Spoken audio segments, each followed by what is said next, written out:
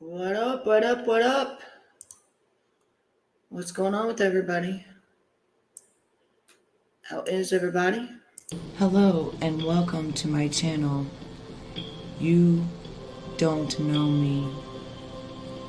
On this channel, I do tarot and oracle readings. I do reaction videos to different things that's on the internet. I sometimes just come on just to say hi and see how all my beauties are doing. When it comes to spiritual, I only mess with the light. I do not ever mess with the dark. This is for entertainment purposes only, and everything that I say in my videos are allegedly.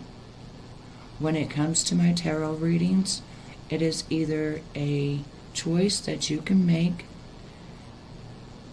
and make it to the way that you want it to be. It is more of an intuition, more of an insight as to what might be coming your way or has already surpassed. Like the saying goes, past, present, and future. When you get to this point, readings are timeless. When it is meant for you to find this reading, you will. I have loved you with an everlasting love. Jeremiah 31:3 is one of my favorite quotes in the Bible. Please feel free to leave comments of hashtag resonates or hashtag replay crew. It helps me to get in the algorithm. I am rebuilding from the ground up, and it's not been easy. But I love having you on my journey. You're all spiritual, you all have your own intuitions, and you're all going very far in life. But if I can help you to be able to just have a little bit more intuition into your life, then that's what I'm going to do. See, I've already died, and I went to heaven, and I came back, and I was told, tell my people I'm coming. And if I can do that through cards, through making you laugh, or through just helping you along the way, I'm going to do that. There really is angels that live amongst us that are just in bodies. None of us are perfect, and sometimes our flesh takes over. Always remember you're never alone, and especially with me, you always have someone you can turn to. My name is Betty, and it's nice to meet you. Now let's get started on whatever journey we're going to do today. And I'm out.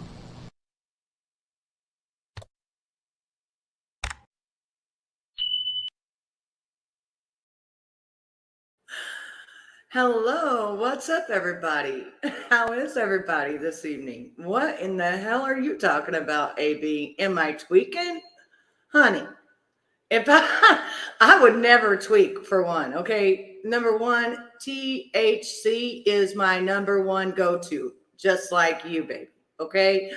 Methamphetamines has never been in my system, never will be in my system, and not a drug I would ever turn to. I lost a lot of friends, and that's not real cool for you to come in and even ask me that fucking question. That is my intro. Tracy, I am doing fucking fabulous. Toti, whatever your name is, thank you for saying that was a great introduction. And SDA, nice to see you, baby. So, what's off with my mic? What? Well, thank you. Thank you. What is your spirit animal oracle? Well, this is the thing. I didn't buy any of the animal oracle cards, but I would say if I had to choose on what your spirit animal would be, it's more like an eagle, because you want to be precise write down on what it is, and that's what an eagle is. That's what an eagle does. They are so fast and so precise that they don't blink an eye, miss a beat, nothing. They can't even make anything as fast as an eagle. That's what I would say with you, baby. And Tothy, well, thank you. Am I supposed to look old? Oh my goodness, I don't even know what to say. I'm just sitting here like, wow. Tracy, why would you ask me if I'm okay? What's wrong with my mic? It's right here.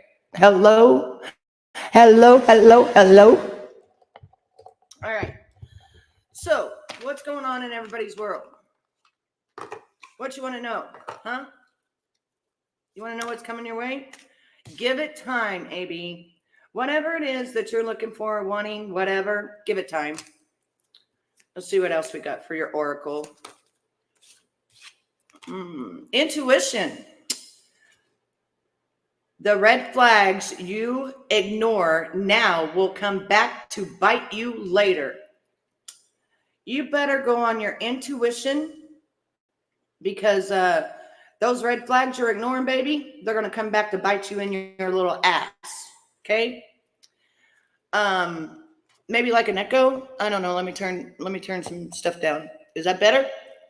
All right. Now, the next thing. So your intuition, you're already, okay, so this is the thing, AB. You're already barking on an adventure, right? And you already have an intuition about what the hell's going on. The problem is you're letting all those red flags go by because you're not really sure if it's exactly what you think it is. Well, let me tell you something, honey. It is what it is. That motherfucker's going to come back, bite you in your little ass. Stop reflecting off. Start learning to trust your own intuitions. And whatever it is that you're working on and wanting to grow, entertaining it says everything in divine timing. Let things flow. You got to let it grow like a seed, like a THC seed. Let that baby grow. Give it some water. Give it some light. And then you'll know your insight. All right. Now, what else do we need to know about Mr. AB? What's going on, AB life? Challenges. So let's see. You need to make a decision or work on your inner healing. There's something that's bothering you, and it's been pretty much like a burden on you, okay? And you need to make a decision to throw it away because it's bothering you so badly. You got to work on it. All right. I will be doing new wig videos when I get my new authentic human hair wigs, because I'm going to start selling them myself. I found a wholesaler. You know, Betty ain't going to sit around and do fucking wig reviews without getting the actual motherfucking wholesaler where I can actually get my own. All right. Now, gambling is your next card. Problems with addiction or gambling or bad finances. So whatever the hell you've been doing, you've been taking a chance with your money, okay? You're taking a chance with your money, and you need to stop taking that chance because it's going to turn into bad things, which is going with your intuition, and it's going to come back to bite you in your ass, okay? That sound good? All right. Now, if you think it's the devil's work, you can hop your ass right back out of here, and you can go to another site. Nobody asked you to be here, and if you don't believe in it, then you leave. It's as simple as that. I only fuck with the light. I only fuck with God. So if you want to think that it's devil, that's your prerogative. Think it's devil. I don't give a shit. I'm sorry, but I don't. All right, so there's yours, AB. You better be looking at those red flags because those are coming up pretty hard and heavy. And I can feel it. I can feel it. I can feel it. All right. Let's see. I'm not feeling very froggy and didn't say what I believe. Oh, Well, nobody's feeling very froggy, and that's why it says they'll take it back. You see that? Yeah. Yeah. See how you just called me a devil worshiper? And then you just took it back, right? They'll be back. Expect to hear from them soon. All right, so let's see what else we got going on here. First of all, I'd like to bring in my spirit guides.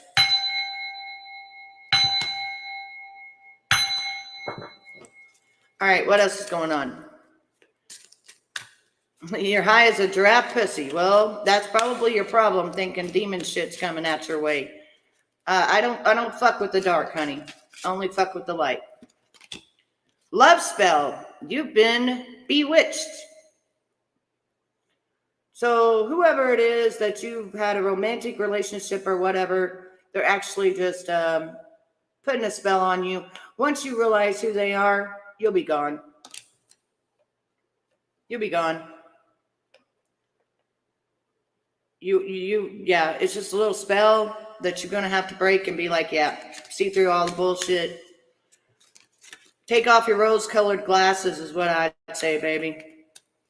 Next one, patience. Just a few more months, good things come to those who wait. You got to have you some patience, baby, because your patience, you ain't got much. And the next one. And health. Health issues could arise. Be very careful about your health. You might want to go get checked out. Make sure everything's going on good for you, because of the fact that when a health card comes up, lots of times it's to tell you that something may not be going quite as planned. So go get you a health checkup. All right. There you go, baby. But Tracy, in a week or so, I will be doing a human hair, a couple of human hair videos showing you the difference between synthetic, real hair, and the difference on the caps and stuff like that. Let's see, what else? Thank you. I got it because this YouTube Streets is a shit show.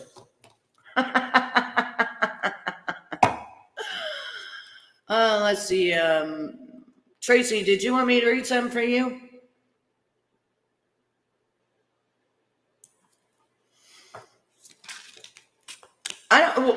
The one thing I want to know, why does people think something's wrong with me? Yeah, I'm doing it right now. Does my mic sound better? I turned off the echo, whatever it was. Narcissist. Wow.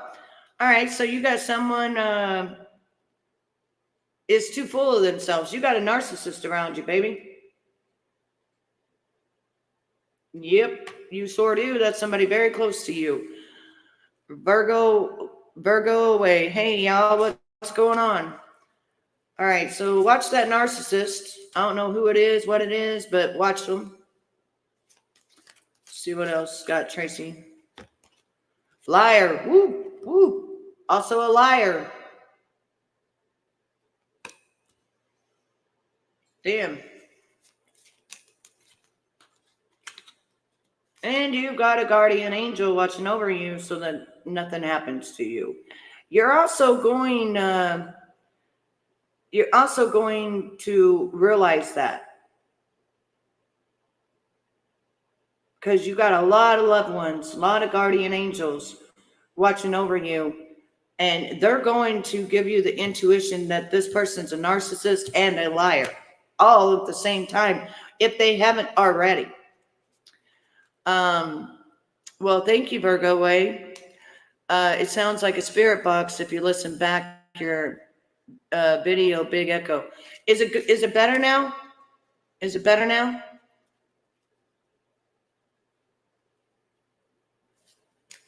Well, I'm glad you came, Virgo Way. Is it better? I need to know though, because sometimes the echo goes up and sometimes it goes down. All right, so there's something going on with Tracy with moving on. So I guess with the narcissist and the liar, Someone is unavailable, a waste of time, it's over. So whoever it is, you need to close that door.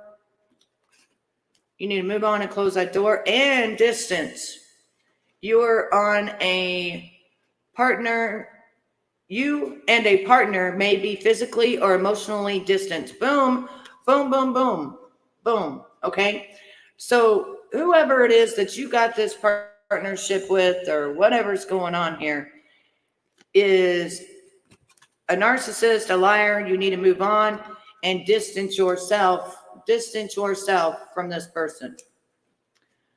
No,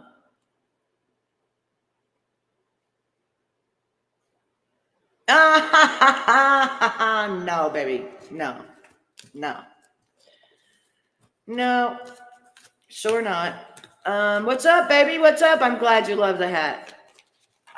I wore my gray one not too long ago. I don't think you was around, Jess. But I just got my black one in, so I like it much better. Nope. Here we only fuck with the light. That's it. We don't fuck with no dark shit. We don't need no dark shit. Still the same? Is it better now? Is it better now? Hang on, let me check out my mic and see which way it's going. I may need to go get my glasses. I can't see. Give me 1 second. I gotta get my glasses. I can't see nothing.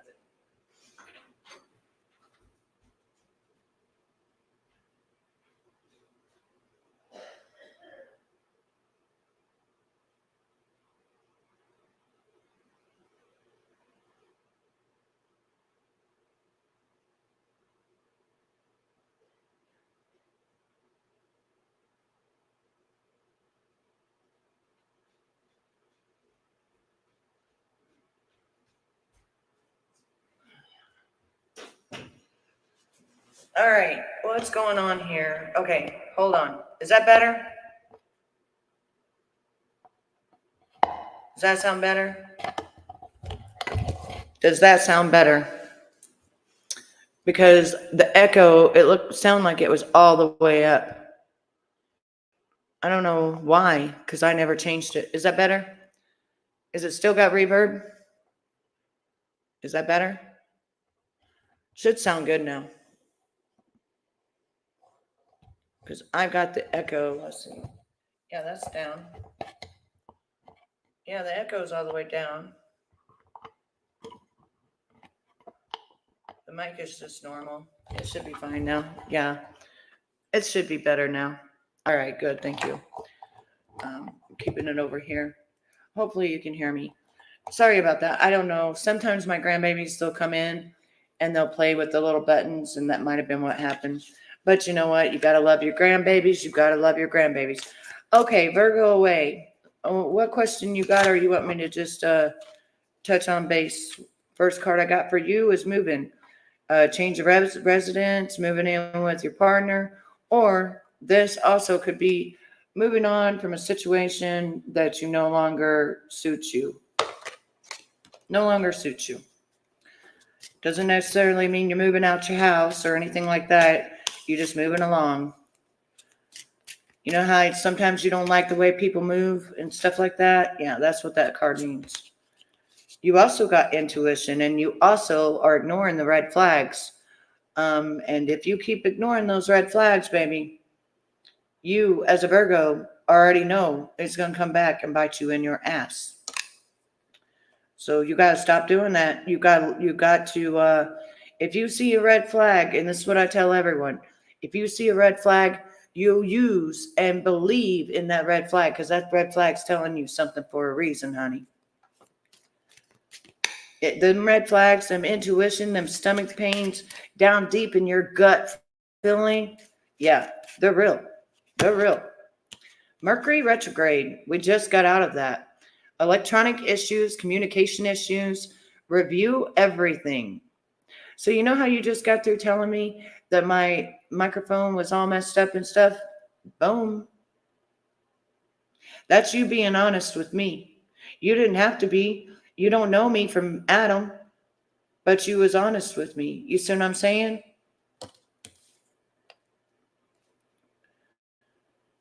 But my grandbaby was here yesterday, and I'm thinking that maybe, yeah, honest to a fault. And Virgos they're very loving, mothering, nurturing. They're very, very good people. But out of that, you can also find the very smothering ones, the lying narcissist ones. So you got to be really careful, about the Virgos. All right, baby. You also got something else coming up. Let go. Make room for the new beginning on its way to you now.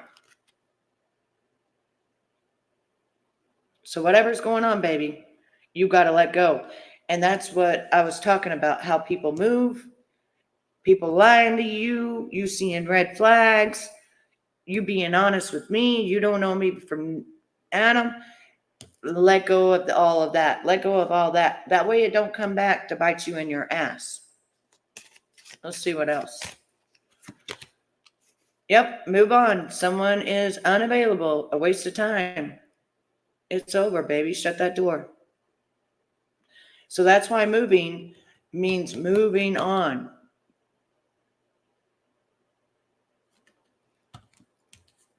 Yeah, whenever I do that, I actually do, it's either you become a member for $4.99 and I read for you each time, or it's $4.99 for a couple of cards on my Cash App, or you can do a private reading with me for $40. It takes about 30 to 50 minutes, something like that, sometimes an hour. Just we pull as many cards as we need to. So if you're looking on your love life, become a member, because it's much easier if you become a member, because then every time that I go live, you can actually read. Hang on one second. Let me see if I can find my membership thing. Because you can actually get read every time I go live. So give me one second. I always read for all my members. Don't matter what I'm doing, I always read for my members.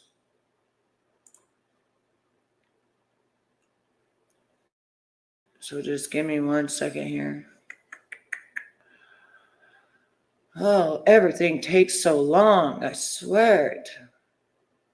And thank you so much for letting me know about my microphone, because I'm assuming it was my grandbaby coming in here and she plays, and that's got knobs and stuff, and I'm almost positive she messed with it. But hey, that's my grandbaby, so I don't really care. It's fixable. It's fixable. As long as it's fixable, that's all that matters. So if you've got a cell phone and you want to become a member, it's $4.99 for the whole month. And every time that I go live, before I'm done with my program or during my program, you can always get a reading of a question or something like that you're looking for. And right here is the link. And if one of my mods if SDA could please pin that, that'd be awesome. Thank you. My chinchilla is constantly messing up all my stuff, right? Right? Okay, I'll have to wait till next week then. I blew all my money on Coke hookers and pot this week, but I got you next week. Well, that sounds good. That sounds good. Well, at least it sounds like you had you a good time, baby. With all that going on, sounds like you had you a great time. Just maybe that's why, you need to make sure, go get your health checked. Messing with all that Coke hookers and all that shit. Go get your thingy checked out. It might fall off.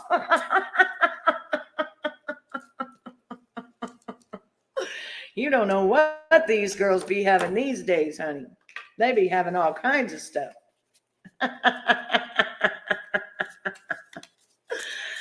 But just for shits and giggles, Jess, can you pin that for me if somebody would like to become a member?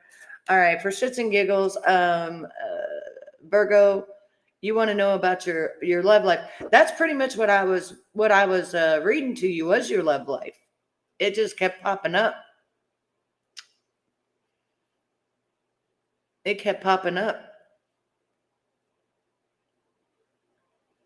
It said move on. It said close that door. It said that you're not looking at the red flags. No, I believe that was you, baby. That was you. I just read you. Go back and listen. That was you, baby. You was the last one I read. Oh, shoot. Hang on just 1 second. I got a lot of them fall down. All right. Let's get going here. All right. 5 of Wands, 3 of Wands, the Lovers, and the High Priestess upside down. Okay, so the 5 of Wands is an inner conflict or having conflict, right, with someone. Could be a Leo. The 3 of Swords is moving forward, looking for new opportunities, expansion, activity.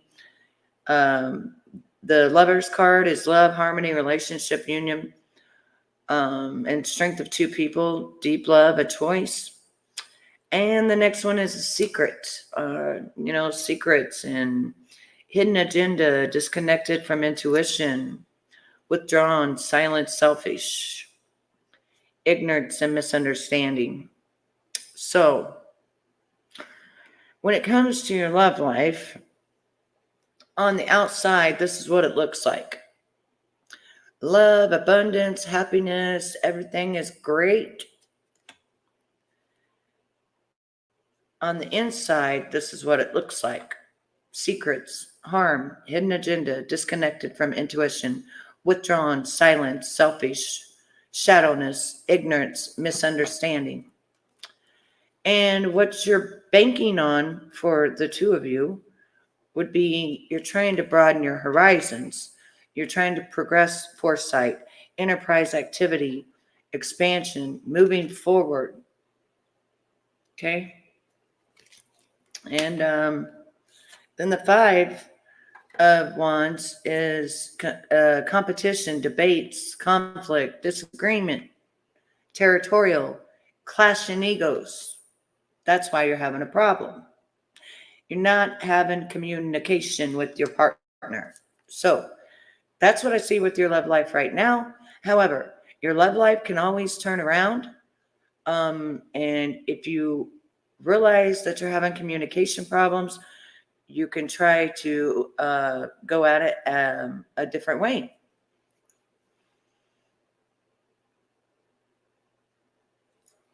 That's what I'm saying. That's exactly what I'm saying. And you're very loving and very nurturing, and they're not understanding your love language. Does that make sense? They're not understanding. He's an Aries, okay? So right here, Aries, Leo, that's the fire card where you want it. You want it to succeed. You're wanting to do, broaden your horizons and things like that. This is where you're having the fights. He's an Aries. You're having conflict and fighting with him because he don't understand communication.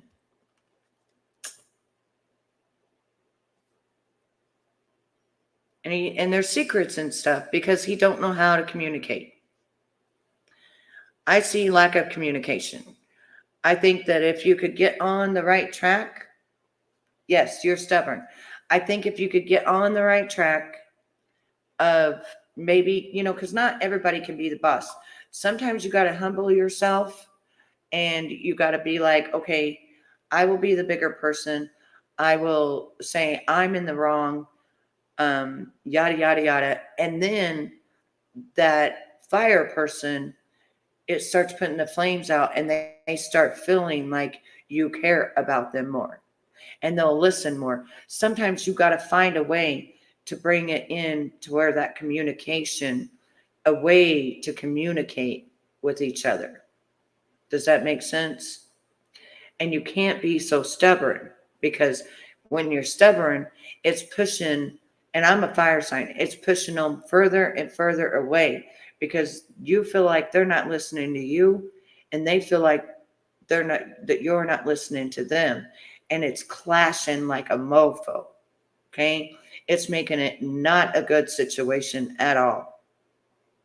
But I think that if you can find an equal way of chatting with one another and doing it without making each other angry and doing it in a way that talks their language, not belittling them, not things like that, you know what I'm saying? But actually their language, it makes him feel more powerful as the man. Because sometimes us women can demasculate men. That's one of the things I never do with my husband is demasculate him ever. No, he is the boss in the house. I am the boss of my world. Does that make sense? And why I'm a boss lady is because I run businesses. Does that make sense?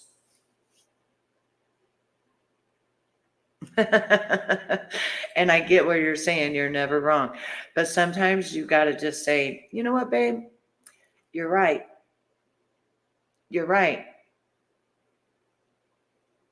Because that, yes, if you destroy his ego, it's going to make him run as fast as he possibly can. And then it's going to be over with. That's the end of it. He ain't gonna want that. Did anybody ever pin my thing or no? Do I not have nobody in the house? But I foresee things being okay. I don't foresee a lot of bad things. I see more conflict inside your brain. You know what I'm saying? I see more conflict inside your brain than I do. I don't see no actual physical like fighting type of thing like that. All right, I got it pinned. So if you would like to become a member,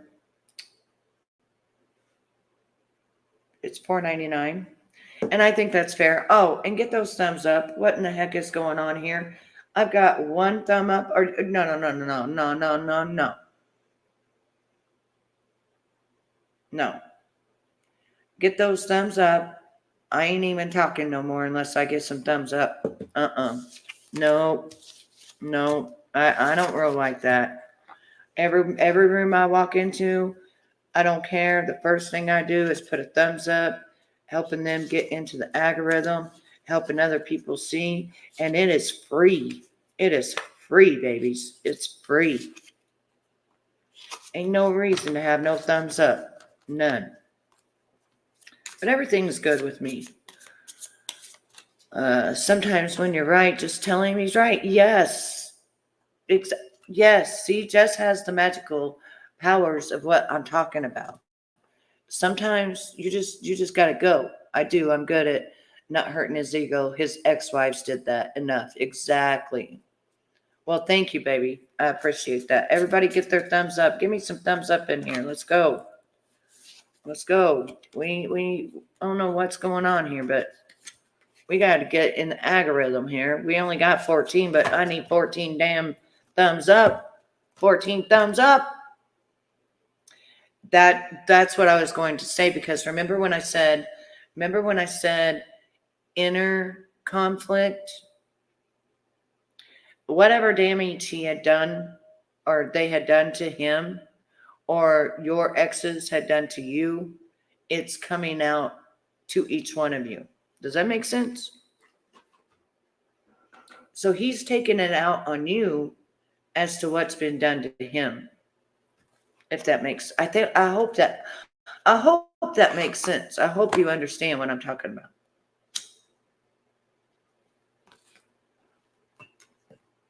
But the secrets and stuff like that, I think that and is because he don't know how to talk to you, and he feels like you'll hold it against him or something. You know what I'm saying? I don't foresee any fornication. I don't foresee that you guys are knocked down, drag out, fighting. I don't see none of that. I see tedious little things that you both need to grow to learn how to chat with one another.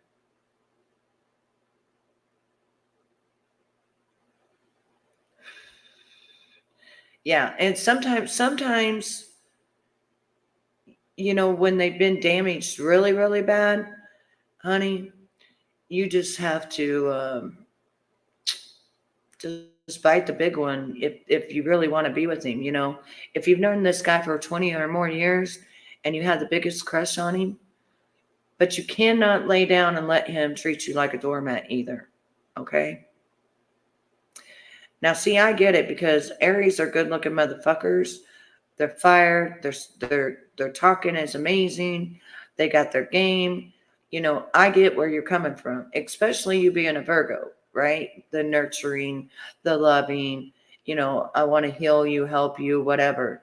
But men, they don't really like that. So you got to kind of shove that to the side and not be so mothering, because you have a tendency of being mothering. Let me tell you, see, I knew it. I'm telling you. They're hot as hell. Yes, baby. And that's where that little bit of jealousy might come in. You might have a little bit of jealousy there, But you've been wanting for 20 years, baby. You got him now. Now that you got him, you got to know how to nurture. And he's seen it all, right? He's a cop. So he sees all kinds of things. And when he comes home from work, he tries not to bring it home. But sometimes that shit that he's seen, or somebody's head blown off, or girlfriend, domestic violence or sense, that can F you up. Whether you want to bring it home or not, it can F you up. Like really F you up. So you just got to be a little bit more understanding. And not only that, but him being a cop, also realize that make sure that every single day that he leaves, you really make sure that it might be the last time you see him. Because we're not promised 5 minutes, baby. And I'm not trying to scare you. I'm just trying to let you know that when you got someone that's in the fire department, the police department, they're more apt to come across someone crazy and they not come home. So you need to be a little bit more as treating him as though that's your last mother hunching day.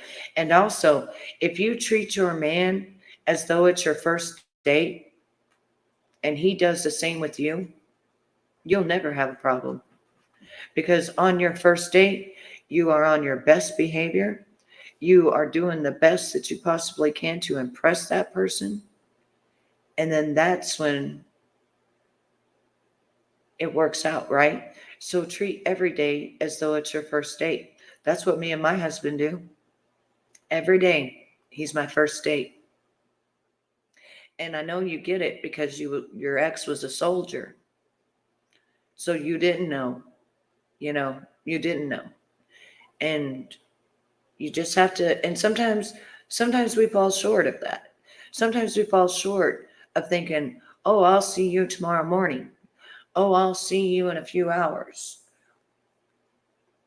Live your day, live that day as though it's your last day. And how do you want to go out? Do you want to go out of having an argument over something so petty and ridiculous? Or do you want to go out being like, I gave him all the love I could? You see what I'm saying? But I don't think you're glutton for any punishment. I just think that job is just a little bit more serious because you don't know when somebody's going to pull a gun on him. You don't know when he walks into somebody's house and they're doing domestic violence and whatever drugs they be on. You don't know. You don't know. You don't know if he's going to have a high-speed chase. I mean, these are things that are the unknown. Why do you think we have the police officers? So that they can actually go out there and patrol so that they can help us. I have lots of respect for police officers. And I also have a stepbrother that's a police officer. Actually, he's a chief.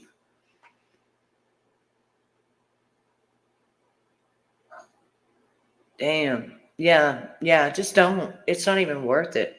Victoria, I don't want to hold you right now. When Mama holds you all day, don't you think that's enough? No, I don't want to. I got other things to do. Go get in your bed with your toys, or I'm going to send you out there with your daddy. Go right now. Sorry, I got a little 2-pound chihuahua. Yeah, and see, she acts like she is the boss, and I'm the boss, and she's the applesauce. Get out here. Go. Oh my goodness gracious. I'm the boss, she's the applesauce. She never figures that out. But yeah, I don't see, and I think what the secrets are, now that you told me, oh yeah, all I seen was communication problems. But I think the secrets are that he doesn't tell you everything that goes on at work. Does that make sense? He tries to spare you from it.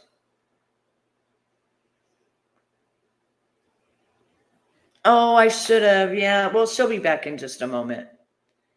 And the little thing keeps sliding right out of her clothes. I'm about to lose my mind because I always have Victoria dressed and smashed, but she somehow just keeps going out of her clothes. I don't know what is going on with her. I don't know what is going on with her. Yes. And when he holds things in, it troubles his mind and scatters his brain because he's not wanting to let you know the real dangers. You know what I'm saying? Yeah, she does, Jess. She wants to be naked, running wild all over the place. And I'm like, you are not a stripper lady. You are a lady. You're supposed to have clothes on. I don't know what has gone on with you in the last 4 months, you know. Exactly. And he doesn't want to talk about it. I guarantee you. I guarantee you, even though you're eager and you're like, what happened? What happened? I guarantee you he doesn't want to talk about it just because of the fact he wants to protect you from it. Because there's some, man, let me tell you, ooh, there's some things that the police see that I wouldn't wish on my worst enemy. You know what I'm saying? And especially with a man and trying to get him to talk about it or to release it to you, because he doesn't want, because there's things that would make you break down and cry of the stuff he has seen. I'm just telling you, I see it. I see what he's seen. And I'm telling you, girl, listen to what I'm saying. Listen to what I'm saying. Yes, make him laugh instead, because especially when it comes to the children, when he has to go in there and a child is malnutritioned or tied up to a bed or chained up, or an infant's laying in feces for 4 months, honey, I can see what he has seen. Mm-mm. There's literally cops that have walked into situations, and after it was done, they went and threw up because it's that bad.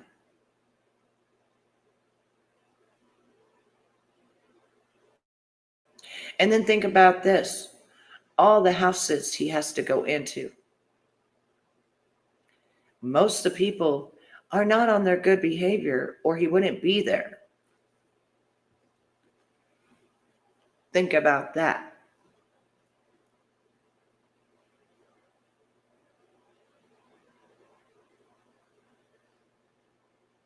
I can see that he sometimes he's even like, is this even for me? Do I want to do this anymore? Yes. So what you've seen with animals, take it to people. But sometimes take it worse with little babies and things. You know, you get my drift of what I'm saying. But I do have a feeling that I don't know how did you find my channel, baby? I'm glad that you're here. But I want to know, how'd you find me? What was it that how'd you find me?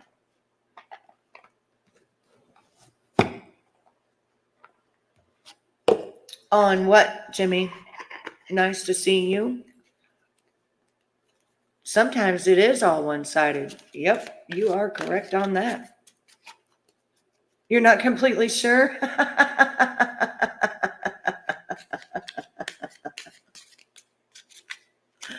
Hello, Jimmy. Nice to see you. Did you have a good Merry Christmas and a Happy New Year?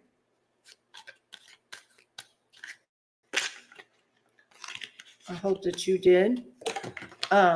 Normally I show my cards like I normally turn on my other camera and I show my cards and stuff.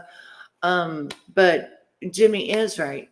Sometimes it is all one-sided, and that's not good either. You know what I'm saying? I don't think that any partner should run over any partner. Your name says it all. Well, boss lady means I'm a boss of my own life.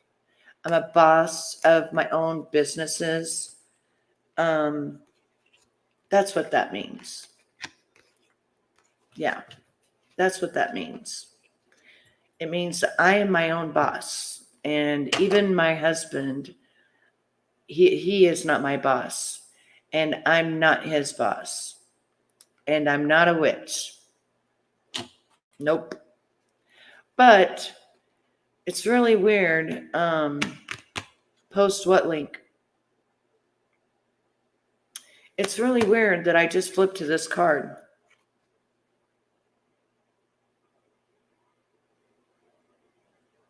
Is that you? Have you been looking me up, researching me, studying me, and getting information on me? Is that you? You want to know about my life?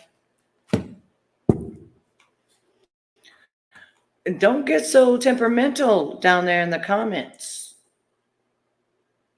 mister. I don't know you.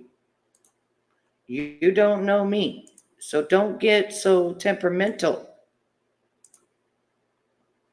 You ask me to drop the link, and I will drop the link. You don't tell me to do anything. I don't want to look you up. What do I need to look you up for? What do I need to look you up for?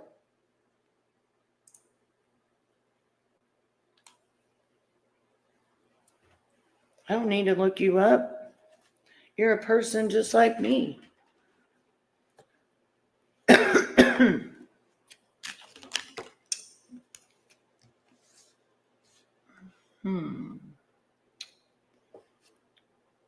Fishing for comments. And giving money. Giving money. No, baby. Virgo, I'm not talking to you, baby. Giving money, looking someone up, and fishing for comments. Interesting combination. Oh, we can get more than 4 likes up in this haunted. All right, give me 1 second, ladies and gentlemen. Give me 1 second here. What's up? Hi. Hey. I only wish to come on the stream, just have a voice, and just be real. I'm not here to do anything else other than maybe meet people, have a conversation, and maybe try and meet people who are nice. I am nice, but that's why I was asking you to be nice to me. When you ask me for a link, you should ask. Maybe some people need to maybe trust other people, but I guess maybe the reason why it's hard to trust people when you StreamYard, because idiots share nudity and all those things, But yes, you're a nice they do. person. Yeah, you're a lovely person, and maybe don't go trusting everybody. And right. not really.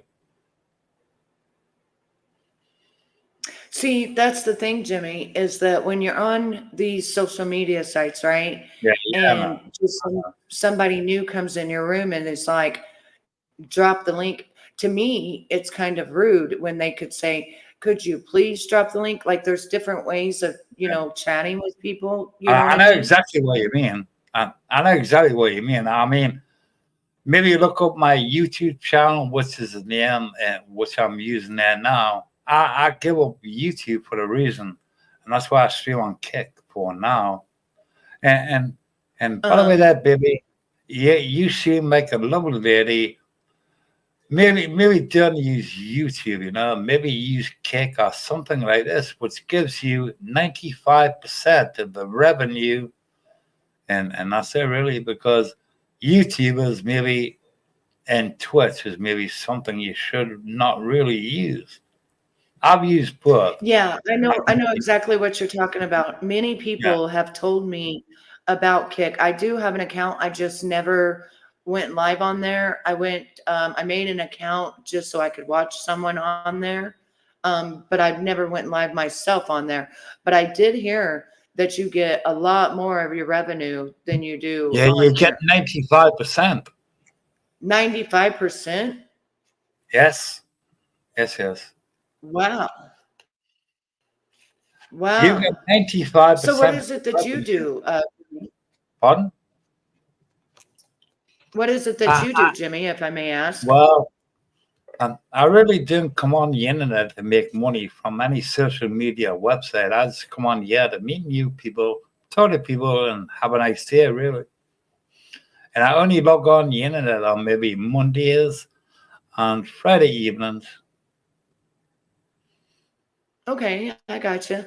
So, did you start out just on YouTube, or did you start out on Kick, or? Well, it goes a long way back, I really don't want to get into that. Maybe 2002, blah, blah, blah. And I find that there's a lot of people that are fake on the internet, and people like to make one-sided conversations, i.e., I am doing a show and I'm talking down to you. That's not the way to be, Introduce everybody to the show. Right. And that's it, really. So I'm sorry about a few years. Right. And I get that, because there's a lot of different kinds of people, on the internet. Are you from a different country? It sounds like you're from the UK or something.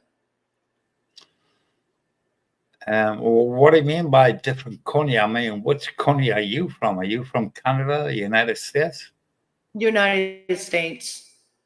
Oh, good. It sounds like you're from the UK or London or something like that. Your accent. So what state in the United States do you come from? What is it? I said, what state in the United States do you come from? The atmosphere that I come from? I said, what state in the United States do you come from? Oh, I'm smack dab in the middle of the United States. I'm in Missouri, baby.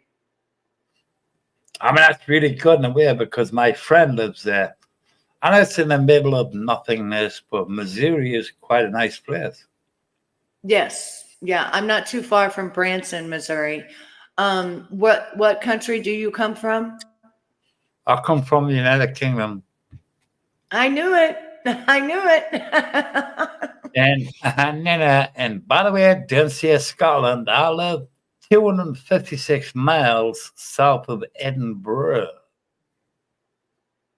Well, see, when it comes to, I've got a lot of friends over in the UK.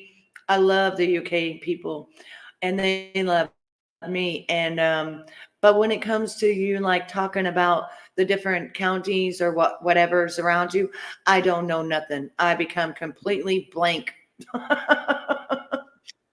By the way, may I tell you something? Maybe don't trust everybody because some people are not trustworthy, and maybe some people are not like me, you know. And try and Oh, I maybe already know that, baby. I've been here for 8 years. I know, baby. I know what you mean. So why are you still on here on YouTube when YouTube just rob people and show adverts and things like this, you know? When you could make a better living around Well, cake. I'm not And doing this for a living, actually. I do other things. I'm getting ready to open my own wig business of human hair. I do product reviews for big companies. I've been modeling for 18 years. I just really come on here to read my tarot and chat with my friends, really. and hey, listen, and isn't this real? Maybe all those things you have done, you have not made anything from your living. So maybe Oh it's no, about I time make you a lot of make money. some. I've Now, made a lot of money, honey. I've made a lot of money. yeah. Listen, baby, you're right. I'm not trying to be funny or anything, but I really do believe that you have made nothing of the sort. Well, I really hate to bust your bubbles, love, but I've made a lot of money. Uh, okay, and which way did you make the money? What's what, baby? I said, in which way did you make the money? What's weird that I make money? I said, in which way did you make the money?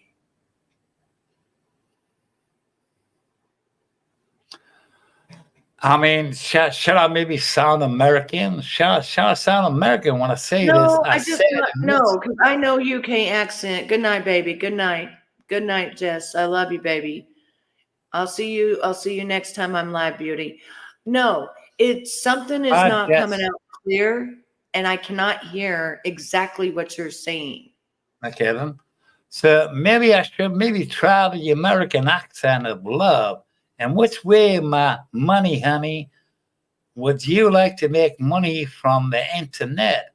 So maybe I guess maybe you have not made anything at all, my baby. Okay, well, I don't talk about my finances, but I've made a lot of money off the internet. Like, actually, when I first started on YouTube, I had 6,000 subscribers within a week, and I made $5,000 a month, and that was just off YouTube. That wasn't off I my mean, at clothing, 6,000 and that wasn't off my subscribers, you business. could not. I mean, listen, baby, right? My How videos much? hit 65,000 to I'm 400,000 not people here a week. I'm not here to demoralize you, but maybe from 6,000 subscribers, you cannot make five No, no, no, no, thousand no, no. dollars a You're not month. Okay, listening. You're not listening. My okay, videos. my videos would hit from 65,000 to 400,000 people a week. Oh, Okay. it's quite a lot. And I got up to 18,000 subs, Okay. and my channel was terminated. May I say the question, which is reasonable? Now, this is my 7th time, sweetheart. This is my 7th time. I'm Okay, starting all over sweetheart. again from scratch, without my name, without nothing. Okay? All over again. Okay, my Done it 7 sweetheart, that times. has 15 viewers. That has 15 viewers. Okay, then. Why do I have 15 viewers? Let me tell you why. Because I don't take no one's bullshit on this thing. Yeah. I don't get no one's clicks, and I don't like people. Hey, And listen. I just told you I'm rebranding myself. This is a brand new channel, baby. I know what you mean, rebranding yourself, and you do look like a lovely lady, by the way. And that's all. I'm not here to be rude or anything else. I'm just here to maybe just be myself. Well, I think that it's nice of you to explain that Kick is a better place and a better platform, and I may check it out. You know what I'm saying? I appreciate you for telling me. And how do they pay you? Do they pay you once a month? Do they pay you once a week? Yeah, how do they pay you? They pay you once a month. And every time somebody subscribes, it's like it's nearly $5. So maybe you get $4.50 out of that. So it's maybe 95% to you and 5% to them. So I think you'd be doing a better job on Kick rather than YouTube, because YouTube, it's just a big multi-corporate company that maybe can go themselves instead of Google. The only reason that I'm on YouTube is to prove a point that I'm still standing after being gang stalked for 8 years. That's the only reason I'm here, baby. But I am going to look into Kick. I am. I don't know if you've ever met a person that has been gang stalked, legitimately gang stalked. But if you knew my name and you looked it up, you would understand that I've literally had people I've never met in my life gang stalk me for 8 motherfucking years straight. Well, that's I'm talking gangs of people, gangs from different organizations, gangs just coming at you right and left. I've been called everything but what I am. Maybe I'm Jimmy Rizzo, and maybe I do not exaggerate in what you are doing now. That's all. And I thank you for that. I mean, you can do whatever to me, but please don't exaggerate. Don't exaggerate and don't make up stories. My point to be here, baby, is to say I'm still standing, and it doesn't matter what you people have done. I'm still standing with my 13 people. I'm still standing. I mean, maybe that's exaggeration in a way. Oh, no, because the things that's been done to me and my subs, where they went through my subs and went and ran all their records and got wrong people and doxed the wrong people, then took my mother's obituary and said it wasn't my mother. I've been through shit, dude, that you'd probably duck your tail and never come back. I guess maybe some people do it. At my home. Have you had the FBI at your home? I have, to see if I was watching child porn. These people are disgusting and fucking sick. Do you get that? Yes, I do.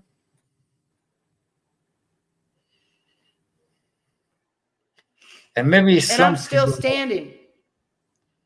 Maybe some people are real. And I'm not here for money. This ain't where I make maybe my some money. People, you know what I'm saying? And maybe I don't make my money here. Hang on that, lady. Maybe some people are real, and maybe some people are poor, and maybe some people like to exaggerate. Yeah, let me show you. Yeah, you know what reason is? When I'm already because maybe famous before I got to this platform, maybe people when want to people are ride my truthful, coat. you bound to kick people like me when they're truthful to Look that you. up. Look I that don't, name up right now on Google, I don't if need you to don't look mind. anything up, okay? Because I people want like you to you look like that to name kick up. around people I like want you to look it me up who on tell the Google. truth. I want you to look it up on Bing. I want you to look it up Stop on DuckDuckGo. exaggerating. Stop exaggerating. I Stop want you to pretending look like it up you on know. every No, search it's the engine truth. there is. Stop, stop it. Why are Stop it. you Stop. talking over me when I'm asking you to do something?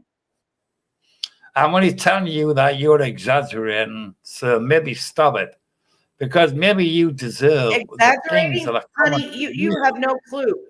There is 27 I mean, pages of me on this pardon me, YouTube. honey. That's not Pardon me, honey. exaggeration, My name is okay? Jimmy Rizzo. I'm real and I do not make things up. Okay, Well, honey? my name So is maybe Betty, don't and call I'm me. real. And I just Right? gave Okay. you my name that I go by, and go look me up and see for yourself who I am. Maybe I don't want to look you up because maybe I already know where you come from the very beginning, because I really don't get a good vibe from you. I get a vibe sort of rather, oh, let's feel sorry for myself. And I'm gonna go in a moment, okay? And I wish you all well, but maybe don't feel sorry for yourself and don't be a retard, okay, baby? Isn't that funny Thank that you. my girl just No, no, said that no. she don't get a good vibe off you?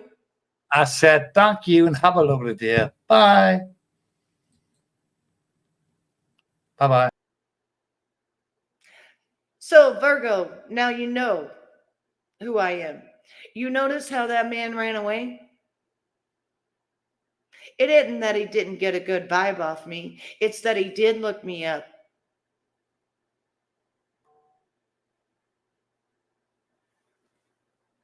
He sat right there and went like this.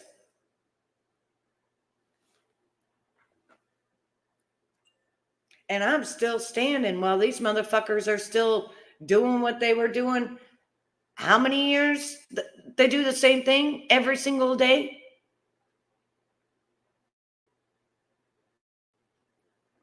So do I. So do I. I've had a TBI now for 14 years. But yes, that is me. And that is why I'm on YouTube. I'm rebranded. I can rebrand myself. And I just changed all my social media to my maiden name. All of it. Every bit of it. Oh yeah, what they've done is just the worst of the worst. At one point, I think I had 5 different platforms after me. 5. Most people wouldn't be able to handle it. They'd be running for the hills. They would have deleted their shit and gone, never to be seen again. You know, not me. If I'm going to come on and I'm going to be a leader, I'm going to show you what a leader is. You get right back up and you say you hit like a bitch. And that's what you do. And you keep rebuilding and you keep rebranding and you keep going on.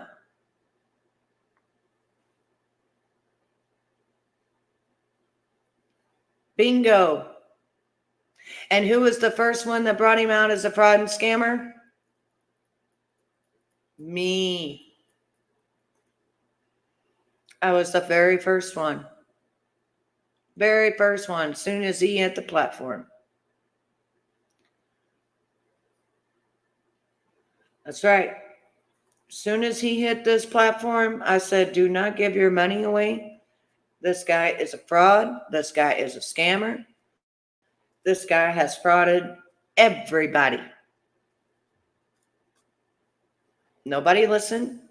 Everybody let him get big. What happened? He frauded everybody. But what's weird is that guy, I pulled his cards, right? And it even had this. Haunted. Memories, flashbacks, traumas, side effects. Right? So something is going on in that guy's life with PTSD. Hang on just a second. I got somebody else up here.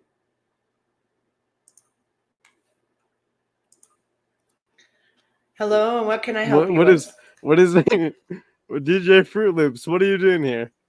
That's just what I say. What do you have to cover up? I don't know you. Pack cigarettes. No, okay. I got cards. Fair assumption. I don't know you. I'm not in the mood to get porn bombed by. I'm not in the mood to get porn bombed by ugly penises. No, that's completely understandable. I'm just here to talk on behalf of my friend Orlo Amadeus. His father needs a liver. I wanted to redirect people over to his channel because they got like a donor liver, program gonna set up over there. I've been pretty mean to him, so I felt like I'd be nice, spread the word. His channel is called the Burning Bushes channel.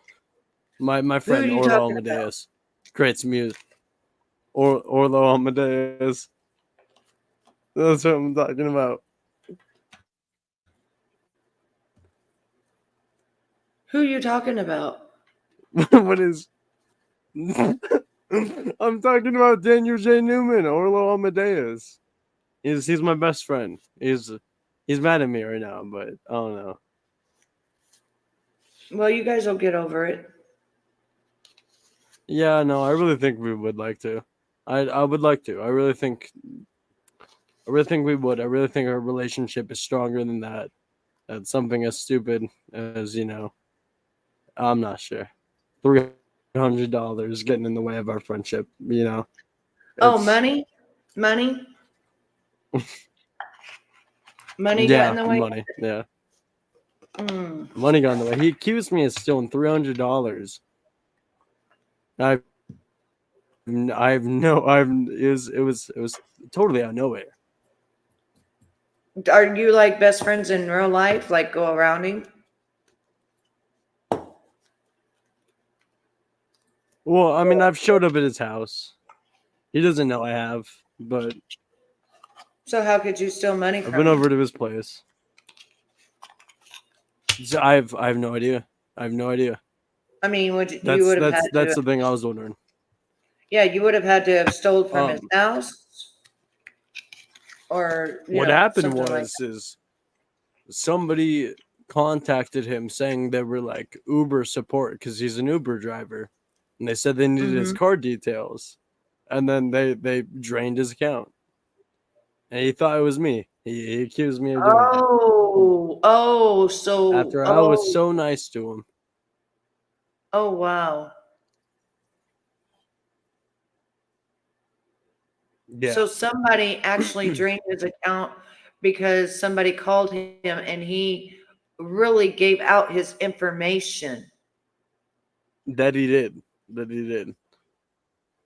Oh my It's goodness. pretty silly of him, Yeah, everybody should take that notice right now.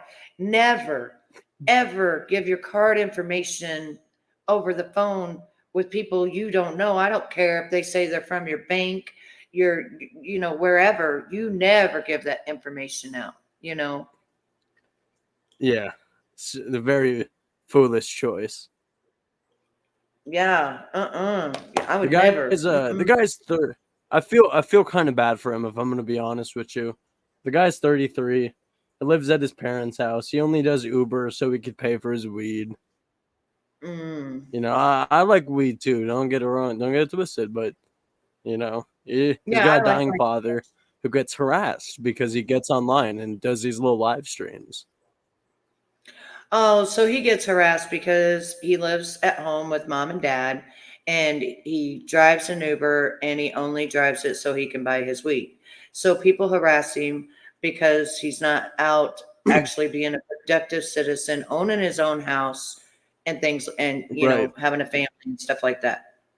But more than that, just he also is a really self-proclaimed Eastern Orthodox Christian. And he really doesn't practice what he preaches. He goes around. I hate to slander him. Like, this is not really slander, it's truth. He goes around fucking crackheads and prostitutes, you know? It's pretty. I can link a video to you in the private chat where my buddy talked about it, and it's just get my buddy Orlo. He's an interesting guy. But isn't it? But I'm I just going mean, around. is it really anybody's business if his sexual preference is a prostitute? I mean, is that really anybody's business sexually? No, but he's always he's always judging people on their sexual orientations, though. Extremely religious. So he judges, but then okay, so he acts like he's real religious, and then he goes around getting prostitutes. Yeah, I put a video in private chat of him calling one of these prostitutes who actually stole his weed, and it's pretty funny video. You can watch it on your own time if you like. Pull it up on here, but it's it's extremely funny.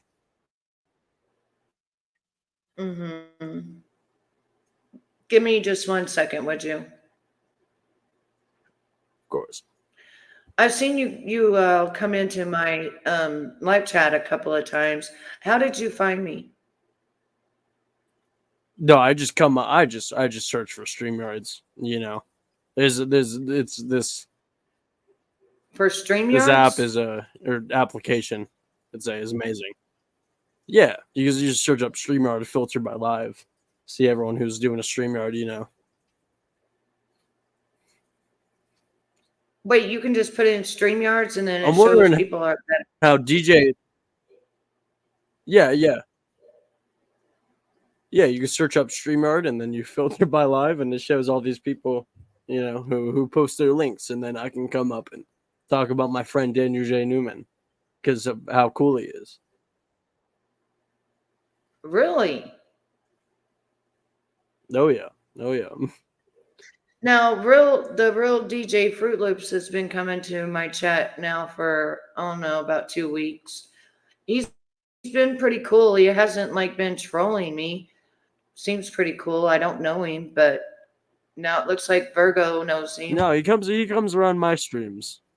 He's a good guy. Always has said nice things. Yeah, he's never seemed to be troll. You know, I feel sorry for the people that go around actually trolling people because there's a lot more in life to do besides troll people. I don't think anybody ever grew up and said, when the teacher asked what you wanted to be, oh, I want to be a troll. I want to be hiding my identity and I want to go make fun of people on the down low. You know what I'm saying? Like, yeah, no one said they want to be a bully when they grew up. And nobody liked bullies in school. Like any bullies in school. I'd whip their ass. It's true. You know, I'm going to give me some more coffee if you want to hold it down for a moment, but can you be cool? Because, like, this is my channel. Absolutely. You know, again. I mean, can I trust you? Because, like, for real, like, I'm rebuilding. Yeah, no. I have a monetized channel of my own, and I would never do something to jeopardize that, you know. And, like, again, that's just not cool. That's not what I'm here for. All right. Well, it'll just take me just a second. I'm going to also put on my entry thing. That way you guys can just have something to watch for a second while I'm gone. Hello and welcome to my channel. You don't know me. On this channel, I do tarot and oracle readings. I do reaction videos to different things that's on the internet. I sometimes just come on just to say hi and see how all my beauties are doing. When it comes to spiritual, I only mess with the light. I do not ever mess with the dark. This is for entertainment purposes only, and everything that I say in my videos are allegedly. When it comes to my tarot readings, it is either a choice that you can make and make it to the way that you want it to be.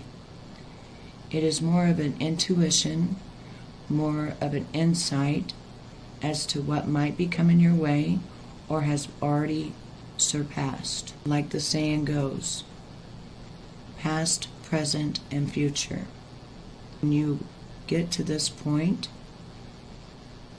readings are timeless. When it is meant for you to find this reading, you will. I have loved you with an everlasting love.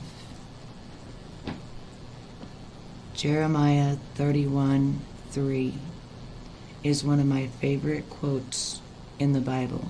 Please feel free to leave comments of hashtag resonates or hashtag replay crew. It helps me to get in the algorithm. I am rebuilding from the ground up, and it's not been easy. But I love having you on my journey. You're all spiritual, you all have your own intuitions, and you're all going very far in life. But if I can help you to be able to just have a little bit more intuition into your life, then that's what I'm going to do. See, I've already died and I went to heaven and I came back and I was told, tell my people I'm coming. And if I can do that through cards, through making you laugh, or through just helping you along the way, I'm going to do that. There really is angels that live amongst us that are just in bodies. None of us are perfect, and sometimes our flesh takes over. Always remember you're never alone, and especially with me, you always have someone you can turn to. My name is Betty, and it's nice to meet you. Now let's get started on whatever journey we're going to do today. And I'm out.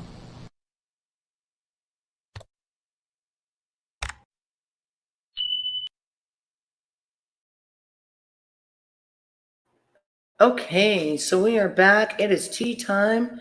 Everybody needs to hit those thumbs up. I don't see the thumbs up. Thumbs up are free, babies. They're free. I need some thumbs up on this mofo. Yes, I do. I got 7. What is 7 thumbs up when I got 11 people watching?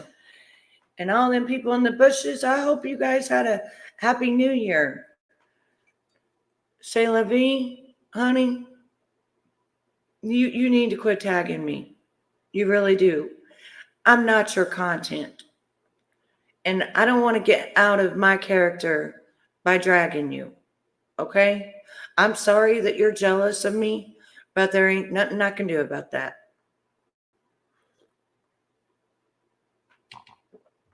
Goodness gracious. Thank you, Miss Peacock. I appreciate that.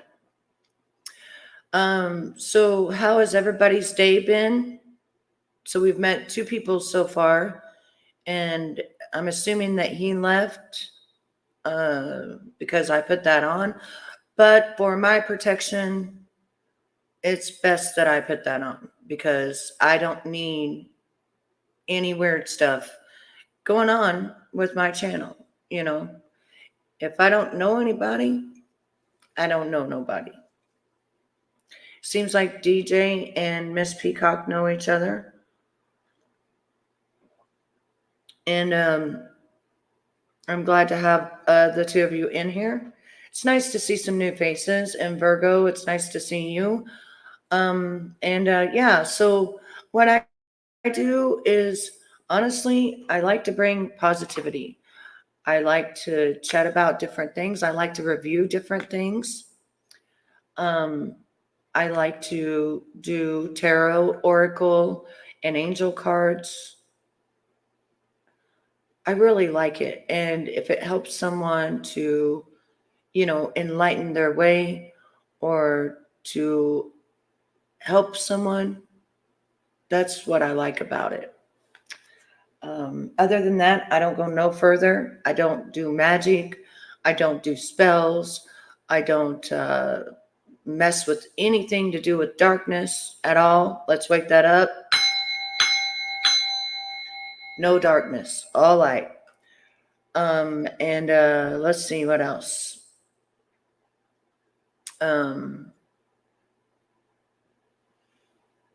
Oh my goodness gracious! What, your dog got hit by a car? It was nice meeting you too. I hope you're going to be okay. Have a great night. I hope that was a lie so that oh. Well, I'll be praying for that baby. It was nice meeting you, honey. Good night. You have a great night. SDA, do you want to come up? Yeah, I hope that baby's going to be all right, because I bet that was my dog, Lucy, that I had for 12 years, got ran over by my best friend's boyfriend. And she expired that day. So you take care too, baby. She expired that day, and it broke my heart to pieces, because I'd lost my mama the month before. Then I lost my dog. And then I lost my husband, meaning he did something horrible and went to jail. And then right before Christmas, one of my best friends committed suicide. So it was like 1, 2, 3, 4, all together, that almost drove me crazy. See, I feel you, Miss Peacock.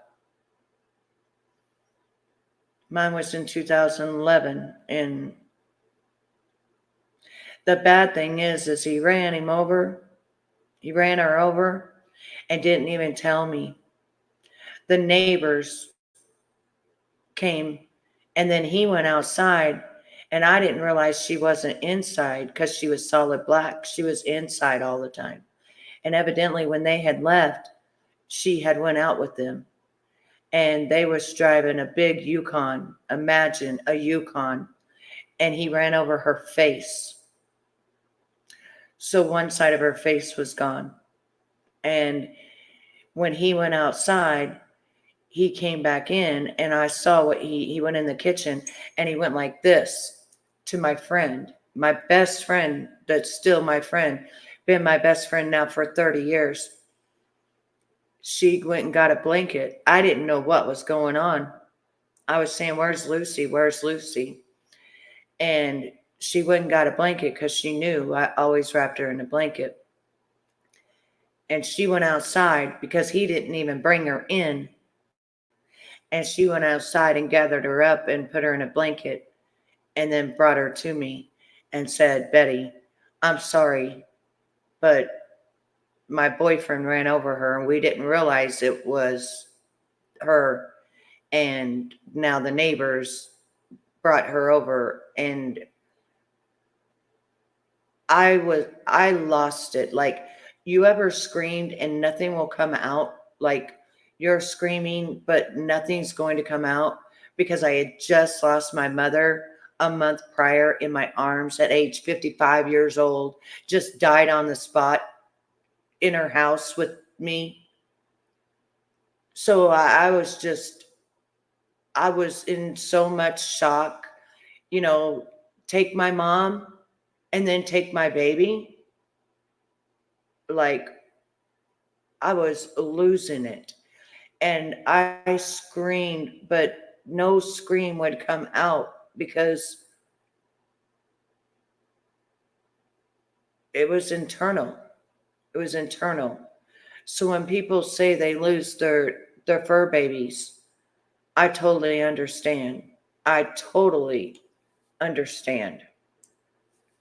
And it took me 5 years to be able to get another baby, because I felt like I would get babies and I would rehome them, because I felt like I was cheating on her and that it wasn't time for me to love another baby until I got Victoria. And now I've had Victoria for 5 years. And the weird thing was Victoria, I got in Wisconsin and I was visiting and I woke up and immediately, just like with Lucy, I thought I needed a baby. And I looked all over and I found her. And did you know when I got her, she may be a tan color, but she had so much of what Lucy does that sometimes I think Lucy was reincarnated. And you can even say Lucy and she'll come to you, and that's not her name. Hello, beautiful. Hello? How are you? Good. So, what do you think about that guy that I had on earlier? To be honest with you, I fell asleep. Oh, you did? You didn't see? There was a I guy I saw was you on, and then I saw you on because I woke up, and then I fell back to sleep after I said hi. Oh, okay. Well, there was a guy that came on and his name was oh shoot. Something Riz. And he was like, you need to be on Kick. Kick is where you make the money and you get 95% of your revenue. I was like, 95%? Wow. And I you know don't think what, I've heard of girl? Kick. Well, I went there one time to watch somebody, right? And I have a channel, but like I don't have a channel. You know, I just set up a little thing just so I could watch somebody. You know what, girl? If you get 95% and you can hit more people than YouTube, you know, because I know what platform it's like TikTok and stuff, I'm definitely going to go over there and check it out. It's just called Kick. That's it. Mm-hmm. See, it used to be a different kind of site, right? It used to be where you could just go and chit chat with people, but you didn't go live and you didn't, you know, make money or anything like that. It's KIK. It used to be a whole different platform and I was on it. But now you go live, you do everything that you do, I guess, like Twitch. They say it's similar to Twitch. But if you really get 95%, girlfriend, You should check that out first. yeah. And you get thousands of people because, like, for some reason, it goes in the algorithm and you can play music and everything else. So, yeah, that's definitely, it's kind of like Meet Me. But Meet Me is so hard, right? You have to make 80,000 diamonds just to get 200 damn dollars. They take half of your money. And you got to be on there for 7 to 10 hours. Oh no, I'm going to try it out. They take all your money? Oh yeah, Meet Me takes half of your money. So if someone purchases like 80,000 diamonds is $500. I only get 200 of it. They take the rest. And then they put commercials on me. And so they get the money off the commercials. That's You why I don't make haven't been money off going the live over commercial? there. Yeah, they got commercials on me now. And that's why I haven't been going live over there because I don't want them making all that money off of me. And then they got the diamonds so damn high, people can't even afford them. How much are the diamonds? Oh, ridiculously priced. If you spend $20, it's only like, oh, I forget. Let me think. Like, say you buy a $20 package. It doesn't do nothing for me. Like nothing. You have to be in the hundreds, like 500 for it to even count for me. Can't you just take the channel down? No, my channel will always stay. But that's why I don't go live there because I don't be making no money. It's stupid. Because you go live, you got to go live for 7 to 10 hours. Just to make, sometimes I only make 180 diamonds. Sometimes I make, 200,000 diamonds. It just depends. But they take all your money. Like you make, if you get 80,000 diamonds, that's $500. You get $200. That's it. That's it. But somebody else has spent $500. You get what I'm saying? On top of the commercials they now got on me. You don't make any money off the commercials? No. Nope. And Wow. they just put commercials on me. I noticed like 4 months ago. Remember when you used to go over there and there was no commercials? Well, now you got to pay to not have commercials. And I don't get that money. That's a rip. Just like on here, I pay a premium of $22.99 a month. So I don't have commercials. I pay $14. But it's equivalent. Well, isn't it equivalent to mine? Or let's see.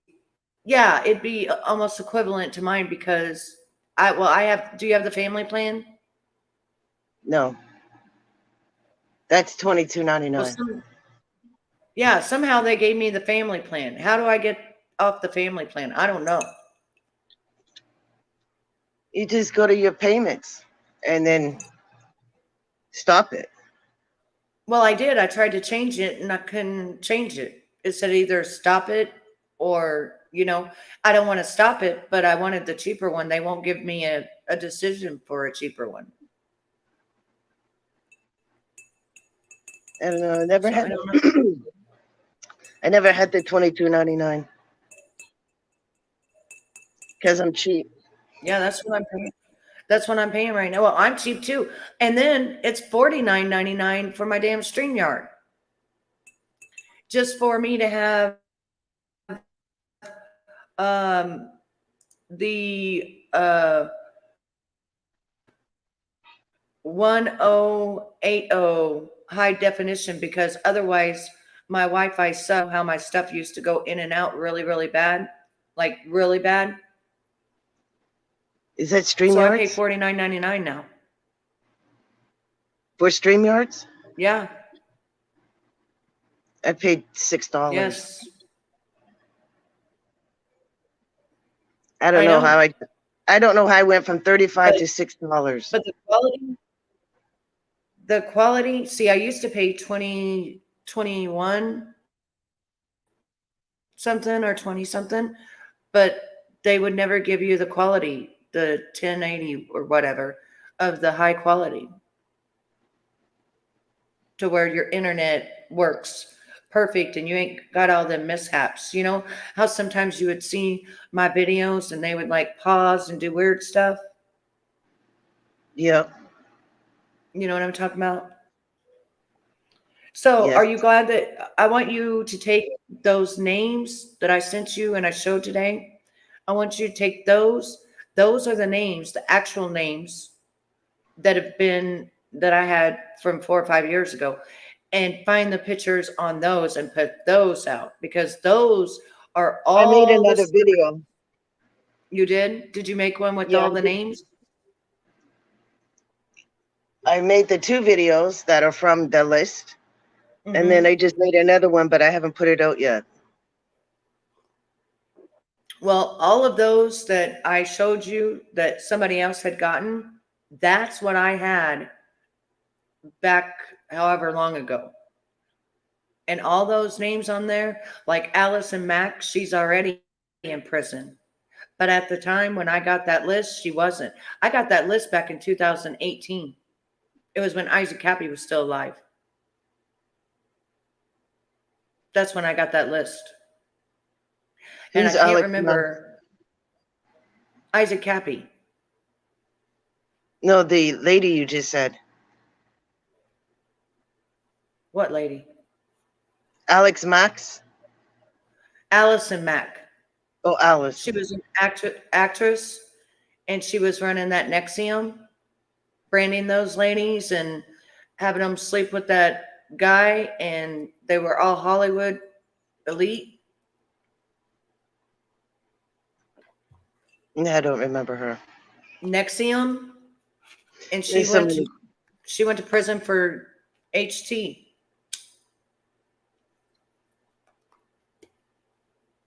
I have to Google her. Remember Allison Mack? She used to play in those movies and real sweet and innocent looking, and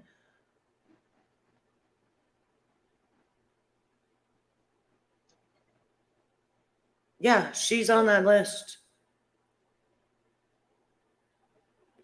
She went to prison in 2019. Hang on, let me look here. 2019, I believe. Allison Maxwell? No, Allison Mack.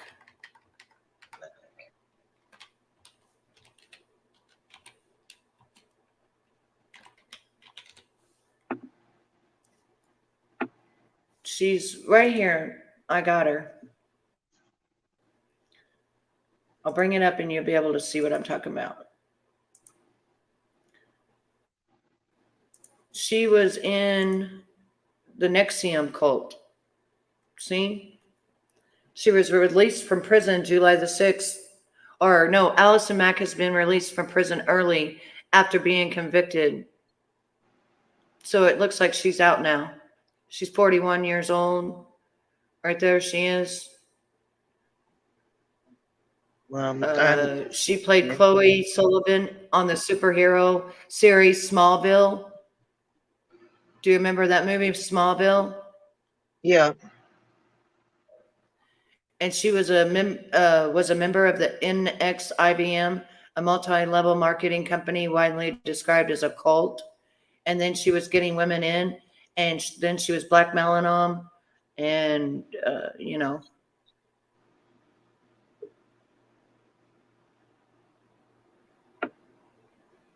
When did she go to jail? 2018, I believe. And she just got out last year? After 2 years, she was in let's see, it says 2 years. Hang on. It says she was, let me see if it's showing here. Yeah. It says that she was in there for 2 years. Allison Mack, former NXIVM ex-cult leader, released from prison after 2 years. Yep. She was with the Epstein. Monday, July 3rd. She had faced up to 17 years. Her decision to plead guilty to racketeering charges and provide sector with evidence about NXIVM leader Keith Rayner led to the shortened sentence. She was arrested in 2018, initially faced charges of ex-trafficking conspiracy, forced labor conspiracy, as second in command at NXIVM, as a self-improvement group and multi-level marketing organization, widely described as a ex-cult. She allegedly served as a master in DOS, a secret subset of NXIVM, recruiting others for what was pitched as a woman's empowerment group. Yep, and she was on that list. She called Mack a demon of a woman who had groomed her to be an ex-slave. She added, Allison Mack and Keith Rayner are the most evil monsters I've ever met. She sought me out like a predator stalking their prey.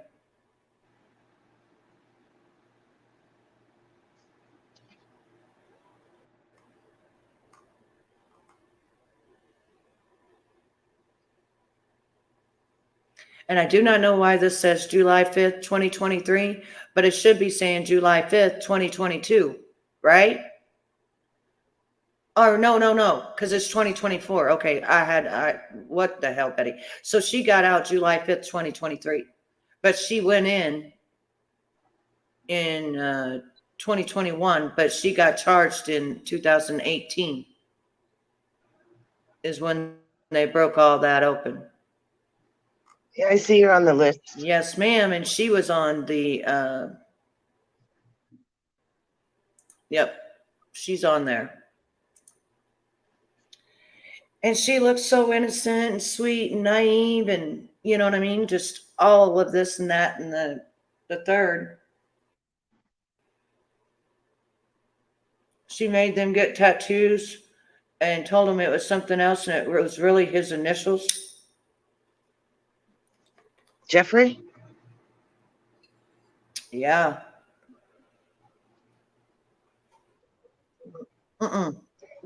No, Keith Renner. He's still in prison. But she had ties to him, of course, because she was recruiting people for Keith. And the Clintons put a lot of money, a lot of donations every year into the NXVIN. Yeah, They well, shut that down. well, Yeah, I did a Bill there. He likes them young. Yes, baby. That's why, and and also just to take a class, it was like $2,500, and women were going broke because you had to spend so much money. So she would prey on the actresses because she told them, this is how you're going to get your big role, your big break, your big everything if you do this and this and this. And yeah, it was a big, huge deal because what happened was a woman had got involved, and she was a big actress. And if you look it up, you'll see how she actually got caught. But she invited her daughter to go with her because she thought this was like a woman powering thing, right? But what had happened was they kept her daughter brainwashed, and she couldn't get her daughter back for years. And she kept throwing a fit, going to the FBI and stuff like that until they actually listened to her and started digging and digging and digging and digging, and found out everything that they found out and started arresting people. And now her daughter is back with her, but has a lot of problems, if you know what I mean. Yep. That could be a story that you could rerun because she was on that list. I'll check her out. And people forget, you know what I'm saying? Like if you don't talk about it for a long time, people forget. They forget.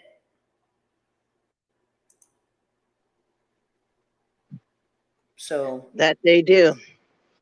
yeah, they do. It just kind of rolls off, and they're like, and then somebody else will bring it out, and they'll be like, "Oh yeah, kind of remember that," but you know, like I did a whole piece on her, and you didn't even remember that I did, but I did a lot of stuff, so I get it why you don't remember. You know what I'm saying? Like, I get it.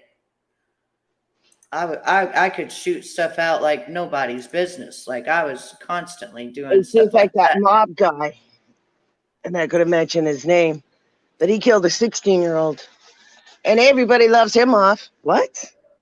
This man killed 20 people, killed an innocent 6-year-old, a 16-year-old, sorry, and it was the wrong guy. And he's never Yeah. even apologized or nothing, and he has 1 million or more subs.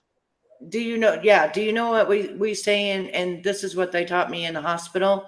Instead of saying the other word, we say expired. It keeps us out of that weird ass algorithm. You know what I'm saying? Well, yeah, sorry, my bad, sorry. It's just when I talk about him, Because he you know that pisses me off. people are constantly flagging my channel. That's why I tell you, if like look her up and then look up her mama and look at how brave her mama was and stuff and bring that back out. I would, but people are flagging me so much, it's just hideous. I didn't mean to say that. It's just when I talk about that guy, this No, pisses you're me good. off. You're absolutely fantastic, baby. I just let you know so that as we go on, you know what I mean? Because these people sit in the bushes, literally, and you and I both know this, and look for anything.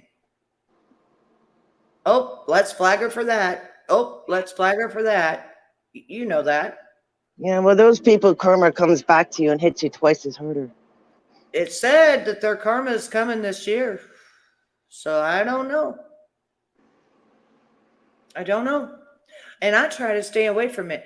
And just like we were chatting last night, and you've seen who showed up in my room today. I was looking over at Instagram. I was still at Instagram, right? And when I came back and saw that person in my room, like the gall, like the gall that she has to come in my room after stealing my money, lying about her whole self, lying about her car wreck, lying about her whole self, and she has the gall to come in my room.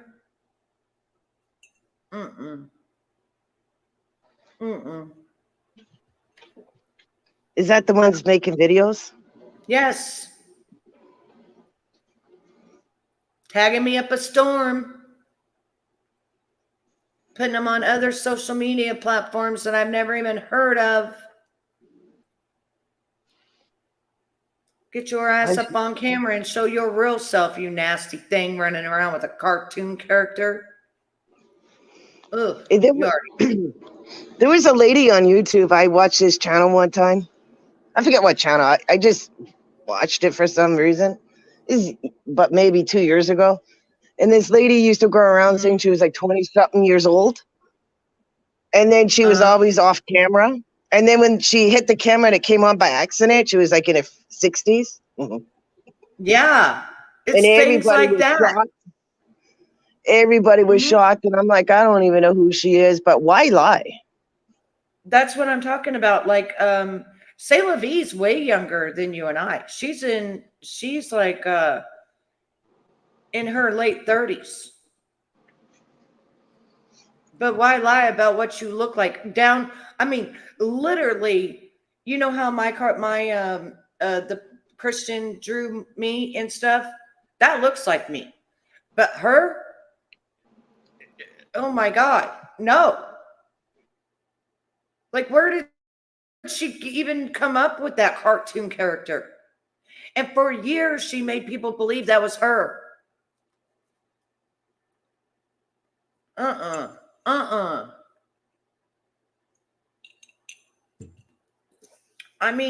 That not even the face, the eyes, nothing looked like her. Nothing. You talk about catfished. And just think about the guys who had relationships with her just online. You know what I'm saying? She would be boyfriend and girlfriend with people online. How do you date somebody online? You have to ask those creepers, because I have no idea. It's kind of weird. In this day and age, they got FaceTime and stuff, like you ain't gonna sit there and lie and say, oh, my camera is broken. No, it's not broken. You know what I mean? Like, no. This is kind of weird. It was the weirdest thing. I never thought much of the woman, okay? Never. I still don't think about the woman unless she is tagging me, right? But to literally lie about getting in a wreck, number one, okay? And then to take people's money to go where she never went. Where was and she then supposed on to top go? of that, she was supposed to go to Mama She and comfort her with River and them to the court. And then she said, oh, she had a wreck. And then come to find out it wasn't even the vehicle or anything else. Like, everything was a fucking lie. Everything. And then when it came out what she really looked like, because she was going after Easy and saying, I found your kids, I found this, I'm going to do this and that. And somebody had found her from last year where she had cammed up and asked if she could come on to the live. And that's what she truly looked like. And Hey, you should do a video of her. I don't want to do one. You can do one. But I you don't talk even know about who a she is. catfish. I mean, you talk about a catfish. Girl, I'm not even kidding you. She looked, the only thing that you could tell that picture that she took, you could tell, you know how you see people's eyes and their eyes really never change? That's the only thing that you could tell that was her. But her looks did not match that picture at all. Not even in the slightest. I don't even know who that was. She must have just picked a random chick type of shit. Why lie about what you look like and then run around making fun of other people and saying shit about what they look like when you look like a motherfucking bat? Eyes bugged out of your head. You know, why lie? Why lie? That's just, I don't, you know me. It's beyond me. I don't even understand it. Where's Night Owl? I don't know where she is. Let me see where she is. Or Jesse? Jessie was just here. She went to sleep because she got to get up with baby. She has a baby? Yeah, she has a little boy. I'll talk about it didn't know later. You know, I like, didn't know that. yeah, That's cool. yeah. So she gets off. You know, like it's 1:21 right now, and I think it's the same time for her. But little, you know, he gets up earlier. You know, because his schedule and stuff. So of course she got to get a little bit of sleep. Where's Kingston? Is he at home or grandma? Yeah, Or he's sleeping. is he? He went to. I put him in bed by 9:30, so he should be up by 9. Because Yeah, he's usually up by 7:38, get ready for daycare. But yeah, he sometimes sleeps in an hour later, if on weekends. yeah. He's so adorable. Did you see those videos I sent you to do his hair? Yeah, my daughter does his hair. You should show your daughter those videos and get that cream stuff I showed you, and you just take your fingers through like that, and it gives him those little Jerry curls that are just so adorable. Oh, I wish I could see him like that. She's done his hair like that. The little Jerry curls? Yeah, Oh, I haven't my never my seen them. oldest daughter does that. I always seen him in braids. Yeah, my youngest daughter, his mom does that, but my oldest daughter does all sorts of things with his hair. Oh, you'll have to send me a picture of him. And the reason I sent that to you is because this woman was talking about how the baby was only 2 or 3 and how hard it is, you know, to get them to sit still and stuff.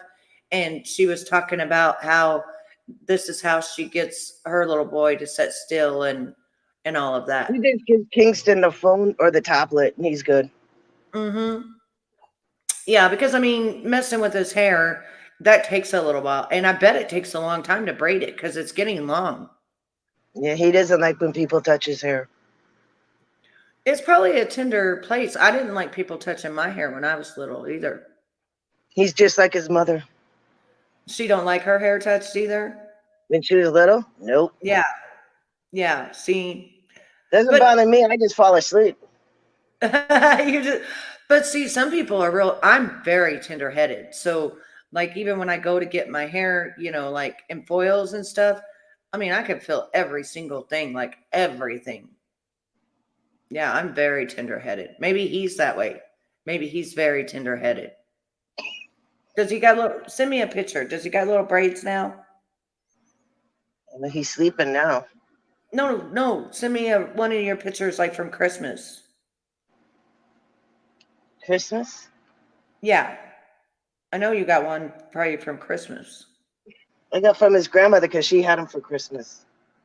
His other grandmother. Yeah, but you got one, I'm sure that you have that within the last week or two.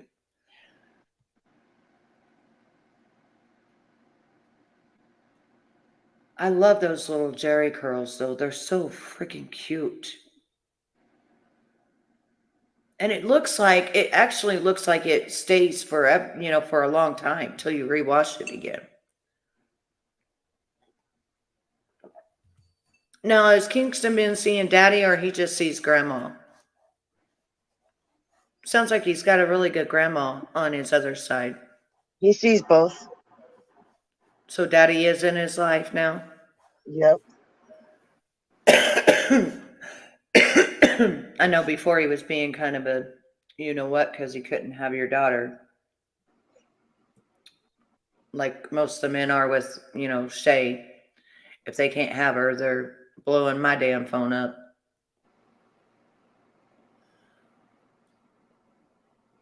They sent you the picture. Oh, you did? Oh, my goodness. Oh, he's so adorable. Look how tall he is. Grandma. Oh, my God. He looks like he's grown a couple of inches. He's 2.5. I know.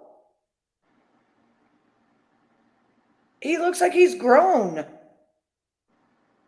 Does he got He's those in size? He's in size 3 to 4 now. Yeah, that's what it looks like. And he's got a little paw print. Is those his little paw print shoes?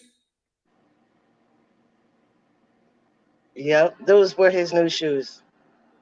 Like the Paw Patrol or something like that? Yeah. Oh, Yeah, his how grandma cute. bought for him. And his little his big Dalmatian. Oh, he's so adorable. I'm so glad that he's talking. Look at his eyelashes. He's got like perfect eyebrows too. Look at his eyebrows. Oh my goodness, he's so damn cute. Oh,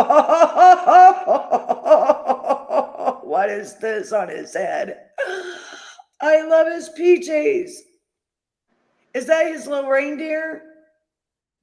Yeah, that was at his grandma's. Oh. See, I'm so glad that it worked out that Grandma is being Grandma. You know what I mean? Like, and everybody seems to be getting along because it's all for the babies. You know what I mean? That's what I say. Let me see if I can find you one. Just A because the recent one. couples don't work, because couples don't work out, don't take it on the kids. It's always the kids that get hurt. It pisses me Right? off. Right? Or people And threatening, then they oh, don't you realize. can't come see the kids because of this and that. Like, why drag the kids in it? Right. Okay, so right before Christmas, here's Sophie. She wanted one of those necklaces like mine. And so I had one that was smaller and I put it on her necklace. And look at her. I was saying something to her and she was saying, Grammy, I'm a G, is what she was saying. Look at her face. She's cute. How old is she? The same age. She was born in March. So in March the 8th, she will be 3. Yeah, she was telling me she's a G. Because see how her hand is? She was like, Yeah. and she was all proud of her necklace. And she was like, Grammy, I'm a G. I was like, what'd you say? What is the G for? That means that she's hip hop. Because I'm always running around saying, are you a G? Are you a G? Like, that means you're the top. What size is she? She is still in a 3 toddler, 2 to 3 toddler. And she is about 27 pounds. Kingston's in 3T or 4T. Because Yeah. 3T, the pants are starting to get short on him. Yeah. Pant He's wise, he's tall. yes. Pant wise, we had to go up to the 3 to 4T. And the shirts, that shirt she's wearing, if you see it's a little bit longer, it's because it's a 4T. Yeah, he's only into 4T pants and 3T t-shirts. Yep. That's kind of like her. And then let's see, what else did we get here? Yeah, so I actually had it recorded. In his class, he's the tallest. Yeah, see, she goes to babysitter. She doesn't go to the daycare. But look at her smile when I said, smile for Grammy. And she did this cheesy smile because she was so happy about that necklace. Madison said the next day she was playing with it and broke that necklace. I can't believe she broke that necklace because it was pretty sturdy and stainless steel, and she broke it. She broke it. She broke it.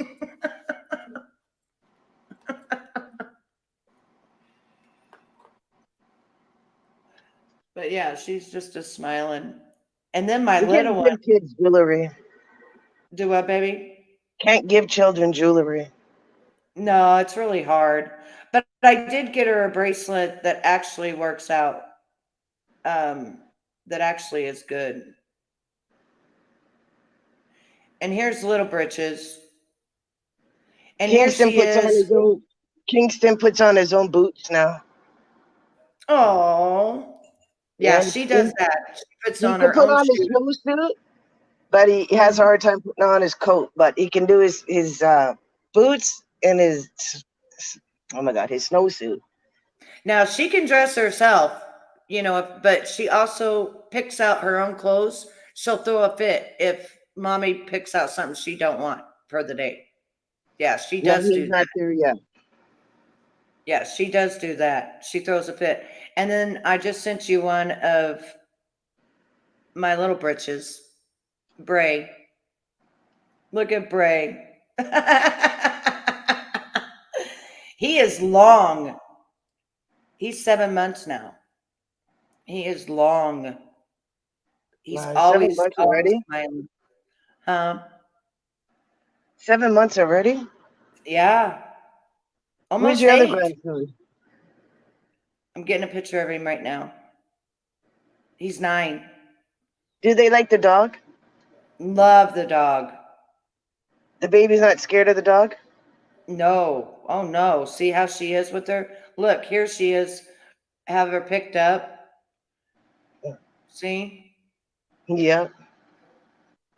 They just pick her right up and they know how to pick her up, so they don't hurt her. I always say pick her up, underneath. And she picked her up right off the floor and then she holds her. But you can see how small Sophie is because that's how small, Little Britches, Victoria is. So Sophie's not really like, she is still kind of small. You know what I mean? Like she's not really, she's still like the 3 toddler still will fit her, if that makes sense. You know what I mean? And some 2 toddlers things will fit her. Yeah, all the 2s we got to get rid of. Well, it's going to the next the grandkids, but they're all too small for him. Because you can see his stomach. They're too short. Yeah, now the pants on her, she was at 2 toddler and they are getting too short for her. So she did move to 3 toddler, but then you have to roll them up sometimes. She wears a lot of dresses. She really likes dresses. And here's my other one. He's rocking his red glasses. My oldest daughter liked dresses, but my youngest no. She hated them. Yeah, she loves dresses. And look at Maddie and Bray. Bray is always just so happy. He's always just happy.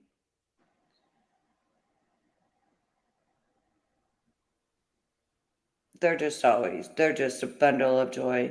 I love my grandbabies to the moon and back. more than all the countings in the world. I love them. But of course, I don't even post them anymore, if you've noticed, on my Facebook or anything, because people are wacko weirdos.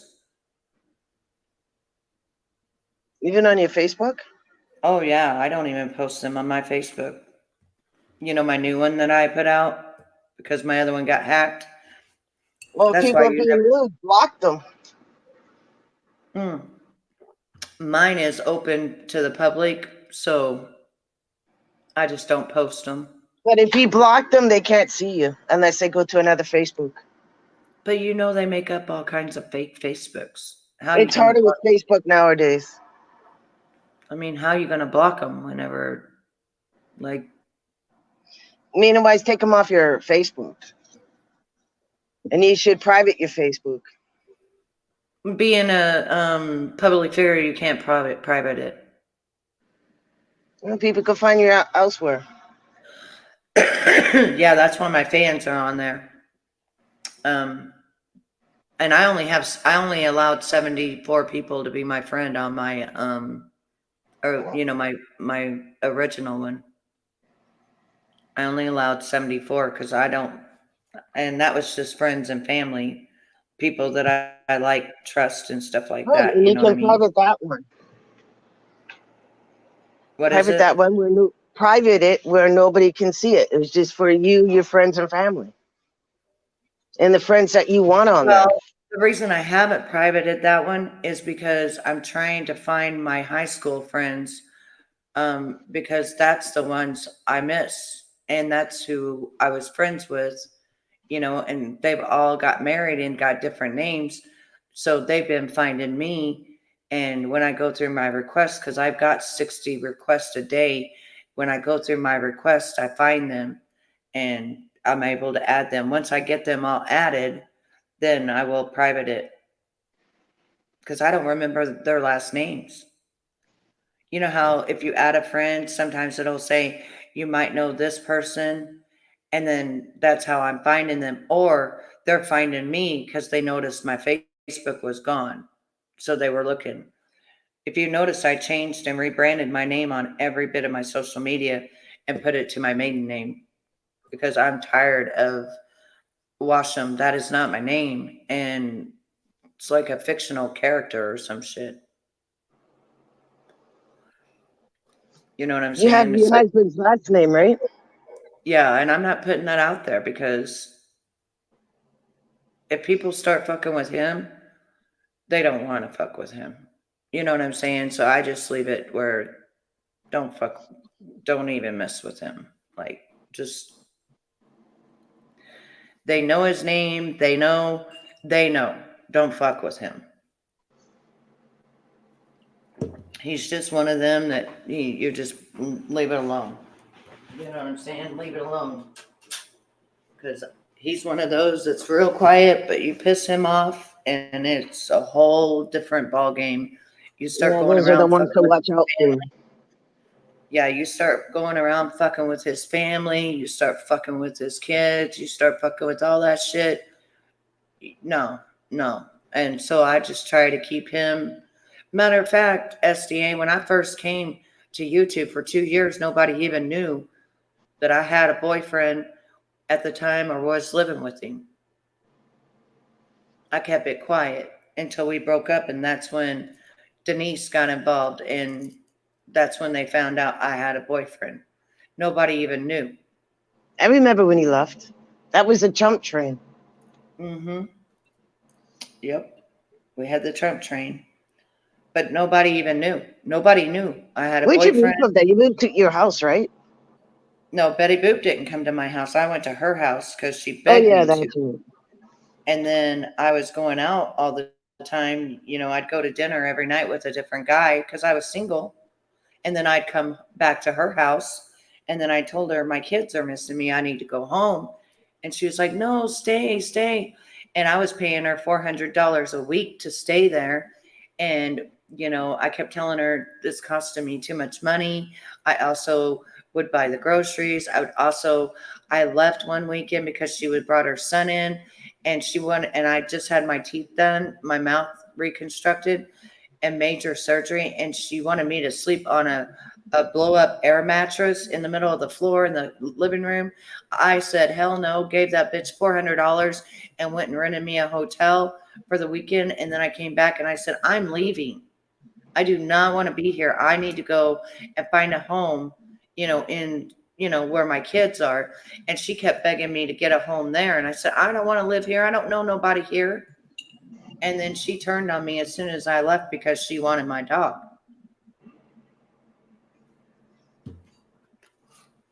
She took advantage of you. Oh, hell yeah, she did. She got over $5,000, $6,000 from me. This sounds like she wanted the buddy and the dog. Yeah, almost had me talked into buying her damn kid a car. Tell her to buy her own kid a car. Yeah. I kept Tell her feeling kid to sorry get a for job her and buy son. his own. I kept feeling sorry for her son. And she was driving my new car to take him to work and back or to do whatever she needed to do. Like, that bitch was a straight up user. She was the one that whenever I would get sad and depressed, she would tell me to go live because she was with Dank the whole time. When I shouldn't have went live. You know what I'm saying? Yeah. She'd be like, go live, show that you're powerful, do it now. Because I would be down in the dumps, I wasn't used to people treating me the way that I was being treated. I wasn't used to that. I went through a really, really dark time because I wasn't used to it. And if I can help one person on this internet to learn to brush it off your shoulders and just let it, just go away, don't even think about it, don't even acknowledge it, just go on. That's the best thing you can do. It drowns out the narcissist, it drowns them out. Pretend they're gone and expired. You know what I'm saying? How'd you get the dog back? Luckily, as soon as I had gotten Victoria, I made her a not a service dog, but a emotional support dog, and got paperwork on her. So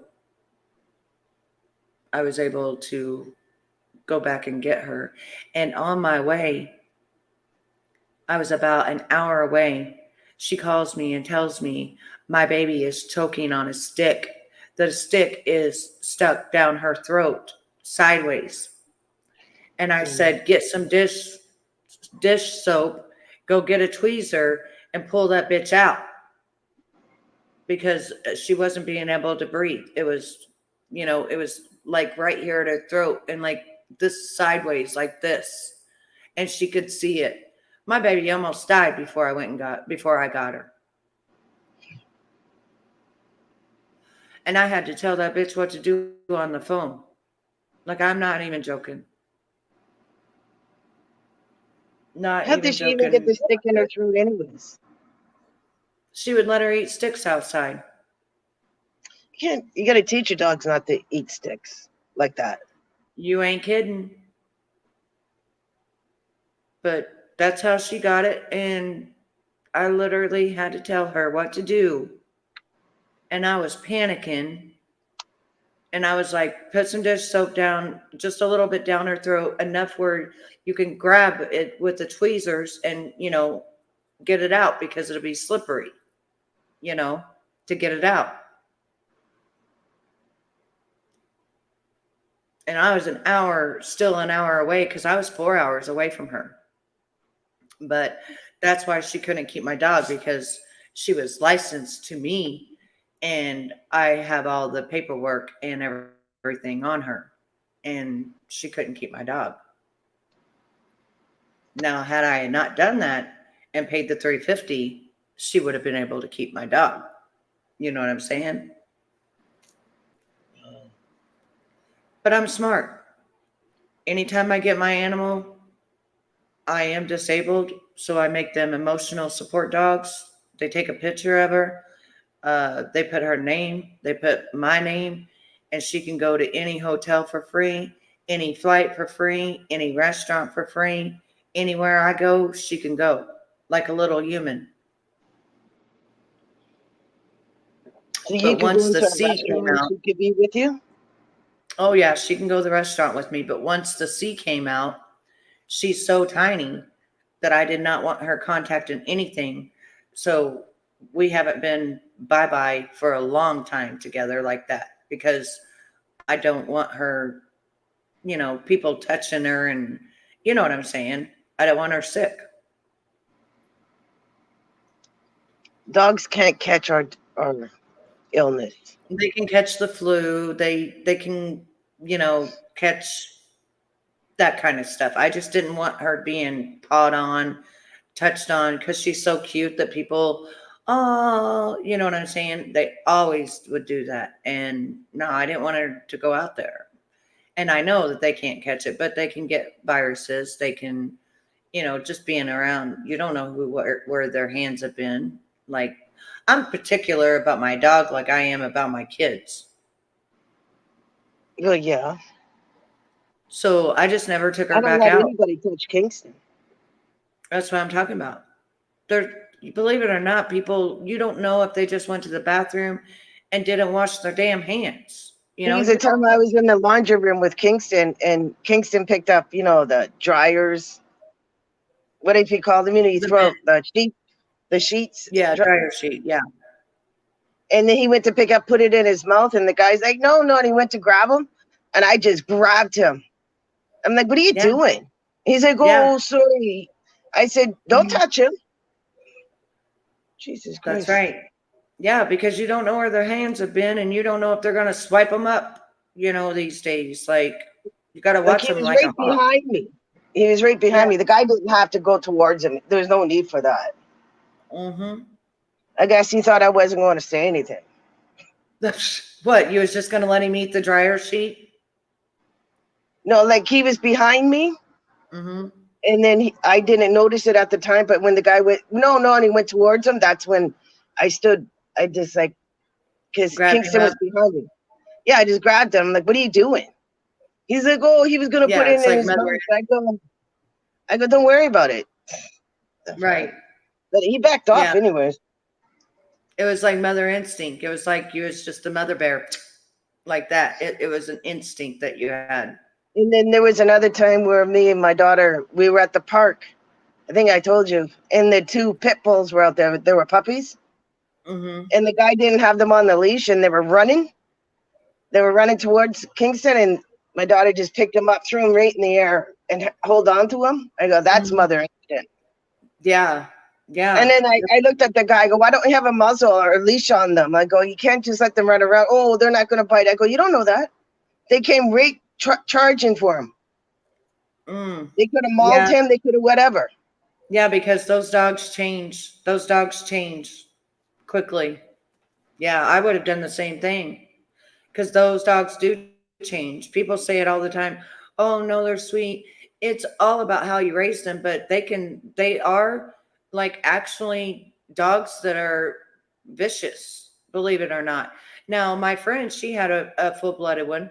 Tyson never bit anyone, never did anything, but it only takes that one time. You know what I'm saying? Like, and she had to get rid of him because her insurance in Missouri, you couldn't have any, and her insurance, she couldn't have insurance on her house. So she had to get rid of him. A friend of mine, her mom had two pit bull dogs. They're like maybe 10, 12 years old. Mm-hmm. And they were all raised, lovable, everything, like you said, but they turned on her and they bit her legs. Yep. So the one dog went for her legs, started biting her, and then the other dog joined in, and then they tore her legs apart like almost, and she had to put them down. See, that's what I'm talking about, because the breed of those dogs, if you go back in the history, they bred those dogs to fight. And they got that fight. It's in their blood. I thought I told you one time, me and my friend, she was a chocolate girl. We were walking side by side, and it was a pit bull, and it was a chain link fence, right? And she stopped and wanted to pet it, and she put her hand in, and it took her motherfucking skin from here all the way down. And I literally watched it happen in a matter of fucking seconds. And she couldn't get her arm out of the thing, and it was mauling, you know, literally ripped her immediately when it grabbed her, ripped her skin off. So what I did was I just took and turned her like this, turned it and pulled it out. And then I'm sitting there, we're only like 9 years old, with her just gushing blood and her skin hanging over her fingers and screaming bloody murder. And I believe because there was a highway right there, and then, you know, we could walk right there, and then there's a house, you know, houses on the other side. I think the woman heard me screaming and came out running and called 911.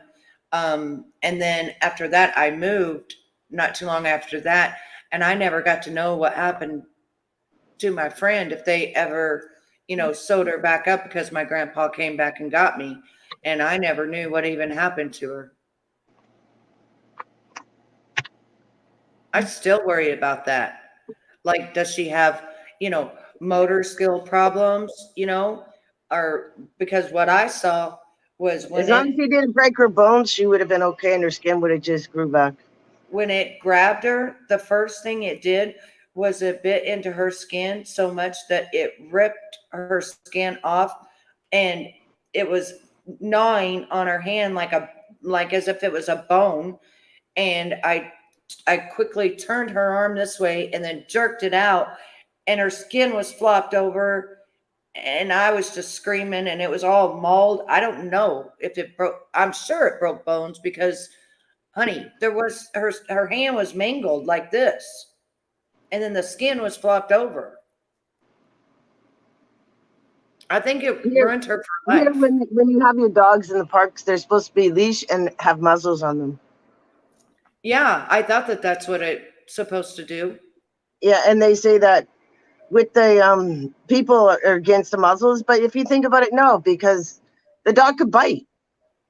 Right. You could go after a child, and your dog could change. You don't know. So better safe than sorry. Just keep the leash and the muzzle on. Holy shit. Yeah. I was going to ask you, did you watch the Katt Williams video? No. Where was it? Do you want to watch it with me? How? He came out and he was telling like everything about, you know, the industry and stuff like that without telling, you know what I'm saying? It was a watered down version, but yeah, I want you to check this out and see what you think of this, because now his ticket sales have literally jumped like extremely, double the amount of what they were before. And he pretty much just told it all, but like I told you, they're no longer in control. You know what I'm saying? Like, they're not. And that's why everybody's getting told now all these secrets and all this stuff is coming out, because it's now time. But yeah, I'm going to show you. I wanted to go through this with you because I want to see what you think of it. Make sure I get to the first part of it. It was fucking phenomenal.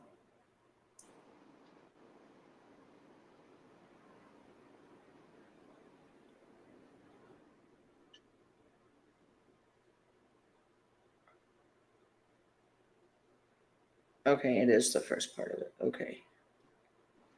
All right, so give me 1 second. Katt Williams actually went there himself to set the record straight, because evidently all the comedians had went back through there and they had been lying, right? So Katt Williams was like, not going to have this. I'm going there. Now this guy has 1.9 million subscribers, and it's went viral about what Katt Williams has said, because like he was there to rock it and tell the truth. So give me 1 second here. You are magnificent at intros, and you did not skip on mine. I appreciate I gotta get to the appreciate that. You know, anytime you come to Club Shay Shay, we have to talk. Now this is an old UFO player or UFO, NFL. What the heck? NFL, right? He used to play football. This is the reckoning. All right, hang on. This is the other side of Kirk Franklin A praise. lot of drinking on TV. This is the Now, do you remember when Katt Williams was coming out talking about P. Diddy's house and stuff like that a couple of years ago, his parties and stuff, you know what I mean? Do you remember that when he was on tour and he was like, I walked into one room, I walked into another room, oh, hell no, that kind of stuff? And he This was sounds like, familiar. you know, men on men. Do you remember? He was wearing a green silk shirt. 2024. Okay, hang on. This is what he said. Hang on. This is the other side of Kirk Franklin praise. This is the reckoning. 2020. All my life, been grinding on. All right, Yeah. hang on. Bro, you've been doing it. This is I the just don't want reckoning. the song. I'm trying to roll the skip dice. through the song here because it's I believe it's copywritten.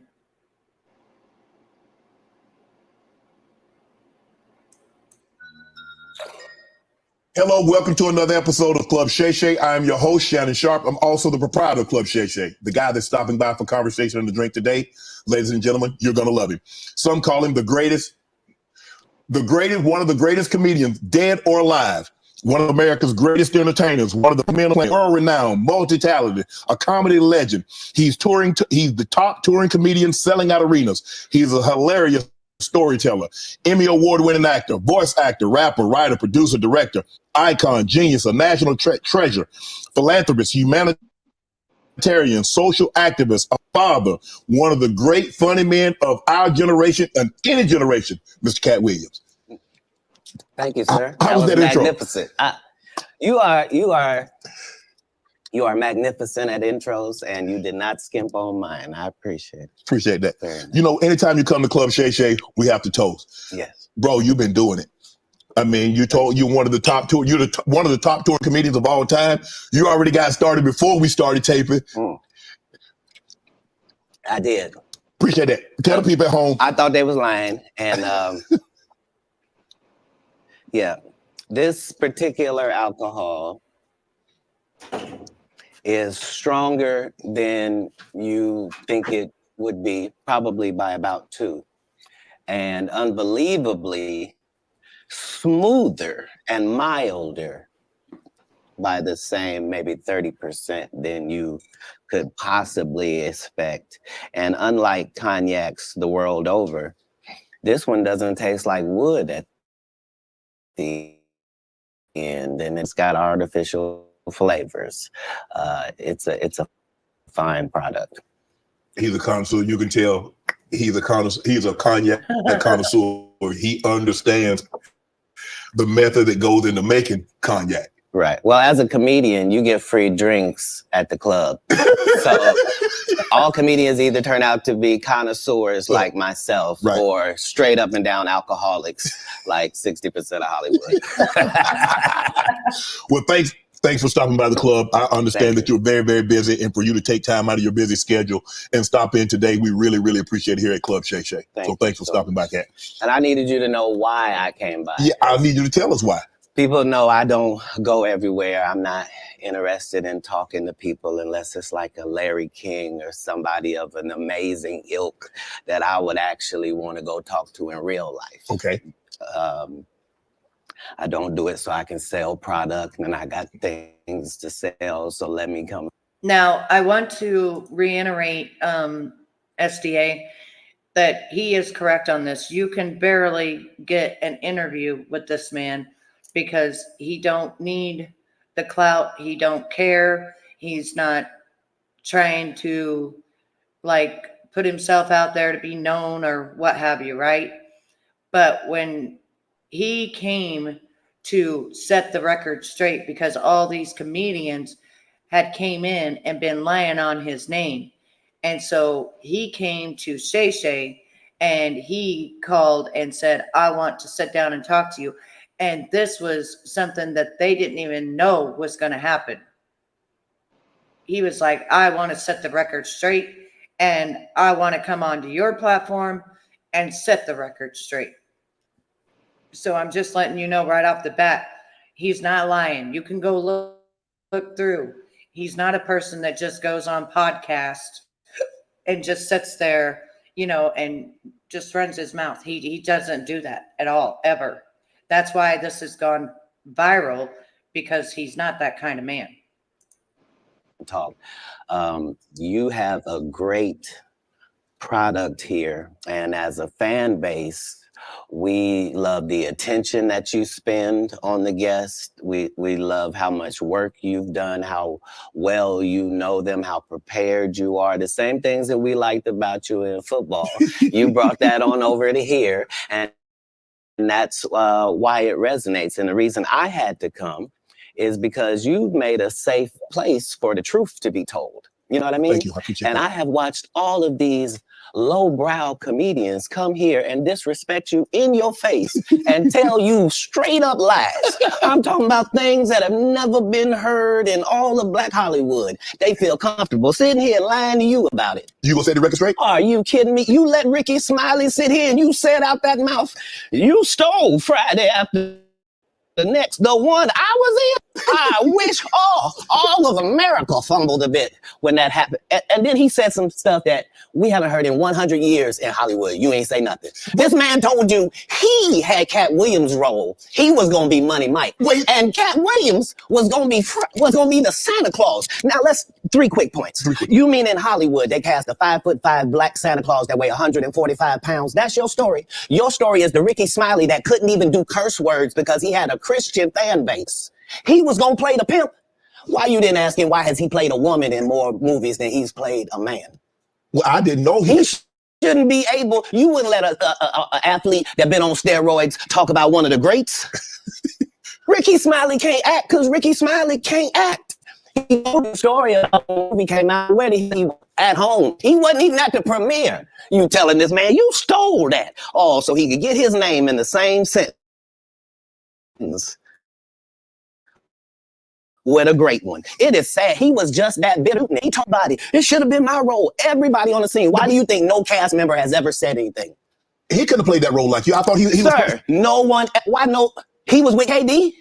He beat up Terry Crews. Why nobody know this story? You talking about in Hollywood? They switched off roles. You take this and he. What? So Ricky Smiley knows this, and I don't know why he would lose a child and come on the air and start lying. That's why people believe in rituals right there. It's because, well, why would he lie? I don't know why liars lie, but I can tell you this.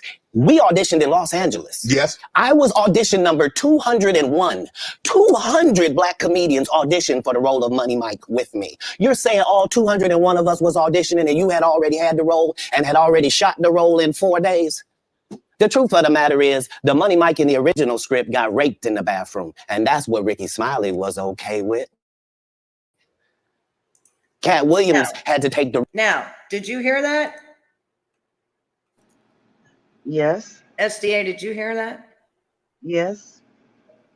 So when the story was first written, you know, for the pimp Money Mike, it was written for him to be raped in the bathroom.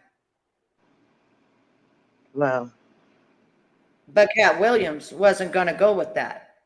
So he wrote his very own script, and they even kept putting him more in there, and he would write more parts and stuff. He was only supposed to have a very small part, but he was so good and so on point. Ice Cube said after this video, after this interview thing, that he was so good and so on point that they kept making different plots for him to be in there because he played a pimp just like a pimp, but he'll tell you why he was able to do all that. You know what I'm saying? And so that's one of the things that he cleared out immediately was, and he's going to explain it, like, why in the hell would you want that to even be in, you know, a movie when it's supposed to be a pimp? You know what I'm saying? Like that just don't make no sense going with what, the movie Friday After Next, right? It Yeah. just made no sense. He didn't understand it either. So yeah, he's going to explain it. Risk in front of the studios and the cast and our powers that be in his very first movie, and say respectfully, humbly, guys, if we talk about anything else, I have no credibility and I have no pull. But we're talking about comedy, Right. where I have all the credibility and all the pull. The problem with Friday After Next is we're trying to make a classic comedy. And this comedy involves a rape. And rape is never funny, no matter who it happens to or what the circumstances Amen. are. If you would allow me to allow us to do this movie without a black man getting raped in it, I promise you that it will be twice as funny Yep. as it would be with him getting raped. Yep. There's nothing. So considering that's the real story, why would you bring up that story? Right. So SDA, do you see where he's coming from? What in the hell would be funny about anybody, right? Getting raped in a Right. bathroom. That's not funny. Like he said, we're talking about comedy. It's supposed to be something funny, but how is that ever funny? And if people that laugh about that, see, that's what he was talking about, the industry, how sick they are. Because then it downs the people, it downs people to where now they think that shit's funny. Right? If they see that in a movie and they're laughing about it, they're going to think that shit's funny. When never, ever, ever is that funny. Ever. That shouldn't even have been written. You know what I'm saying? Like, who think Well, about, you got to look at the writer that wrote it. Think about the people that wrote it. What in the hell was they thinking that would be funny? Well, the people that wrote it are the people that are with, Diddy and them. You get my drift? And the person that probably wrote it has done it and thought it was funny. That's what I'm saying. They do it. It's the people that ran with Diddy and them. You see what I'm saying? That's who wrote it. Well, I'm glad that Katt Williams came in and said, listen, if you give me the part, we can make it funny as hell without that. Because never, ever in history is that funny. Because it's not funny. Nothing funny about rape. I don't give a shit what circumstances. There is nothing funny about it. And don't dumb down people by doing a damn movie and putting it in and making it funny. It ain't funny. 35 members of the cast and crew have never brought up that Ricky Smiley was going to play Money Mike. No one ever saw me put on a Santa Claus suit. We got a wardrobe department. They made a Santa Claus suit for me. Why that wasn't in the bloopers? Why? And here's the other thing. Everything that Money Mike said, Katt Williams wrote. So what Ricky Smiley say on his? You can't say my lines, I wrote them. That's how I already know that I'm going to be funnier than you. What he told everybody was Katt Williams, and don't nobody know who he is. I'm on the radio. I'm with Steven Said. Everybody know me. That's what he told everybody that would listen to on the set. That's the truth of the matter. He was so egregious, not now, then he was so egregious that, and Hollywood has never heard this in 100 years. He was so egregious, I put in my contract that I won't work with Ricky Smiley again unless he's in a dress. Now, what was Ricky Smiley's next movie? Was it First Sunday? Did he wear a dress in it? You bet he did. It's in my contract. Why would you put that in your contract, Katt? That's where he's a believable actor. Him and Tyler Perry can't play a man to save their life. They play good women. And I believe that the best actor should be in the best role. Woo! Did you get that, SDA? I missed it, sorry. Where he said that he said that if ever he was in one of his movies, he would be in a dress. Ooh, why'd you put him in a dress? Because I believe the best actors that are that way should be in a dress. They're the best ones. And he said Tyler Perry too. Meaning there's Esty. They play good women. Is that, you get it now? Yeah. And he said in the next movie that came out, he was in a dress because that's what I told him he was going to be in. And he said, why are you putting him in a dress? Because I believe the actors that are the best at that should be playing that. You see what I'm saying? Yeah. They tried to get Katt in a dress. Oh no, that never worked. So that's why, because when we released that clip and he said that, you responded because he said he was supposed to play Money Mike and you were supposed to play Santa Claus. An outright lie. So That he knows is a lie. So why would he say it? Because he's a liar. Nobody knows why liars lie. And that's why I had to come on the program. Cedric did the same thing. Cedric told you when you asked him, did you steal Katt Williams' joke? Yeah. He said, it don't line up. How it don't line up that I did it on TV in 2018? You came to see me at the Comedy Store do it in 2019 and then did it on the Kings of Comedy. Like, what doesn't line up? This is a televised joke that Mark Curry helped me punch up and get to the level that it was. The same Steve. Now, let me stop about that. That joke was actually done in 1998 by Katt Williams. And Cedric was actually there on the set and was like, oh, that's an awesome joke, and stole the joke and made it into a space shuttle, but stole his damn joke. And those videos actually resurfaced after this interview, that it was done in 1998. And that B&T liked it so much that they put it as their commercial, for watching BET. Back in the day. That went to go watch Mark Curry do his whole sitcom and then stole everything Mark Curry had. Now Steve got a sitcom where he the principal and he wear a suit and then he gets this high top fade, making all black men think he got the best lineup in the business. And it's a man unit. Then you ask it, why you not a movie star? I didn't want to be a movie star. This the same Negro that hated on Bernie with this same thing. I didn't want to be a movie star. No, you couldn't be a movie star. There are 30,000 new scripts in Hollywood every year. Not one of them asks for a country bumpkin black dude that can't talk good, baby, and look like Mr. Potato Head. There ain't none. You would have to have a range. I played a lot of characters, 60 movie roles. I'm not playing Williams in there. I don't know, Katt. We might not let you drink anymore the way we ain't even got. I'm not fueled by alcohol. I've had a sip, less than you.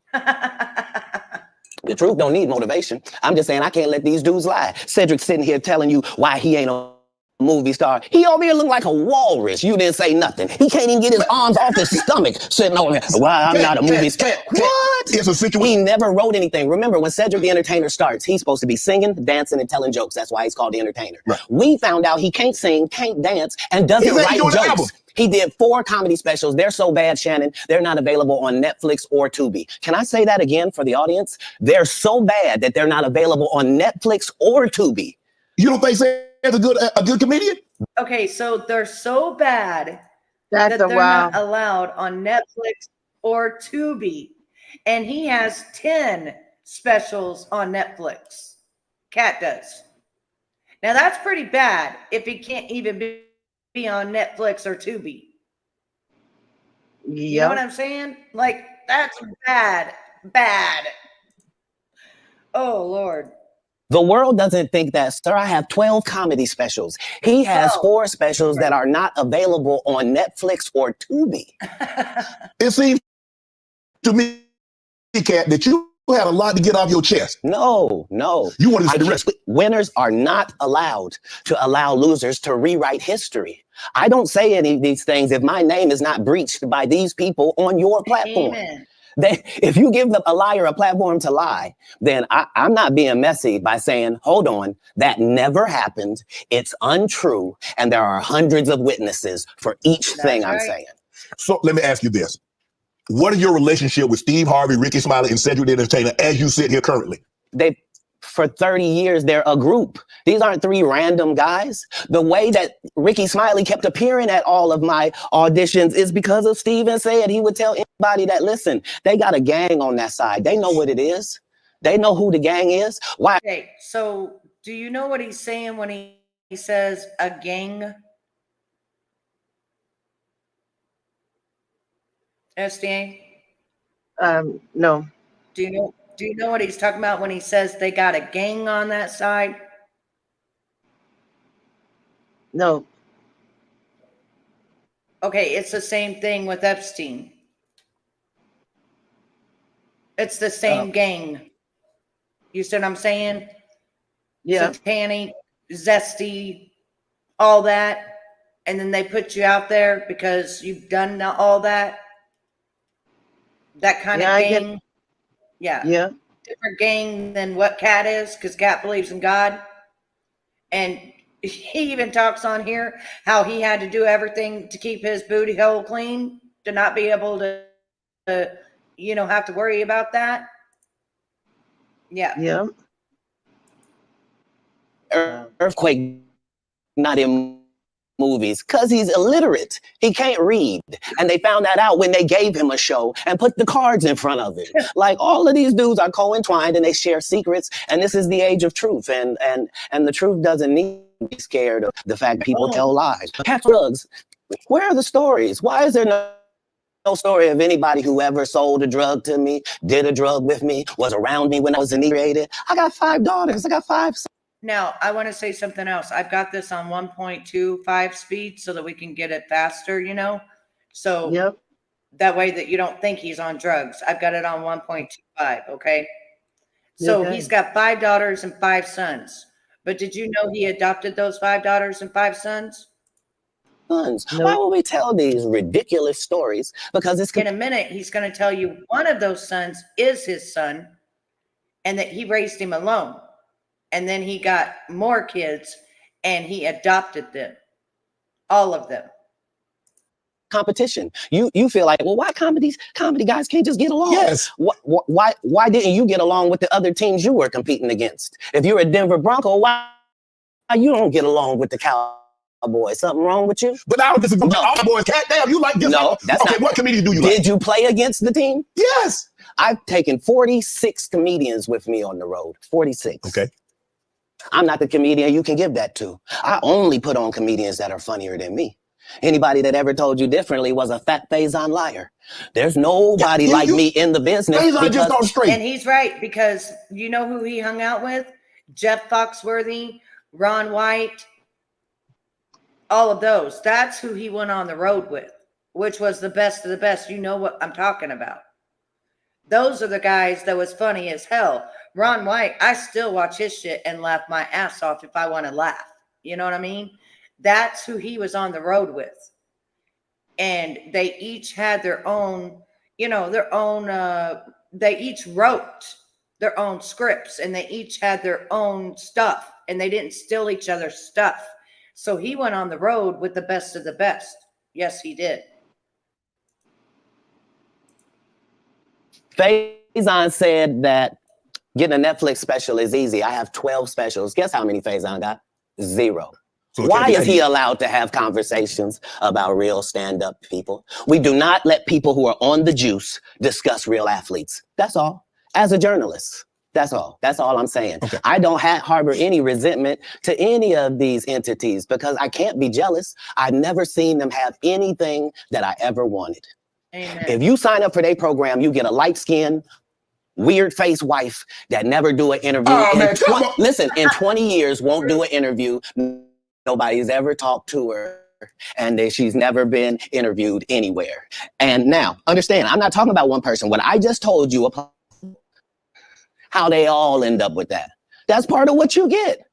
I came in this business saying I was going to expose. When I talked about Michael Jackson, when I talked about R. Kelly, they canceled me for these things because why would you talk about another black dude? Race is not where the line is drawn. It's right. God's side, other side. There you go. And we don't care nothing about the other side. Period. Right. Period. All of these big dick deviants is all catching hell in 2024. It's up for all of them. It don't matter if you Diddy or whoever you is. Yep. TGJ, any of them. All lies will be exposed. That's all. And anyone who takes that the wrong way, know why they take it the wrong way. Mm-hmm. The truth is the light. And have no more these. Amen. Amen. Gee. Mm-hmm. So did you just hear what he said? All lies will be exposed in 2024. That it is time that all the lies be exposed and all these people be put out for what they are. Remember when Q said they won't be able to walk down the street? When you find out what they've done behind closed doors? I don't know. I didn't Remember watch that? him. No, I no, can't take I'm it. saying it I'm was a watching. saying. No, you couldn't watch him. It was a saying. And it Oh. said, all celebrities that did bad things eventually will not even be able to walk down the street. You know why? Because when people find out the truth, they're going to want to expire them. You know what I mean? Yeah. When they find out that they were part of the Epstein, they're going to want to expire them. But it's all coming to light. And that's why Katt Williams is here on the 1st of January. He walked right, he called and said, I want to talk to you now. He better watch Katt what he Williams said. don't do interviews. Oh, Right. All he said during this was watered down, but it was the truth. Just listen closely. I've got it on 1.25, so you have to listen closer because I wanted us to saying fly he to has to watch what he says because they'll wipe him. Oh, he's already been canceled 100 times. You can't cancel him. He got his fan base, and they know he's coming. He knows he's coming, and he's got his fan base. They can't cancel him. He's turned down $50 million twice or 4 times. 4 times he's turned down $50 million. That's not what I meant. No, you know what I'm talking about. They can't do I know what nothing. you're talking about, but they can wipe him if they want to. No, they're not listen, they're not in control around anymore.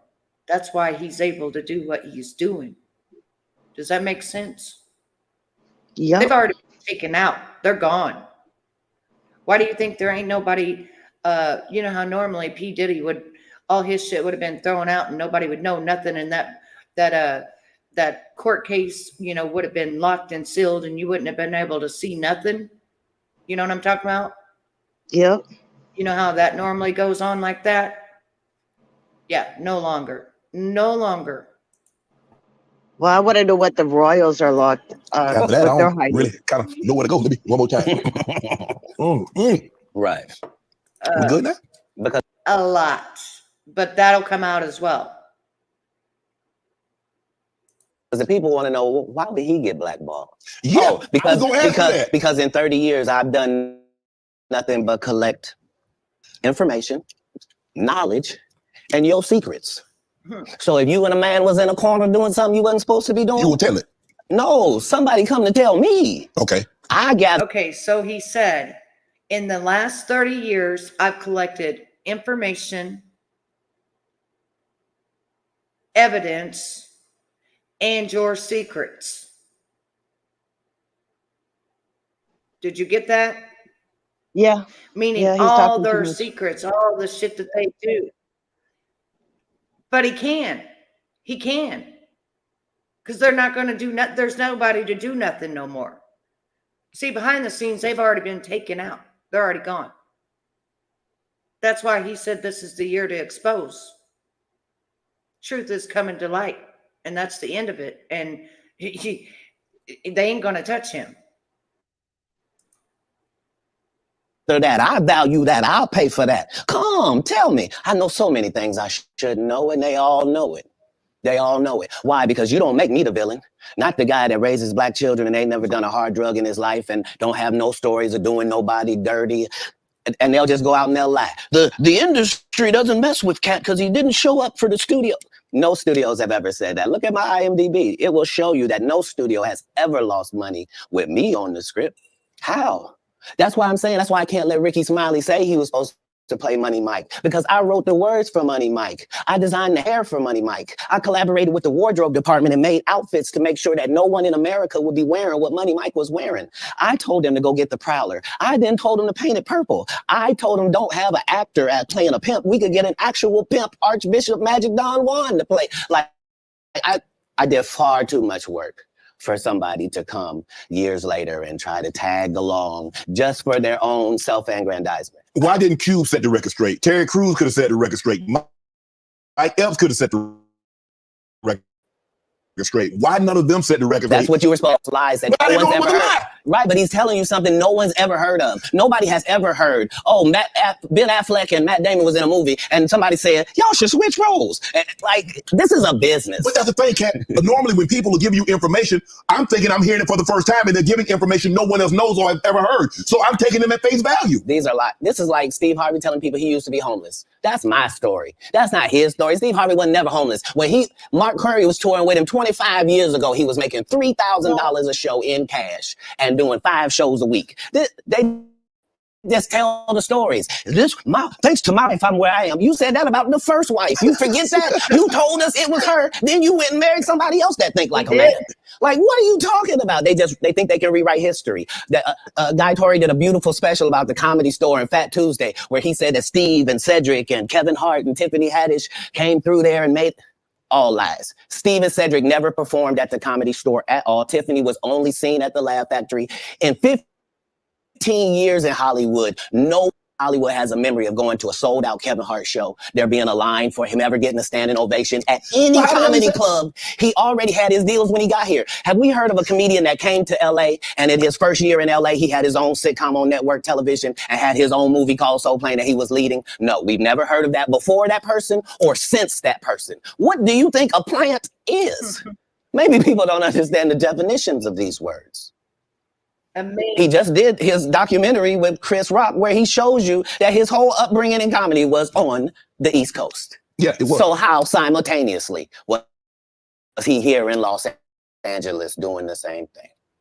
It didn't happen. It didn't happen. And I hate to seem like a petty individual for picking apart lies, but Jussie Smollett gonna keep lying until you say we don't believe you. Like, it's important in the checks and balances of the universe that let's not get to make complete now. So what he's really stating right there is that Kevin Hart came in and did everything they told him to do, and they made him a big star overnight. That's exactly what he's saying. And which next time I do a review, I'm going to do one on a girl that actually was with Bad Boy Entertainment, didn't say anybody's name, but almost signed her life over to the devil. And she didn't. And now she's for God and she's got things running with God. But I can show you the proof of who she was, what her name is, and everything else. And I just saw her story just a few days ago. And I had barely remembered her back then. See, you wonder why sometimes you'll see someone, they might have a #1, and then you never see them again in the singing industry. Yeah. That's because sometimes they wake up real quickly and they get the F, you know what, out of there as fast as they can. So my next show is going to be about this woman and what happened to her. It's very interesting. There was a lot of bands in the 80s that did one hit. Are you not afraid about being blackballed again? These are some power people. What do you mean again? These people are not powerful. Satan can't create anything. That includes blessings for his people. You know what the #1 job of somebody that sold their soul in Hollywood is? What? Is to act like it didn't happen. They all do the same job. Why do you think Gary Owen can't cross over and he already white and been in comedy for 25 years? If what I say ain't the case. Boom. What did he just say?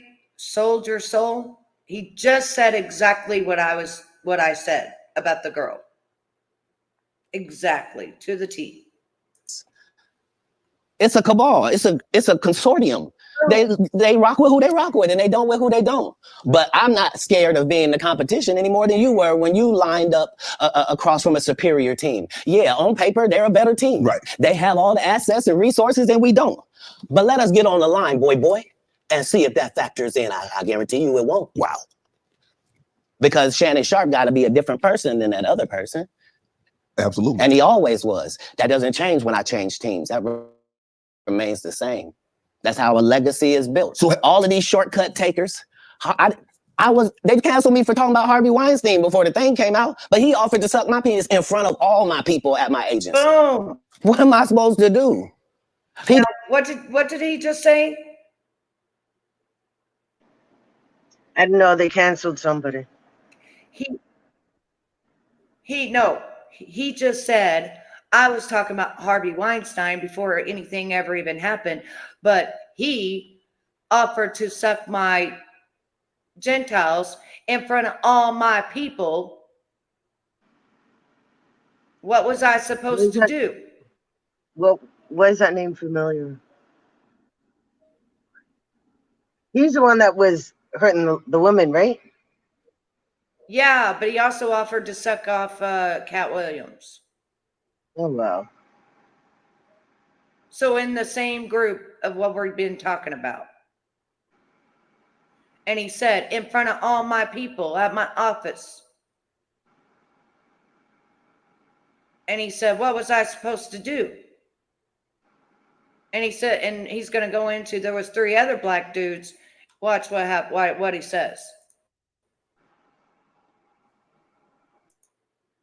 Did all of that. I'm thinking I'm the only black person on the script. I get there, it's 3 other black guys on there. Woo. Huh. So you wonder what they did to get it. I told him no. What y'all do? And this See? In front of all his people and everything. He said, let me, suck you off. And he was like, I told him no. What all did you guys do? What'd you say? And I guess they let him do it. Weinstein. Yeah, and that was Harvey Weinstein, meaning the other 3 must have done it. Let him do it. Ugh. is why when I walk in a room, heads go down. Behind my back, I'm nothing. I'm just a regular old comedian that's bitter and jealous. But in my face, no. The king has walked in and they have to respect it only because I'm not taking the shortcuts. I've not been funded. They pay you to not talk about things you talk about. They tell you that themselves. I can't do that because Steve told you that he stopped doing stand-up because he had 7 TV shows. The only problem is when he stopped stand-up, he didn't have those 7 TV shows. He stopped stand-up because he got in a comedy battle called the Championship of Stand-Up Comedy with one Katt Williams in Detroit in front of 10,000 people and lost because Katt Williams said he was actually bald and that was a wig. And I went in and that's why he couldn't do stand-up anymore. Imagine him coming to tell you another story where he got so big and it was Bernie and them's fault because they wanted to be movies. So he was, actually, he was bald, wearing a wig, telling people he had real hair and shit, and he didn't have those 7 TV shows or nothing. It's just he couldn't compete against actually Katt Williams on stand-up comedy. And then they found out he was bald. Huh. Who was bald? Stars. What? Who was bald? You called Ocean 11 to get that nigga? Steve Harvey was bald, but he used to wear a toupee and act like he wasn't bald. And he called Ocean 11 trying to get a gig and they wouldn't give it to him. It's part. What do you mean you didn't want to be a movie star? So on the behalf of Bernie, I would have to say what I have to say. Have you ever been on tour with any of these guys? Every guy I mentioned to you is not funny out there in real life. So no. Faison's never done his own tour in 30 years. Steve Harvey don't do stand-up no more. Cedric doesn't write. I'm sorry, he doesn't write. Ricky Smiley has been playing the same old black woman forever. Like, you can't get a young fan base with that. Like, you got to be doing karaoke around the country to make that work. Right. And he is. But I'm a stand-up comedian. This is my 19th 100 city. I'm not going to have a conversation with these lazy bums that'll take a shortcut at any point. Yes, it's easier for you to juice than to get in the gym. But you don't get to bring that body in here talking crazy. Talk about how good you look. What? No, there's too many comics out there that are putting their life on the line to tell these jokes, man. Okay. Let's get to your upbringing. We're going to circle back and we'll get some. I want to protect you real quick. Because you had said for the Kings of Comedy, it was in 2018, 2019. But did you mean 1999? Because it came out in 2000. So I just want to make sure. No. So what I meant to say was, remember, he said, I couldn't do stand-up anymore, I had 7 TV shows. I said he didn't have any of those TV shows at the time. I know you talking about Cedric. Joke stealer from Cedric. Yeah, Cedric. Okay, You so, had said that okay. 2018, 2019, but it came out in 2000, so I just want to make sure. Okay, no. What comes out in 2000? The original Kings of Comedy. Right. I'm on BET's Comic View, and they're using this as the commercial in 1998. Okay. That's why I'm saying, yeah. So if I said the dates wrong, yeah. So let's go and clear that up. Okay. You said I Cedric on here, and I asked him about the joke stealing, and he said the timeline doesn't add up. Correct. To that point, you say. Right. So he thought that I was just a no-name comedian and that he could take this joke and nobody would know. Right. The issue was that I had already done this particular joke on BET's Comic View twice. Right. It had done so well on BET's Comic View that they had made it part of the commercial. So part of the commercial of make sure you tune in to BET was you seeing me doing this joke. Right. And this joke is one of those jokes in comedy where you set it up and it takes a little longer to set it up, takes about 3 minutes, but then you're just hitting them with jokes after that because you don't have to set it up. Right. Mark Curry had already helped me work on this joke because I thought it was good because I was getting a standing ovation on it. He had me go back in the lab to help me craft it to be an even more powerful joke. So this is not just a random joke. This is my very best joke, and it's my last joke, and it's my closing joke. Okay.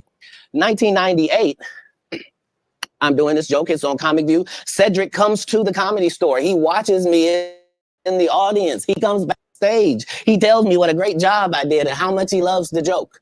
2 years later, he's doing that as last joke on the Kings of Comedy, and he's doing it verbatim. He's just changed my car into a spaceship.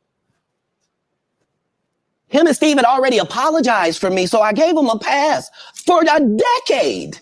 Why would you sit here and be like, I saw Katt 30 times, and Katt didn't do, as I stand before you, Shannon, I would have bust Cedric's stomach. There was nothing that would have kept me from one of these in that patch right there. Like, are you kidding me? Why would you downplay me like that? Why'd I give you a pass if you were just gonna lie? And so that's what I'm saying. Like, they're all a group. Cedric, Steve, Ricky, they've been a group. Everybody knows that. They've been aligned.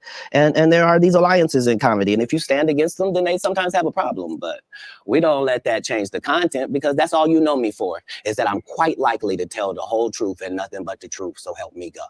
Can you believe we're this deep into the NFL season? We got to make every second count. With DraftKings Sportsbook, make those out of every game day. Bet on your favorite teams for a shot at winning big bucks. New customers can score $150 instantly in bonus bets for betting 5 on any matchup. Get in on the action with DraftKings Sportsbook, an official sports betting. I was voracious because they told me when I was young that knowledge was powerful. That knowledge was power, and I had studied powerful people, and I really believe that. I immediately. My next project was to read the whole encyclopedia set. So when you're like 6, 7 years old, you read the whole encyclopedia set. You think you're one of the smartest people in the world, right, only to get out in the world and find out you don't know anything. You know, so it was a confusing time. But yeah, I had a childhood. I was grown, but I at 5 years old, I was in front of 10,000 people giving a performance with a full suit and tie on. You know what I mean? So yeah. It came full circle. For my life, I knew that the applause and the giving of information and laughs and truth to people somehow benefited them and also benefited you. And yeah, so when they would ask me what I wanted to be, everything that I would say that I wanted to be was something that didn't exist. And they would never give me credit for it because I needed to say a doctor or a lawyer, but that's not what I wanted to be. So your parents weren't as supportive as you would have hoped because you were wanting to be things when you got older that they had no knowledge of, or it didn't exist at the time? No, it wasn't that. It was, I'm saying I'm almost 100 years old right now, but if we go outside right now, I can run a 4.340 or sub. I can do a 4.16 if I'm Oh, there's Jimmy John's across the street. We can order a sub. But oh, you been on the submarine? That what you sub? So back then it was even greater. So you got this guy that all the coaches want to play. Hey, Jeff, don't do that. Hold on, because I'm 5'5" in the 5th grade. I've been this high my whole life. Like there was a portion of school where I was one of the big dudes. Like as soon as everybody caught their growth spurt, I was out of there. But I'm saying I was a competitive individual. My father was an athlete. I can see that. Like, no, I've been 145 pounds my whole career. That's why I never bothered when they said, your cat's on drugs. I knew, how you gonna prove that? My body is a temple. I've been the same size since I was 10. Like, what do you, yeah, like I haven't changed off this pivot foot. This has always been who I was before stand up or anything. But it was an interesting childhood. I appreciate my parents, even though I couldn't live within the religious frameworks of what they had set up. But that was more not wanting to live a double life and not want to embarrass my family. You know what I mean? Because I read where a form of punishment for you is that they would take books, because you mentioned you were such a voracious reader. And a form of punishment was when they would take the books for, because you could read fluently. You told me how at like 3 or 4 years old, you could read, not just a little child's book, but you could read. Well, I'm saying when we go to Haiti to do missionary work, understand that my mother and my father, nobody that's there with us speaks French. I mean, it speaks Creole and reads French.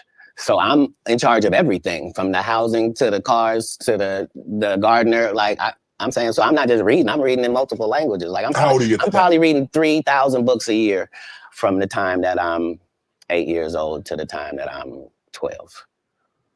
No fiction books at all. I'm only reading nonfiction. You could drive at 12, you received a full scholarship to the National Science Academy in Dayton, Ohio. But you failed, so you would become ineligible. Why did you want to take that opportunity? I didn't see it as an opportunity. When I got in there, all the students were wearing lab coats, and it seemed very confined and restricted, and nobody seemed like they were having fun. It just seemed like everybody was smart. I didn't want that. That wasn't what I was signing up for at all. And plus, I thought that Jesus was my big homie. So you know how you get a story about a dude joined the gang and you get a big homie? Like at this particular point in my life, my thought is that the Bible is the greatest book that's ever been written, that it houses the truth, and that it gives you this story of Jesus, and that I'm supposed to be like him. So it's already in my head that as soon as I get 13, I'm leaving. You at 13, you not only like, okay, mom, I'm moving out. You moved from Ohio to Florida on your own. You weren't afraid? I mean, what were you going to do when you got to Florida? Don't say I wasn't afraid. There's no such thing as a human being of not being afraid. There are certain human beings that understand that being afraid in no way stops you from doing what you got to do. So I was afraid, but I couldn't be that afraid because I knew what had happened with Jesus. I knew how it worked out. I knew that I wasn't in the wrong with how I was feeling, and I knew that I didn't have any bad intentions in it. So I trusted God that it will work. Why Florida? Because if you're raised in Ohio, the one thing on your list is, I'm gonna get away from snow, and I'm gonna get as far. I want to tell me the place. I literally went to a truck stop and I asked all the truck drivers where they was going, and there was one guy going to California, and there was one guy going to Florida, and they told me how long it was gonna take, and so that's why I ended up in Miami. Because how'd you get there? You caught a bus? Or... No, I just told you. I was at the truck stop. So you hitchhiked? I didn't hitchhike. I got in the back of the dude's 18-wheeler, me and my Rottweiler puppy and my suitcase. Yeah, because I probably had $2,500 on me. Like I was shoveling snow and cutting grass. Like I always had pockets full of money. When did you make the decision that you were going to leave Ohio and go somewhere? And it ended up being Florida. But when did you know that you were leaving Dayton, Ohio, going to Florida? In my father and I's last interaction, somebody could have not made it. And we both understood that was all bad. What was the disagreement about? If you say that my family is very religious, let's just say I'm not. So anything that I'm going to do is going to fall out of the guidelines. But I'm not going to let you tell me what I'm going to be, especially if what you're saying is wrong. I can't condone wrong. And if I find out that something is wrong and I tell you it's wrong and you don't back me, that's what it is. Even as a young child, you were willing to tell your parents that some of the things that you're saying doesn't coincide with what I've been reading in the Bible. No, very simply. Don't try to disfellowship me for sexual acts and I'm a virgin. Sorry, God don't make mistakes. You don't get 2 times to fuck me over. What do you mean you went to God and he told you I was guilty? You just lied on God. So long. That's it. There's no conversation. Deuces. That's what it was. That's when you made the decision. After that conversation right there, you say, no, I can't live this roof? It wasn't a conversation. It was an altercation. In the altercation, I love my father. My father loved me, but we are two men at it. That it'll never be the same again. You can't sleep comfortably around me, and I can't sleep comfortably around you. How similar are you to your father? I don't know. He's a great man. I'm saying because it seems like y'all butted heads. Right, but I'm saying that generally happens with a father-son dynamic. It was just that religious relationships are always difficult in families. They always are. Before it got to the point, because the dynamic, he's father, your son. Before that dynamic, and you step up on his level and you challenge him, you felt it was best for you to leave. No. I'm not being challenged. I'm being beat to death. Oh, he was abusive. I didn't say that. I said we were in an altercation. I see what you did there. I saw what you did there. Katt. Yeah. I saw what you did. You was in an altercation. You didn't say you lost. You said you was in an altercation. I in no way gave you the impression that I won anything. I'm the one leaving. I'm out of bounds. This is how. Right. Yeah. So as long as I'm going to be under his roof, there are certain things that I'm going to have to do. Right. And the only way that's going to change is either this or that. Right. And I'm saying I had two younger brothers. Like I'm not an unreasonable person. Like I don't have any mental issues whatsoever, despite what they lead people to believe. You know, I make pretty good decisions. Were you not? So how was their relationship with your father? Were you not afraid to leave them? Well, I asked because it went all the way to the actual department. So it was actually going to be something. And when I asked them if they could just make sure that my brothers didn't get separated and what have you, they said they couldn't make those type of guarantees, that they weren't really sure what would happen if this went down. And so part of leaving was the hope that it would be okay for them, because none of them experienced what I experienced. I'm saying I'm the oldest. It's a lot riding on me. I'm supposed to at least religiously hold down the family's name. Correct. At this house. Right. You know what I mean? How much older are you than the baby and the knee baby? Like a lot older. Like if I'm, I 13. think, yeah, they're 5 and in Pampers. Wow. You go to Florida. You tell the story. I've heard you were homeless, and somebody else told the story, said they were homeless, and you said they hijacked your story. Now I don't.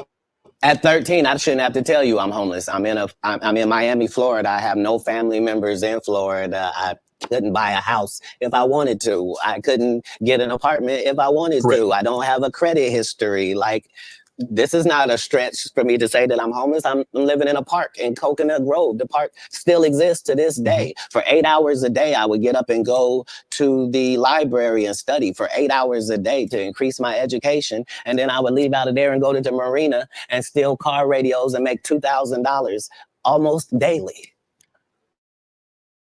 Like, I had a routine. So you really could have played that Santa Thief and Santa Claus. You could have played it.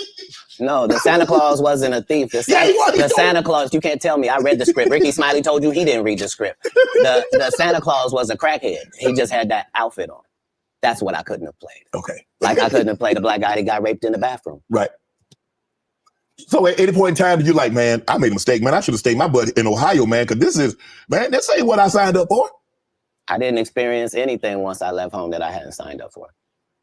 If anything, it saved my life. Me being homeless for that small period of time allowed me to see all of the people that were in that situation, and to see that these were lawyers and doctors and teachers, and that these people were white and black and Asian and Indian. And the only thing that all of these homeless people had in common was they made a bad decision and aligned themselves with drugs. And I interviewed them all. What drug? What? And guess what, Shannon? Nobody had a great story. Nobody had a great story of what meth had done for them, what crack had done for them, what cocaine had done for them, what heroin had done for them, what speed had done for them. Nobody had them stories. Everybody's story was, I had my life together. And then I decided to do this dumb thing. And I lost my wife, I lost my house, I lost my cars, I lost my reputation, and I'm now out here sucking penis in the woods. What? Talk about scared straight. You ain't got to worry about me. If it ain't weed or nicotine, you won't see me touching it. I don't want no parts. I done seen what these things can. He was talking about another dude, about what another dude had done. And I don't know who that was in the back chat. I don't even care. I don't know who Roblox is. You ain't coming up. Me and my bestie are up here and we're watching something and I don't know who you are. So good thing you vanished. We don't care. Go away. But you just heard what he said about that other dude, how he literally sold his soul and then, was going and sucking, what? I can't believe he was 13 living on the streets. Mm-hmm. Mm-hmm. And he made And let me tell $2,000, you but I something. mean, in the wrong way. But he, at 13, 14, making $2,000 a day back then, that's pretty good. Hell yeah. And he was smart because he read all those books and he even learned different languages and stuff. So he was smart. He is smart as hell. Like, that's why he's able And the smart to thing say is that he watched the people around him. That's what makes you smart, makes you wiser, watching the people around you. Yeah, he even said that when he was able to play Magic Mike, it was because he hung around that pimp, which then educated him about what a real pimp is like, a real pimp. Yeah, it's just crazy. I didn't know all this stuff about Katt Williams. I had no idea. Who are you talking about in the background? Huh? Who was coming up? I don't know, some Roblox person, 2 different of them, and I wouldn't let them up. Don't come in trying to run our program. Me and my bestie are up here, and we got a program we're doing, and it's an ABC conversation. See your way out, weirdos. Probably wants to flash something he doesn't have. Yeah, or show us an ugly you-know-what. We ain't got time for that. We're trying to get through this. Because he got no women, because no women want his ass. Right. He had like a robot fucking avatar. Yuck. Anything that take over your free will is the devil itself. That's right. Have you ever thought about what your life would have been had you stayed in Dayton, Ohio?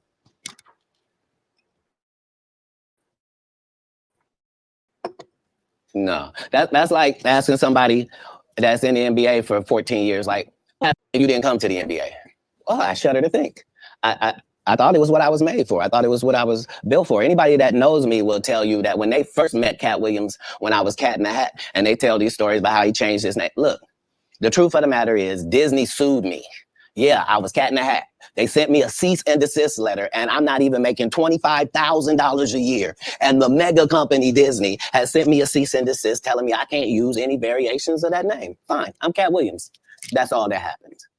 I have been this same product the entire time. They will tell you when they first saw me doing stand-up, I was just like this. This is what I bring. This is my style. When did you know were you always funny? Did you always want to be a comedian? How, did you stumble on a comedianship? No, I loved what they did. And so I studied them, all of them. I studied all of the white comedians because I wanted to know, why is Monty Python funny? Why is Don not so talented? I wanted to know, what is George Carlin's thing? Like, so I studied all of the comedy masters regardless of the field because I loved to laugh. Mm-hmm. I didn't know that these people were making a great living at doing this. I thought this is just what they did. They tell jokes. They're funny people, but I loved the craft. And that's why when I got into the craft, I thought it was my obligation to make sure that I kept writing new material so much that it forced these comedians to stop doing the set they've been doing for 10 years and keep writing some new stuff. And I knew that if I could get that to take on, that most of these bums would have to just quit comedy because they can't keep up. They're not going to keep writing an hour worth of material. Right. I've written an hour worth of material 19 times. They're not going to do it. Why? Because they're not creative writers. They want to get somebody else and have them write it and put it together. So if I'm listening to you correct me if I'm wrong. I think the best thing that ever happened was the internet, because now they have to. Because normally, like you said, you could do a set and you do that set in Kansas City. People ain't heard it in San Francisco. People ain't heard it in Miami. They ain't heard it in Detroit, Chicago, Atlanta, and so forth and so on. Now you do a set, it's on the internet. Somebody heard it. So you can't do a set and make it last 3 months, 4 months. Well, it doesn't allow the regular comic the ability to grow is the real problem. Like, the part of comedy is me taking these jokes in January, and by March, I've begun to craft this joke. It's not as simple as it was. When I wrote it, it was just da da da da da. But now it has the complexities of the fact that I'm having to deliver this to an East Coast audience, a down South audience, a Midwest audience, a Utah audience, a Colorado audience. And so it begins to take on a different complexion because you're having to deliver it to different people. Okay. And so this is what sharpens your joke. You then take those sharpened jokes and make a special. Not you just randomly take some. So it's a process. You don't allow them to process if the first time the guy did the joke, now that's his joke and the joke is everywhere. That just sets it up for people to steal. So how many times must you tell a joke before you master it? How many times have you had to sleep with a woman before you're done with her? That's not fair. If it's great, never. if it ceases to have usefulness, so it has been spoken. Right. I read that you was. What do these people want? What does 37 mean in chat? I don't even see chat. Well, on my phone Private it says chat. chat. We want E for everyone. E for everyone. This is a raid to make everyone StreamYard with bad words change to GPG. What are you talking about, weirdo? Hang on. Just hang on. Somebody being stupid coming up in my stuff. What do you want? Jeez. These people. Hang on. What can we help you with? You're in my show. What can we help you with? That's it? Oh my God. Let me go back there and block this motherfucker. Can you block them? Who, me? Can you go over to the side chat and block this motherfucker? I don't know how. I'm on my Just go phone. over here and try to block it. You better off doing it. I don't have a thing to block it. I don't know how to do all this on the phone. Hang on just 1 second. I'm taking my StreamYard and deleting that bitch. That was a bit weird. Yeah, they're idiots. Hang on just a second. I've got to go through.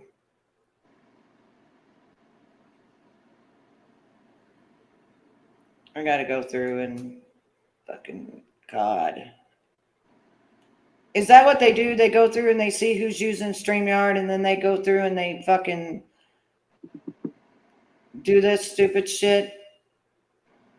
Really? Because they got no life. Nobody wants them. They're lonely.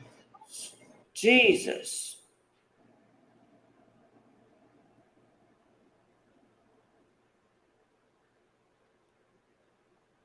Ugh.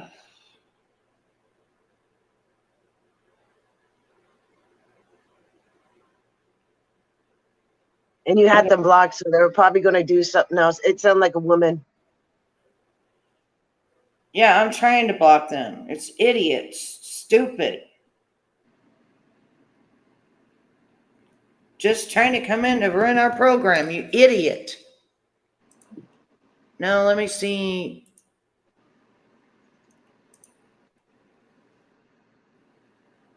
Don't worry, Karma will come Hang on get just them. once. It always does. Oh, God bless. We're trying to watch this and listen to it. And you guys are just trolls. I mean, did you literally wake up one day and decide you want to be a troll? Must be a boring life. Yeah. If you want to say something, say it here in the comments. Now, back to our regular scheduled program. Freaking idiots. Raised in Florida, you had some help, some ladies of the night. No. That's not true. No, that whole story doesn't take place in Florida. That story takes place in Oklahoma City. Okay. So after I'm in Florida, I then join, I try to join the Marine Corps and they won't accept me because I'm I'm too young, and I've lied and told them I'm 16 and my family's moving down and I don't have my ID, but it's coming. And so they let me go to the boot camp. That's not gonna work now. Okay, so I've learned that lesson. So then I get this job selling stuff door to door across the country. And so I've been to all 50 states. Again, I'm 14 years old. So I did that.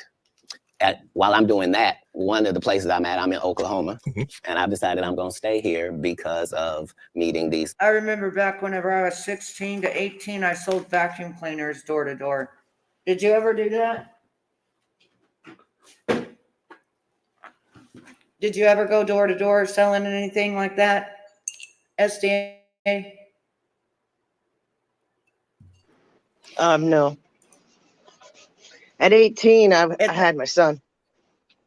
It's a challenge, and it's scary. I mean, I had my son too, but it's a challenge. It's scary because you got to knock on people's doors, and then you got to show them how the thing does, and then it's like a $2,000 vacuum cleaner. I did pretty good on it though. Ladies that you're talking about and that situation. I don't know at the time why that's important in my life or why it's something I should be doing or any of that. But now later on, it certainly helps me in formulating Money Mike for Friday After Next, Right. And Pimp Named Slickback for the Boondocks. Oklahoma, so San Francisco, Oklahoma, Sacramento. From Florida, you moved to the West Coast. Did you know that he does that show called The Boondocks that Tyler Perry, that they was showing that he was zesty and they tried to get it to stop premiering? I didn't know that he did the Boondocks. Did you know that? No. That Katt Williams did the Boondocks? Did you know that? I had no idea he was the one that did the Boondocks. Huh?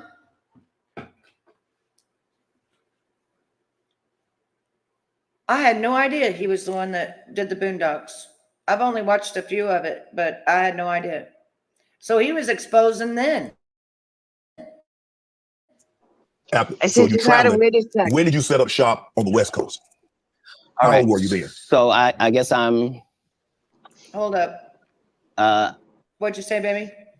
I said you had to wait a sec because this frigate car out here is driving like grandpa, and it's loud. It's gone now. Oh, okay. I was saying I didn't know that he was production of the Boondocks, where it exposes a lot of things in Hollywood. But it's actually Katt Williams that is that. And he had put Tyler Perry's segment out showing that he was zesty and what it was like working with him. And Tyler Perry was doing everything to shut it down. But I didn't know. I didn't know that was Katt Williams that was exposing. But that's Katt Williams. I didn't know. 18 or younger, and I once I have a child, I realize that I can't. There's a lot of things that I could use to make money. Who are you with Joe Biden's name? Look at this. Joe Biden sniff. SDA is here by what? Do you see this, SDA? Yeah, it's funny. The idiots. What's the point? Here by what? Oh, here. You don't know. What's your point? So stupid. You guys don't even know anything about Biden. Go do your research on how pathetic he really is. Yeah, and I'm Canadian. Always going to be here, weirdo. And I'm Canadian. Get it straight, dumbass. That's right. So keep on trolling. Come back with the picture with Justin Trudeau.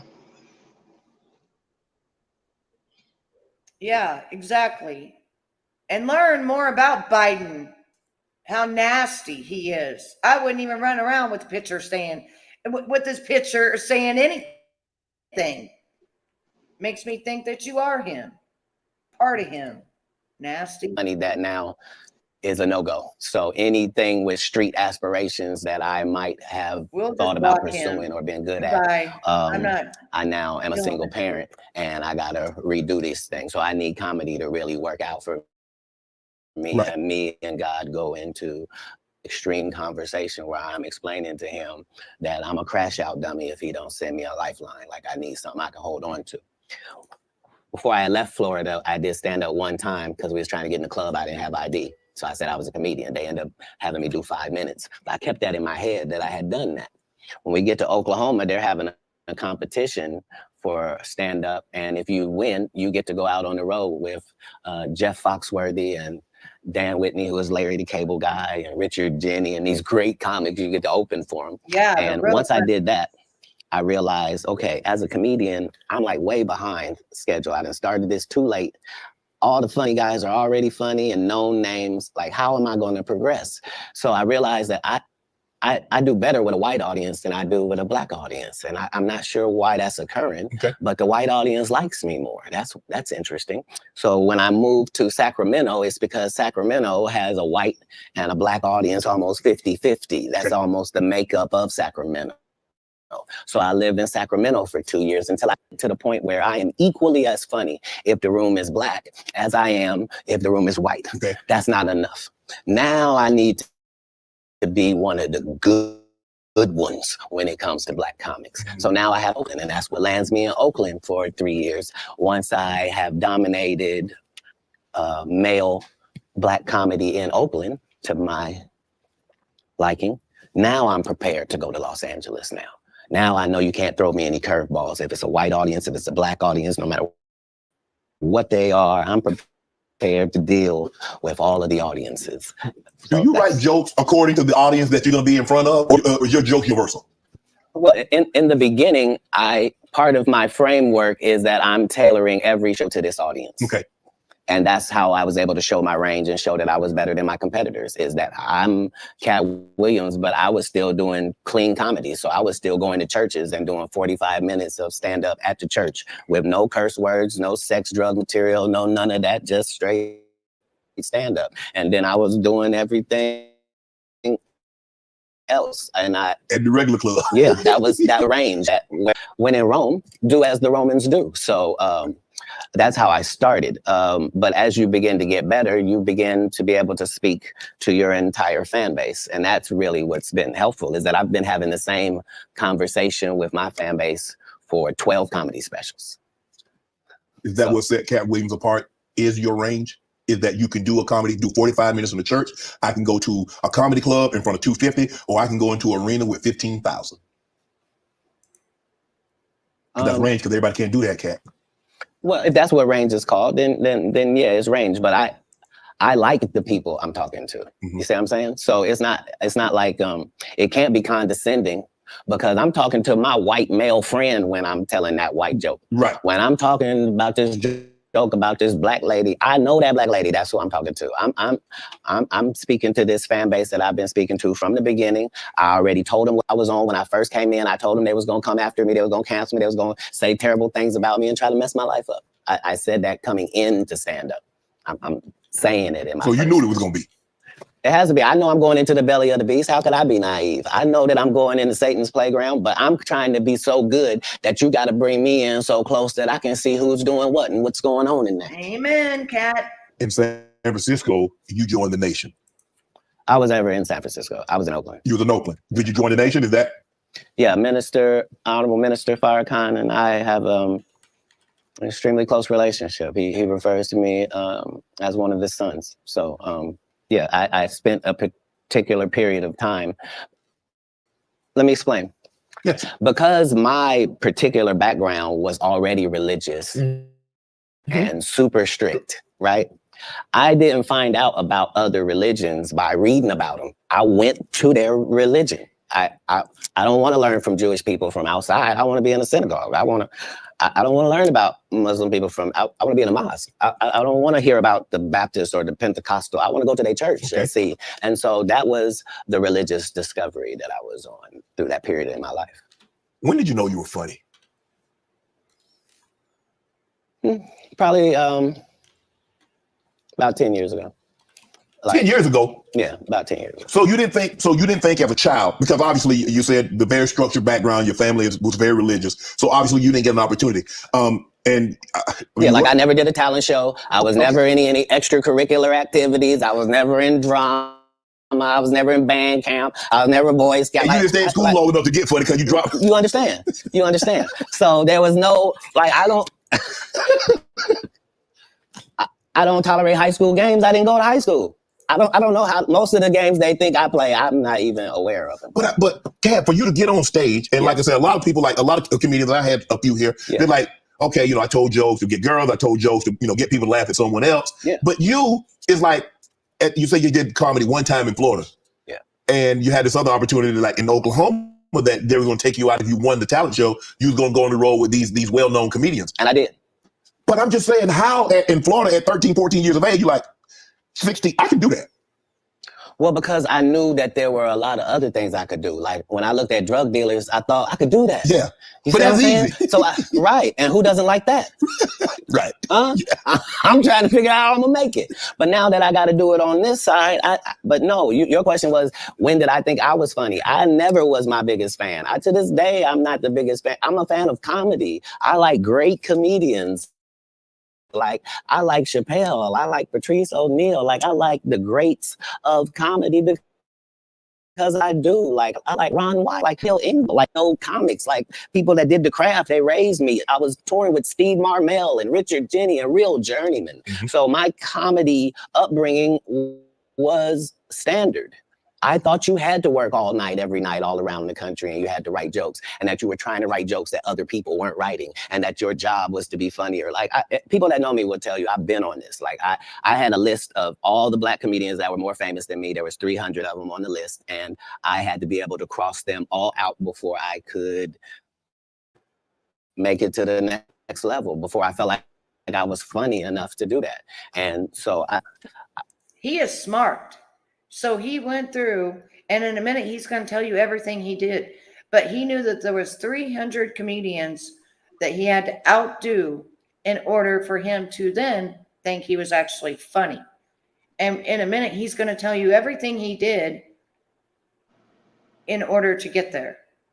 Very smart dude. I appreciate what competition does for sports and for my particular sport. And comedy is a sport. We'll give you the competition. Hey, baby girl. You remember, I was 5 years old. Oh, my goodness. Thank you. How are you, love? Nice to see you, baby. I ain't seen you in forever, it feels like. Thank you for becoming a beauty. It is so nice to see you, love. I hope everything's going well. I really miss you. I saw one of your videos the other day, and oh my gosh, I'm going to make me some of that, them egg rolls. I've been seeing that you've been doing that. And yeah, I've got it on 1.25 speed. So it's a little bit faster because, it's a long interview. But I really wanted to do this and touch base on this because, I always knew him as a great comedian, but I didn't know how smart he was and how he was actually here to gather information and expose everybody. And it was just the way he said the things he did and watered it down. Oh, yes, I've got to react to it. But I'm so glad that you're here with us, sweetheart. Days. Okay. So but I was reiterating God's word at that point. Oh. Now I just have to make sure that the content is good. If the content is good, what part can I not do? I'm a vessel. He's given me these gifts to be able to do certain things. So I just want to utilize them in my craft. That's all. Do you remember your first set? Mm-hmm. How long? 5-10 minutes? No. I think 3 minutes. 3 minutes. Yeah. Standing ovation, boos, some applause, some jeers. No, none of that. They applauded like I was a professional at it. But now looking back, I understand, because you got to understand, they were all thinking, he don't even look old enough to be in here. And we don't have any Black guys that live in this town. Right. Where did he come from? And then he gets up there, and for 3 minutes, he talks about the fact that he is the entire Black community. Right. And he is as disappointed in them. It looked like they looking for where the rest of them is. And so is he. And that was his set. But I understood from that point that the truth is really the commodity, and the fact that we are all individuals and all separate and all our own islands, but not in real life. In real life, it's only 5 or 6 different types of people, and you're gonna see them everywhere that you go. And all my enemies all look the same in the eyes, whether it's Faison, Wanda, Aries Spears, they all look like. Man, what you got to give Wanda Sykes? You think I don't remember that? Sir, Wanda Sykes and Wanda Smith are 2 separate people. I mean, Wanda Smith. And I had only said one name, sir. Wanda Sykes I'm is amazing. I love Wanda. And I agree. I love Wanda. That's my girl.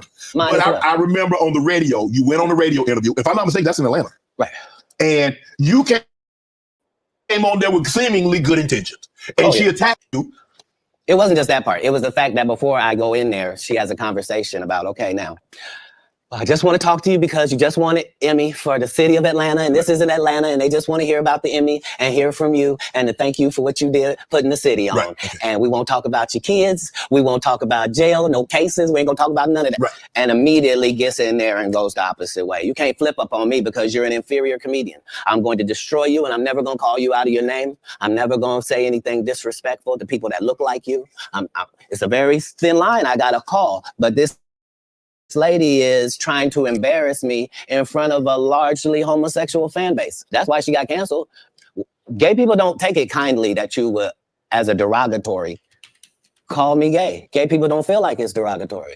So why are you trying to shame me with something in a community I don't even belong in? There's no gay people saying I belong over there or been over there. You did, but I have no hatred of over there, and how dare you? You did a number on it, though. Hey. You did a number on it. That's legendary. No, you either believe in karma or you don't. Because I didn't even know any of the stuff that she had done to my fellow comedians until afterwards. I just know that it was a setup. Right. And remember, they tried to kill me this same weekend, not in jokes, with a real gun in my real face on real camera. Understand, I'm losing my life for participating in something that goes along with my job. Like, just 2 comedians. What do you mean? And the world was okay with it because it was me. Had that happened to anyone else, the world went crazy when Will smacked Chris. This is a person pulling a whole gun on a comedian in the confines of their job. It's really a weird situation when they hate you that bad. Yeah. Yeah. You felt she hated you at that moment because you mentioned that she said it was going to be very professional. Oh, you want an Emmy? Congratulations. You put the city on. You own for the city. Yada, yada, yada. And now, did she mention anything about the Emmy on camera? I believe you saw the video and you know that none of that took place. See, all the comedians have to come do these radio stations because you have to sell your tickets. And so that means you have to go to the radio station. Yes. I don't go to the radio station and I don't make posts to sell tickets. I just don't. So you've not seen me. I'm not here in some subservient position where somebody sent me over. You here out of the kindness of your heart. You are. No, I'm saying interview situation. Yes, right. For sure. Yeah, and this person knew I wasn't there for that, But how hard? Because you have to understand, she is a female, and so you have to be careful. You have to handle her with kid gloves. Sir. You want to go ahead and take that out? You don't want to be against equality, do you? No. What you just said was very unequal, sir. Bruh, but I think maybe you've had enough of this. Because I think I just heard you say that women are not equal and should be treated unequally. That was funny right there when Katt got him right there on the equality of women and things like that. And baby boo got up. He needed his bottle and little change. Oh. So yeah, that was smooth how he played that out. Katt played that out and was just like, oh, so now you're saying women aren't equal to men? What are you saying here? I mean, the way he watered this down, but still just hit the punches was just phenomenal. I have to give him a standing ovation. I mean, I have to. He's so good. They want to be treated. You mean as a comedian? No. They want, listen, you understand and I understand. Yeah. In certain situations, they want to be treated equal. Not all situations. And what part of what you saw her get? She deserved everything you gave her. What part would have been different if she was a man? It would have just been more vicious. Yeah, that's my point. I took all the vicious and venom away because I didn't have any. Plus, I understood I'm not trying to offend Black women with short hair. I'm not trying to offend heavyset women. I'm not trying to upset fellow comedians. I'm not trying to do any of that. And I am qualified to be able to do none of that and still eviscerate you, because I'm smart enough to know that I need to say that you have gnarled fingers, because I know your limited education means you don't know what the word means. So you can't possibly respond to it. You're not sure of the meaning. And I'm going to continue hitting you because this is what comedians do. Right. You've been masquerading that you're a comedian too. And that's the fallacy. So nobody in boxing fights out of their weight class. If you're a 130 pounder, you don't just show up with the 160 pounders. You stay in your weight class. Now, is that what you wanted to do? Yes. No. That she was out of her league? That's correct on exactly what he's saying. Because if you are a fighter or a wrestler, you have to stay in your weight class. Well, this is the way I believe, as far as when it goes to men versus women. This is just me and my opinion, but I personally do not want to be a man. So therefore, I feel like with my husband, I feel like he's more superior, and I look up to him that way. And I don't feel like I'm equal to the men, because there's so many things that I can't do, that I don't want to do, that is mainly what men do. So I'm the type of woman that I want to be a woman.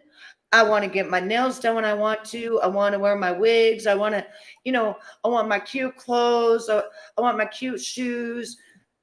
I don't have any desire at all to be a man. So therefore, I don't want to be recognized like as a man. So if they want to say, equal opportunity, I believe that, equal opportunity for us to be able to vote, for us to be able to drive a car, for us to be able to handle our own business, own businesses, things like that. But as far as wanting to compete with a man over manly things, no. I'm not going to compete with you with a car. I'm not going to compete with how strong I am against you, because men were built different than we were for a reason, for that exact reason, that we're women, some women, though, they think that they are men, and that's their prerogative as well. And some women are stronger than men, and some women can do more than men, so, but as far as I go and my thoughts on it, I want to be a woman. How about you, SDA? How do you feel? I'm proud to be a woman. Yeah, you don't want to compete against I don't know, a man. I don't have a man. But I mean, you don't want to, though. You know what I'm saying? Like, you don't want to go up against men and like compete, or even be like, do you like to work on cars? Is that your hobbies? You know what I'm saying? That's why when Steven goes out there to the shop, I don't go out there. It's not my hobby. It's not something that I'm interested in. And so like, I don't want to, it's not my thing. I like cars and that, but not to. Yeah, I like to look at them. Yeah, but I don't like to pull motors out, and I don't like to change tires. I just don't. That's just not something I like to do. I like to shop. Give me shopping, or give me shoes to look at. I'm all in. Yeah, but man came out to me and said, "Pick a car up for me." I look for a car for him. But I wouldn't be looking for no car. Yeah, now that's the other thing, is in some countries, like North Korea, I saw, they don't even allow a girl to ride a bike because of their physical appearance and how it will entice a man if you ride a bike. Like, these are things that I never thought was true, but it's true. But in North Korea, ride a motorcycle with my ex. I mean, I didn't drive it, but you rode on it. Yeah. Oh, I've rode on Harleys, and Steven had a Harley. But just imagine the women that can't even ride a bicycle or drive a car. Now that's where I think that the equality comes in. Yeah, we should be able to drive cars. We should be able to ride bikes. And I'm talking a normal bicycle. They're Did you not say allowed North to ride a Korea or normal South? bicycle. Did you say North or South? North. Um, North. that's because North. they're all living free North. over there. The worst. Yeah, they're not even They're not allowed. allowed to do Nobody's nothing. allowed to wear blue jeans. Yeah, they're not allowed to even watch TV unless it's the president on there. Like, Yeah, they have 3 channels, and it's all about the president and how they're against America. Yeah, we know. yeah, they're not even allowed. Did you know they're not allowed to listen to music or anything else? Yeah, I know a lot about North Korea.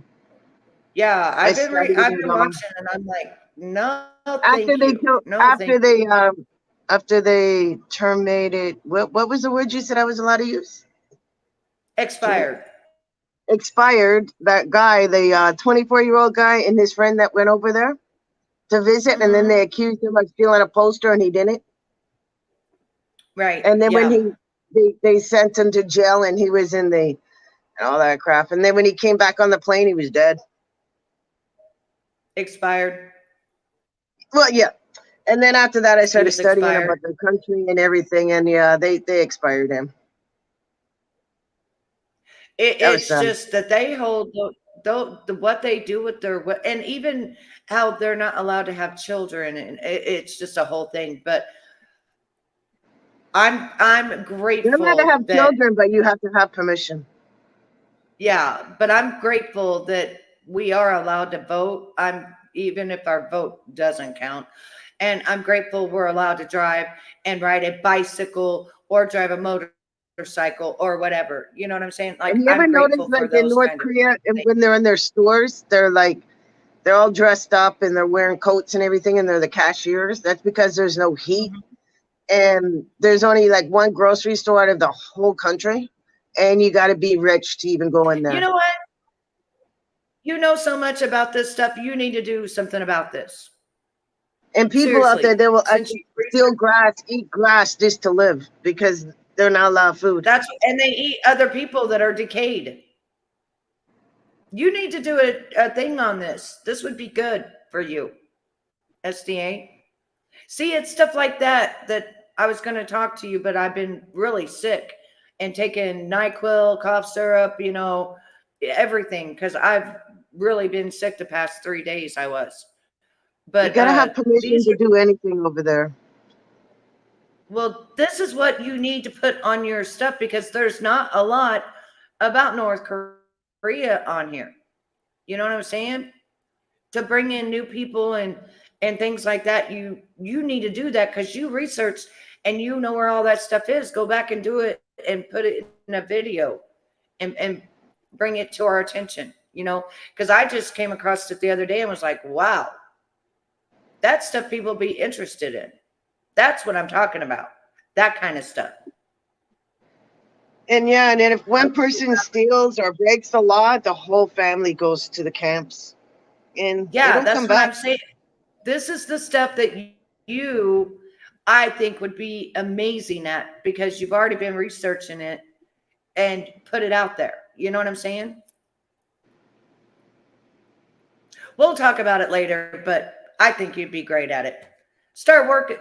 Go from when you found your stuff, go back through it and start getting you a video together and present it and do it at like 8 p.m., something like that. Well, right now I'm doing USA Jeffrey time or whatever. And that Jeffrey, I'm doing Jeffrey right now. And with the new papers and that, it's all here talk. There's really nobody on the list. It's hearsay. That's it. I mean, what the hell is that? Where's the list? No. The stuff that I sent you in our Discord that's not the list I'm waiting for. I'm waiting for the list. They said they were going to come up with more people, but it's really just lawyers and politics and stuff. And it's just hearsay. Yeah, it's all that all those people I sent you are all people you don't know.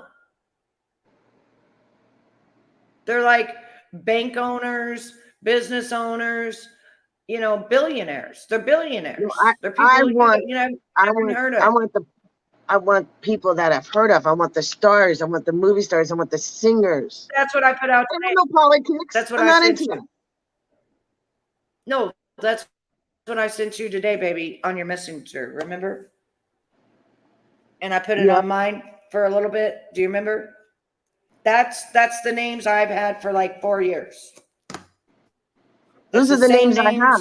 And Those are the names I got have, but they're supposed to come up with a new, Betty, they're supposed to come up with 200 more new people Well, yeah, they're on all top in of it. that list.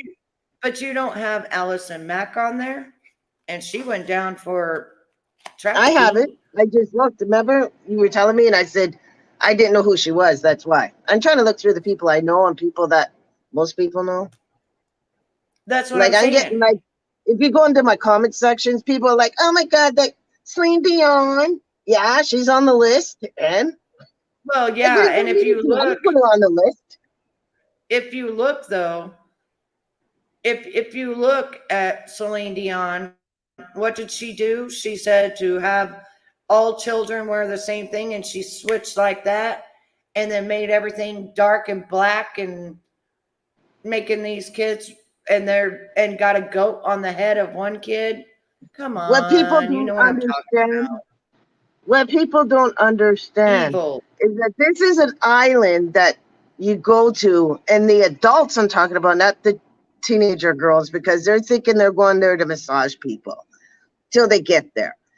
The adults that are going there know why they're going there. They know exactly why. It's not like, No, they're I on a just told honeymoon. you. No, No, but I I'm just told talking about you. the people that are comment and stuff onto my channel. They're like, oh, not all of them are there for that reason. How? All of them are there for that reason. Yes, they are, all know because it's why a they're going. ritual. It's Right. But a lot of people okay. don't So understand straight that. up, this is how. Okay, so next time that you have a comment like that, right? This is what you need to say: is once, yes, she was groomed at 14. Once they sell their souls, they then get on a plane and they then go and do what I told you. And that's what you need to put in your comments. That's what you need to actually say. And Celine Dion was You need to 13. say that's where they did the actual ceremony to put you into their whatever the hell you know what I'm talking about. That's what you need to say. But I'll go back to our video. When it came to, because I didn't want to do any of it. I know you didn't want to, but when she took it there, did you feel that you had to go there? Oh, you Go could where? You could have said, Wanda, I didn't come here for that. I just want to do the interview. I just want to talk about what happened. Oh, you misunderstand my job. My job is to be funny. My job is to be funny first. My first job is to be funny. My second job is to be respectful. My third job is to be immaculate and Gaza strip it. That's non-political. I'm saying, if you do it, you let a terrorist accidentally touch over here, and I won't stop burning you down until there ain't nothing left. It'll literally be rubble on top of rubble, and I'll still be bombing. Why? Because that's why you should mind your business. This is what F around and find out is about. Right. Yep.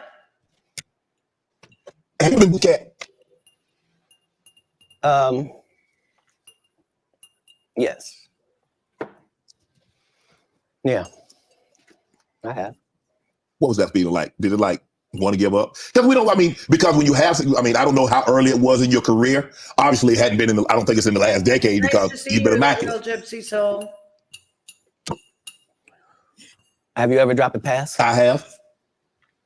I've been booed too. You know the little segment between everything is fine and I got it, and then you noticing where it is now? Mm-hmm. Yeah, it's that. The thing about as a comedian, the audience's opinion is the only opinion that matters. Not. I want to tell you, Gypsy, thank you for being here. I'm glad that you're here. And Cinnamon knows she's my love. I missed her so much. I know I don't know you that well and stuff, but I am glad that you are here. I didn't even know that you was sub to my channel. But hopefully one by one, people will start realizing that other people were just throwing bombs at me because of jealousy and just being hateful and hurtful, and that those bombs, none of them are true. It's the exact opposite. And as I sit here today, it should show you that none of them are true, because I would be sitting in prison, because my state doesn't fuck around at all. They got so many clear laws now due to my grandpa getting off and things like that, of technicalities for what he had done to me, that they even said to me, if they find one thing on my electronics, even my own grandbabies, that wasn't clothed right, I would be looking at 20 fucking years in prison. And I would not be sitting in this chair right now that I'm sitting in and being a free woman. And I'm glad that people are starting to use their own brains to see and realize what's true and what's a lie. And in 2024, it's the year of truth. And I hope more people wake up and start using the brains that they have, instead of just listening to other people and going with it and saying, oh, yes, she did this. Oh, yes, she did that. Oh, yes, when none of it is absolutely true. It's all false. It's all false. It's all lies. And what's the liar? What's the liar? That's the deceiver of God, right? That's Lucifer. That's the person that was thrown out of heaven. That's right. Lucifer. The person thrown out of heaven because he was trying to turn people against God. No, he was thrown on know? YouTube. Oh, well, yeah. We call Easy Lucifer now, but that's just because of the way he is, the actual way he is. Evil. When he said that I should be shot in my face and in my head, I still haven't gotten over that. I'm still like in I would never get over that. about that. I'd But maybe move forward, that's neither. but never forget. I will never forget it. And I mean that, Dink had someone come over and say that to me at my other job, but for him to come up and passionately say it and mean it. And if nobody can't see through his bullshit after he did that to you, Lucifer, then they're just as bad as him. Yeah, and how would they feel if he got up on their panel and said that to them? Oh, it's always different when it happens to them. People need to be thinking, you don't know this man at all. You've never met him in person, and you believe in everything he says?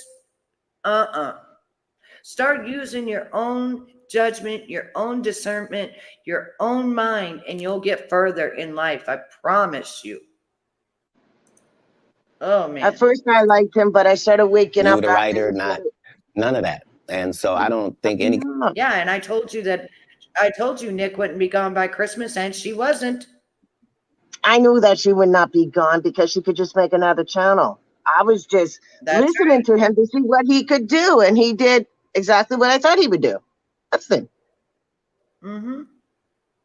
Gathering up all that cash from all them ladies. That's the only reason. And I have that clip too. And I have those clips about him saying, "Oh, his lawyer, dumbass. You need money to have a lawyer, okay?" Yeah. And here in Canada, they're not going to give you a 30-minute interview over the phone to talk about YouTube. Right. Exactly. They don't give a shit unless it's actually defamation. And no, there ain't nothing being said about him that was defamation. But a lot has been about. How many lawyers do you have? He ain't got and he's none. on YouTube making money, so he got no lawyer. I mean, you live there. You know how hard it is to get lawyers and how much they have to have down. And who in the hell is going to take a YouTube case with a guy with 3,000 fucking views or 3,000 subs? Are you kidding me? Nobody, unless he's It. He doesn't know anybody. He just took it down because he didn't want to go to court. That's what it came down to. He's already in trouble, baby. Don't let that thing fool you. Anyways, back to our program. Comedian has ever been booed unnecessarily either. They deserve it. Oh yeah. I'm saying. What do they say when a guy shoots the air ball in the NBA? They say air ball to make sure everybody knows. But again, he still got to get back on D. Right. Like the game didn't end. He don't get to throw his hands up and sulk. That's supposed to be used as a learning experience. Most comedians don't get booed enough. I mean, this is how you end up with a Michael Blackson who's a real African doing a fake African accent. Okay, this guy is mad at me. All I did was give him the best advice of his life. Remember, he was wearing dirty dashiki. I told him he needed to dress to be in the position that he's trying to say that he's the African king of comedy. Sir, there's actually comedians in Africa doing comedy. If you're going to say that, you got to go to Africa and get a school, dude. Everybody got, you got to put in some work. And these guys, they take my advice, they change their whole persona, and then they hate me for it. And generally, I'm just too big to comment or make a statement about it or do a live or any of that. But when it gets to be a whole grouping of these guys, I got to come and talk to Shannon. I got to lay it down at the altar. You know every comedian. This is the other side of Kirk Franklin prank. This is the reckoning. 2024. The reckoning. You watch it. You know every comedian that's been on my show. You watch every episode. No, that's not what you said. You said I know every comedian. You know every comedian. You're limiting me. Oh, you watch every episode because you know things. You know things. That's always where I'm trying to come from, whether it's comedic or otherwise. That's why even if you see me get arrested 10 times in a row on TV, as a fan of mine, you can be like, he's gonna be right out. Yeah, but they just say it. He didn't do it. He couldn't have. It's stupid. Why would he do something stupid knowing he got to come back and talk to us? Nah. They respect that every time it happens, I'm going to be free as a bird sitting out here talking to you about it, that it really was what I said it was. That's all. Amen. You end up, you come down, you're in LA. Yeah. Now, I'm reading Katt Williams won Cedric the Entertainer's and Anheuser-Busch Best Los Angeles Comic Award. Did you win that award, won Katt Williams? It's a simple yes or no. It's not a rhetorical question. It's a question that probably should have been asked to Cedric the Entertainer. I'm asking you. I got you here, though. I know. I couldn't believe Cedric didn't get asked that question. You still a dude's joking to give him an award, and then 10 years later, you don't know nothing about it. Hey, but I promise you this. What? If he sees me again before he sees you, he'll be talking different when you see him. That's for certain. That's the difference. That's what these comics understand, is that I'm not doing nothing for clout. I don't even recognize clout. But eventually the Lord is going to let me and you be in one hallway. A lot of these dudes go, Kevin Hart done went 25 years without ever being in the same building with me at the same time. If I go in the building, he walk out. You've never seen us in the same building ever in 25 years. Like, it's like that. Why? Yes, because I'm really the product. It's not what you think. I am never under the influence of anything. I'm always in my right mind. I'm always a physical specimen. And when you see me, I'm much, much bigger than you had thought. I have far less play in me than you would like. And I'm relentless. I'm out there. I'm still, to this day, I play 11 games of basketball with a 20-year-old. The record is 92-6. This is just in the just to the rack, just because. You work out, Cat? I mean, no, you work out, Cat? Not to the gym. You don't work out at the gym? You do push-ups, sit-ups? My whole life, it was just push-ups and sit-ups only. I would do like 100 push-ups a day. Just. I thought you were going to say 1,000. No. Because this is literally every day. Right. This is not for the gram. You know what I mean? Like literally 100 a day. And I would do push-ups, and then I tore both my rotator cuffs. And so it was only thanks to golf that I was even able to get my You a golfer now? back. I've been a golfer for quite some time. My short game is impeccable. I can't get you but 2 and some change off of the tee, but I'm still coming in for par guaranteed. Are you playing for the tips? No. I've found that you don't get anything for that. It seems very egomaniacal. They go, hey, Cat, for free, you can go further back. Hey, wait a minute, does it still count the same? Hey, I'm up at the ladies' tee. Don't tell me my pronouns. On the golf course, I'm she, her, him, them, and they. Whoever at the front tee. I know we're joking. We're having a great conversation, but you did win the award. How did the award help? It had to help some, Katt. Nope. No. God, come on, Katt. I didn't remember it happened till you just said it. How can Cedric give you an award that was worth something? Everything Cedric and Ricky Smiley ever been in got canceled for not being funny. Ricky sat here and told you that they cut him out of every movie he did. They always had a reason. Like, that's why I'm funny, because I'm a happy person. I laugh all day long. I can't even imagine the misery of these bums. Doesn't not be good at what you do, not work hard at what you do, but have to act like you the best at what you do. It is crazy. It's crazy. But they be touring, they be doing like 100 shows a year. That's me. I don't run into none of them. That's what I'm saying. If you a Faison Love fan, you mean you've been a fan of him for 32 years, you still waiting on him to do his first special? You mean to tell me if Steve Harvey your favorite comedian, you mean you've been waiting for him to do stand-up for 15 years now? I mean, Steve got a lot of other DL's still out there. None of those irons matter to stand-up. Who cares that they wrote a placard for you Family Feud on? Like, you're successful because we're surprised you can talk for a living and it's entertaining that you're going to say some funny country things. But not a writer. Right. Not a writer. How did you develop Money Mike and get it? I mean, everybody talk Money Mike. How did you come up with that and said, you know what, this is how he should dress, this is how he should talk, this is how he should look, this is the kind of whip he should ride, this is how he should talk? So if you'll remember that was my first movie, just understand that what I did then, I've done with every single role, whether it was an Emmy-winning role or whether it wasn't, whether I was playing somebody homeless, whether I was playing a dirty vagabond on Atlanta, whether it was an eccentric guy in First Sunday, regardless of what the role is, the first thing I do is erase from it. Okay. What I would naturally do. Mm-hmm. That's what I'm not going to do because I'm playing a different character. Okay. Right. So I then create this person based upon real life circumstances. So I don't have to wonder what a pimp thinks because I've been in that position for a little while. I also worked manual labor for some time in my life, so I don't have a problem paying somebody that works and being a go-getter because I'm a go-getter. So I bring whatever I can to these characters. I was able to, the first week that I got the script, there was a pimp guy that used to be a pimp, but he wasn't anymore. He was a rapper now, and his name was Mac Minister, and he had been a pimp and was getting ready to be a rapper. And I had never done a movie before. I was a stand-up, and I'm getting ready to do the movie.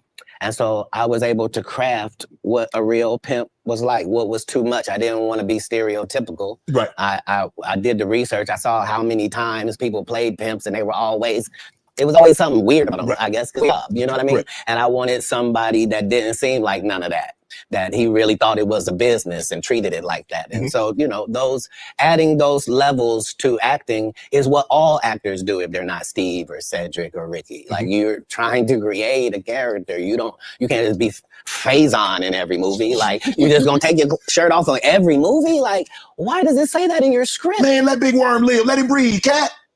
Let Big Worm breathe. Stall him out now.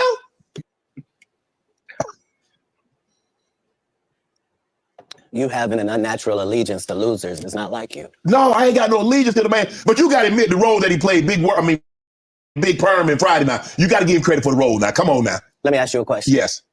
If what you're saying is correct, why wasn't he in Next Friday or Friday After Next? I mean, his role, it wasn't good.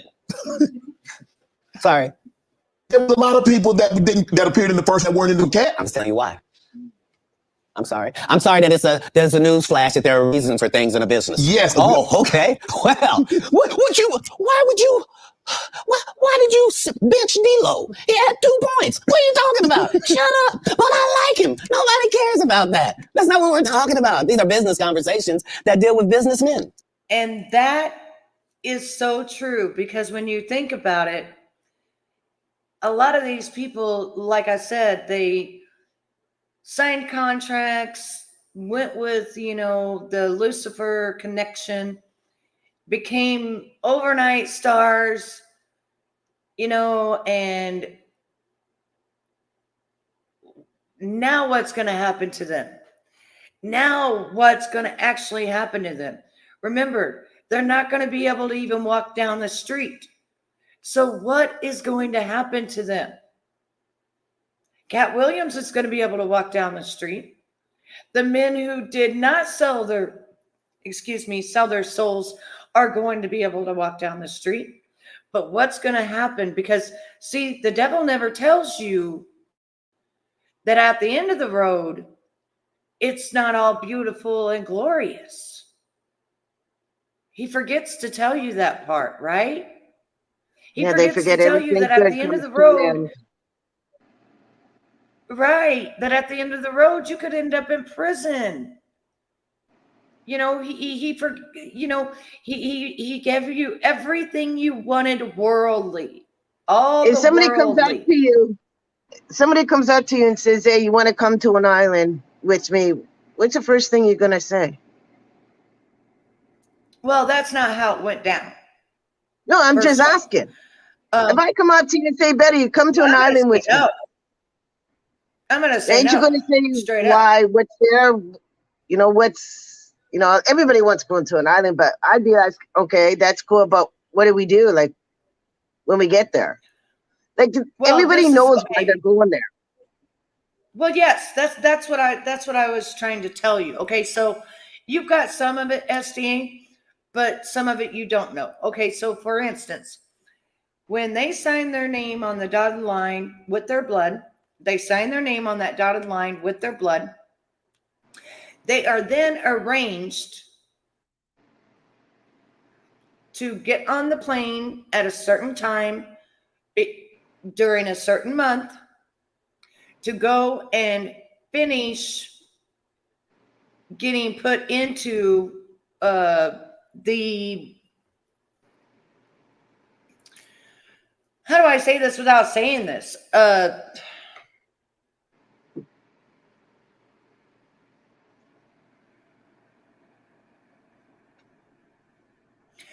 They actually don't know what they're going to be going there for. They just know that it's part of what they signed up for. Does that make sense? And they know that they've got to go there to finish it off, to make it final. Do you get what I'm saying? Like, some of them actually came back honestly traumatized. And if you listen to some of their interviews, they talk about how demons are following them and they can't sleep and all this crazy stuff. I haven't heard of that, but Lady Gaga, her assistant came out and said she had to sleep with her in her bed because she was terrified because demons were coming after her.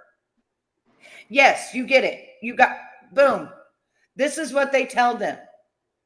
Now, after you've signed on that dotted line with your blood thumbprint, okay, you're now going to go to a different place to be on got to be on a plane, got to sign your name so that if you expire, we know where you are, and you go and do that.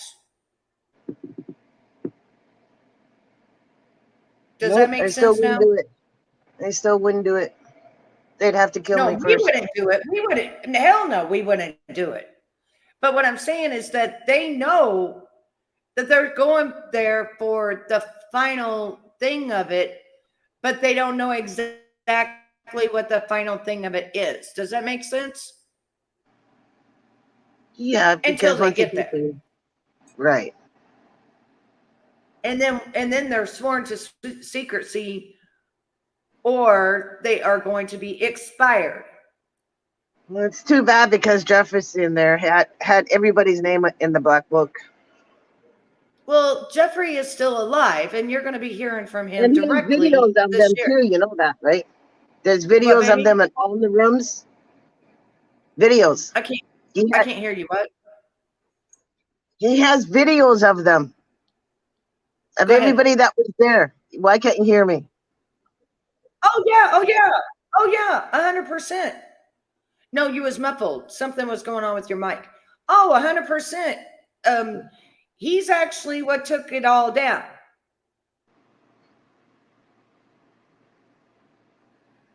And you say, and the Does that make FBI sense? took all the videos. They had it all. Remember on the Q website, it showed what was underground, which I can't show you guys on here, but I will go to Rumble. I'll make a video. I'll go to Q's thing because he's still up. And he posted last November, not this last November, but the November before in 2022, he posted. But I will show you the pictures of what actually went on. And he even said, I'm surprised they let cell phones in.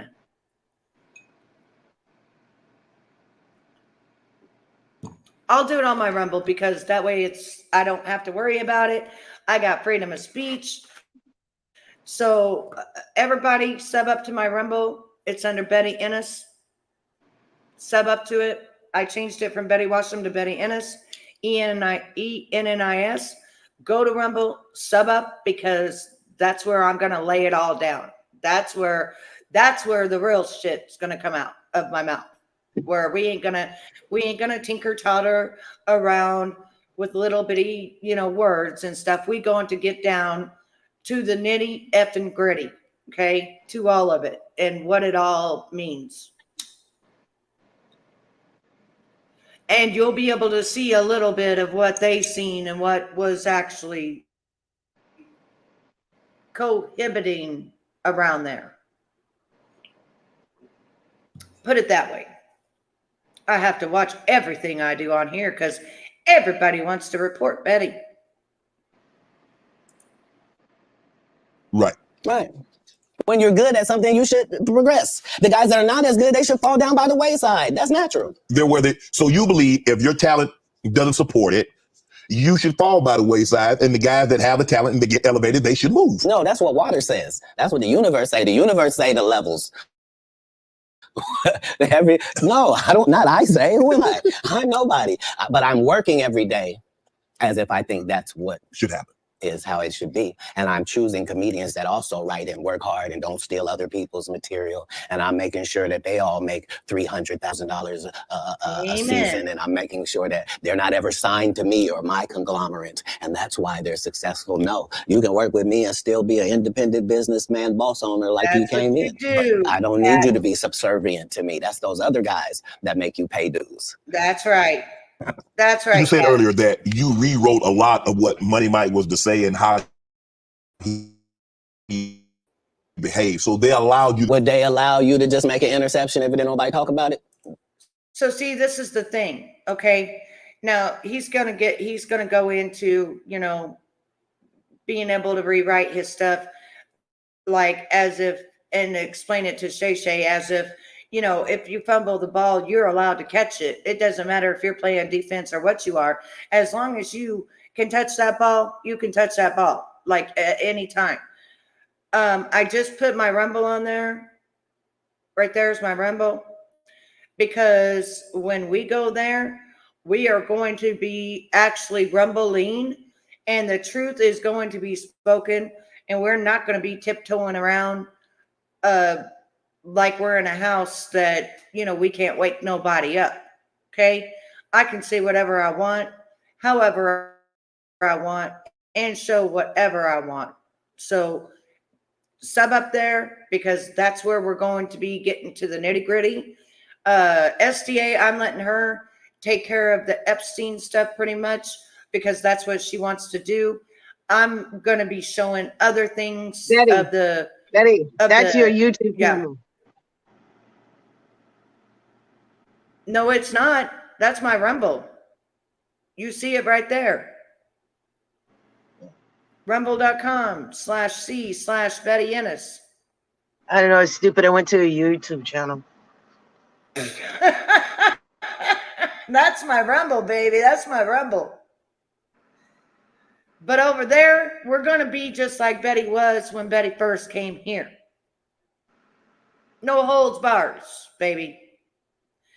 But I will be showing the pictures of the tunnels, and I also will find that lady and some of her videos of what she talked about with Stephen Hawkins and that kind of stuff. I know I can find them archived. I know what I'm looking for. I know I can find them. But we're going to get down to the meat and potatoes, and I'm not going to be tiptoeing around the house like I'm trying not to wake somebody up. Did you all sub up? Because I haven't been on there for a reason. I've been waiting. Am I not sub to you there? No, you was sub to the Washam one. You wasn't sub to my actual channel. Because see, I have one that says Washam, and then I built a channel, an actual channel. All right, thank you, girl. Appreciate it. Because that's where we're going to get down and dirty. That's where we're going to be. We're not going to tiptoe, honey. We're gonna just speak it. We're gonna put the truth. And now I'm not the crazy one that I used to be, you know. Cinnamon does have a channel on here, and she does. Wait, I gotta make Cinnamon a mod because she's not a mod no more. Hang on. I gotta make her a mod. Cinnamon, can you put your link down for Real Gypsy Soul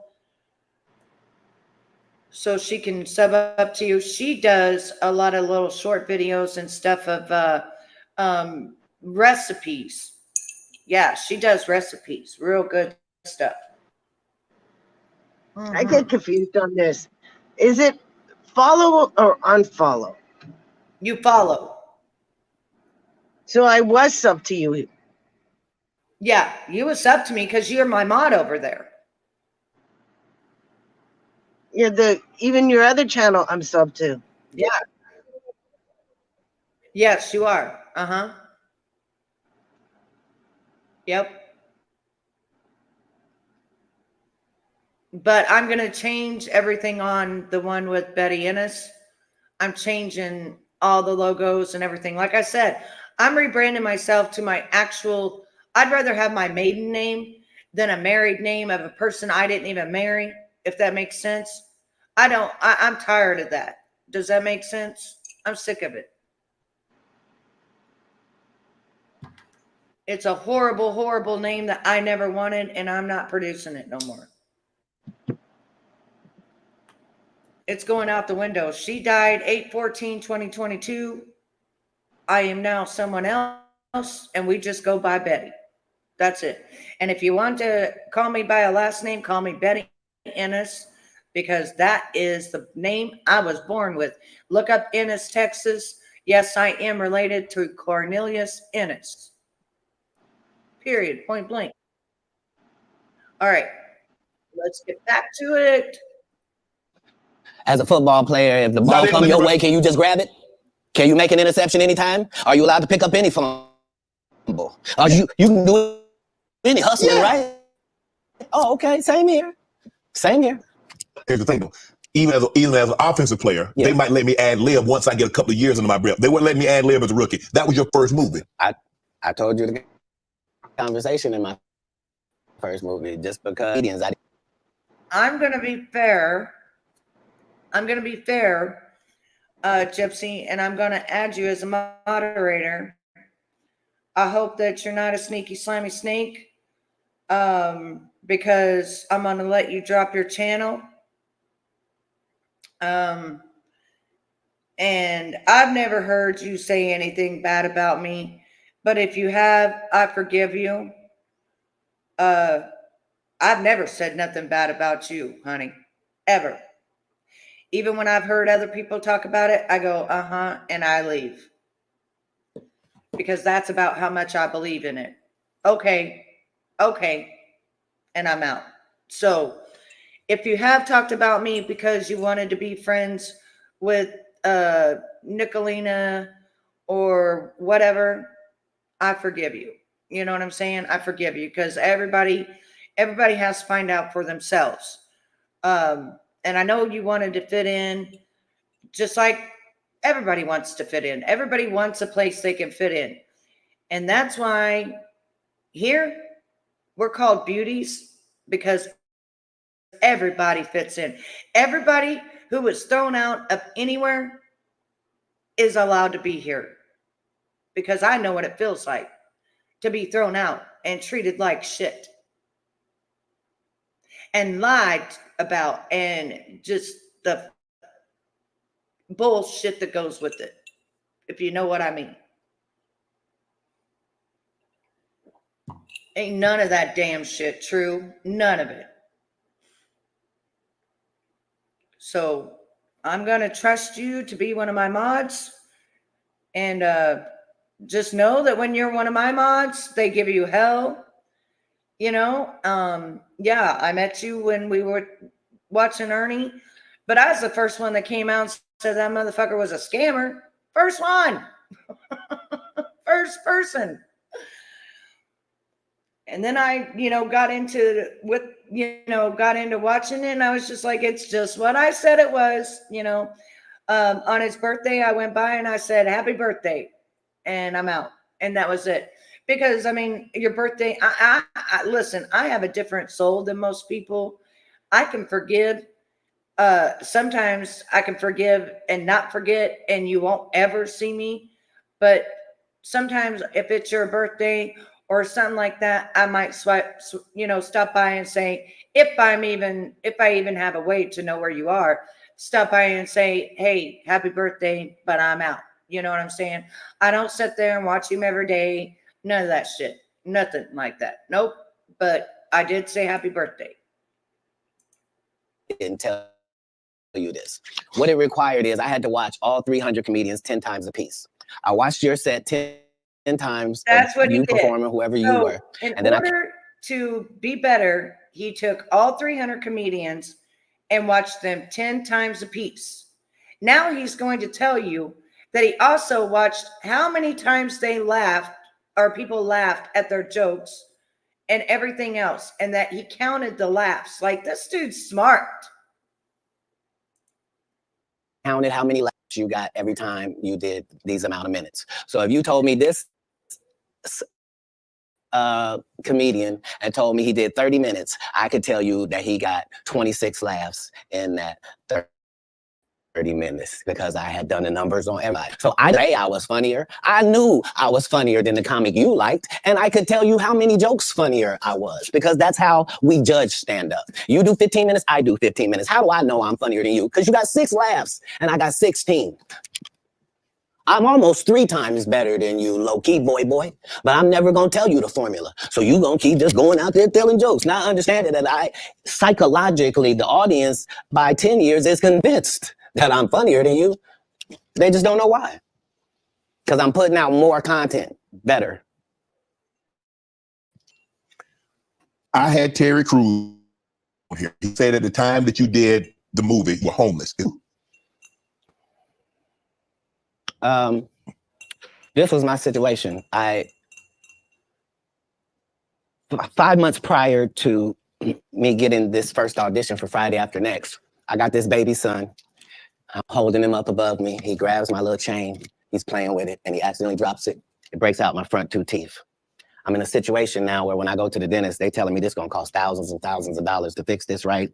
They're not telling me what it's gonna look like. I go get an estimate with no money involved, find out what I need to do. They find out you got a tumor in your upper jaw, so we're gonna have to do a whole surgery for you. It's gonna be 100 bands. I don't have it. And I'm only gonna have this check from this movie. So while I'm doing this movie, we live in this trailer. This is where we live. So when they come to work at 5 in the morning, we already there. Let me explain something to you. At this point, I almost teared up, because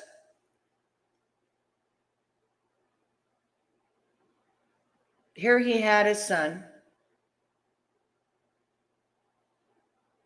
His 2 front teeth have been knocked out by his baby son, by his baby grabbing his chain and hitting him, you know, in the mouth.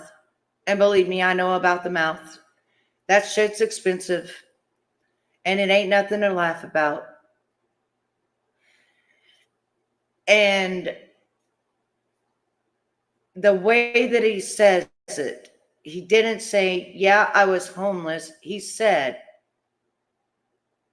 what had happened and how him and his baby was at the trailer, meaning the trailer that you get ready in, and they were there every morning. Meaning he lived in that trailer with his baby during this movie. This movie depended on him getting a home, getting his mouth fixed, because he also had a tumor up there. This movie depended on everything. And that's why he wrote his ever-living ass off for this movie.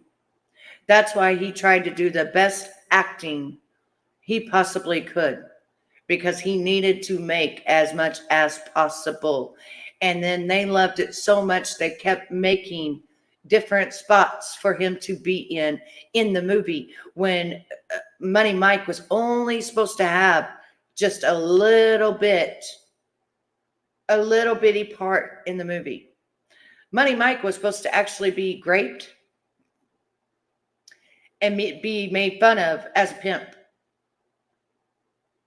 Katt said, take all that out. Let me rewrite it. As he rewrote it, they kept putting Money Mike back in.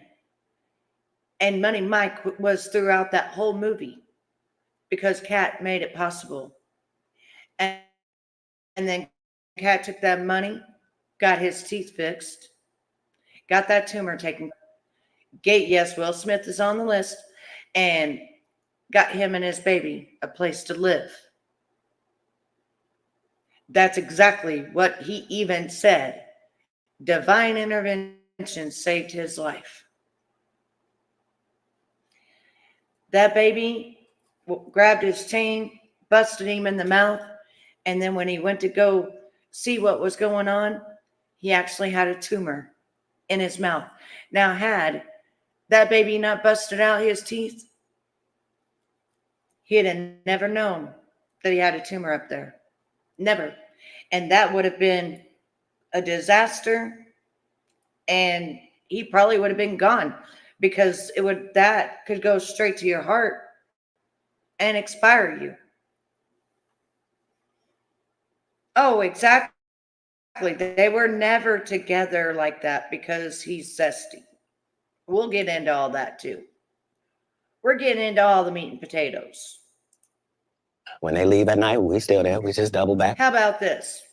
Let me explain to you all of this, okay? I'm coming out of retirement from what I used to do when I go to Rumble, if that makes sense. I've been retired for the last couple of years, but I'm coming out of retirement, and I'm going to show you my investigative skills, and I'm going to show you what I know, and now I won't be so crazy, because now people are already waking up and seeing, hey, that woman, she wasn't crazy. That woman knew before we all knew, and we didn't listen. I'm coming out of retirement, and I'm going to show everybody who I am, what I do, why I do it, and I do it for the goodness of the people. Because, if I know something about someone, right? And I don't tell my best friend, and you're paying all this money to go watch them at the movies, and you're thinking that they're hot, and you're thinking that they're this, and you're thinking that they're that, when behind the scenes,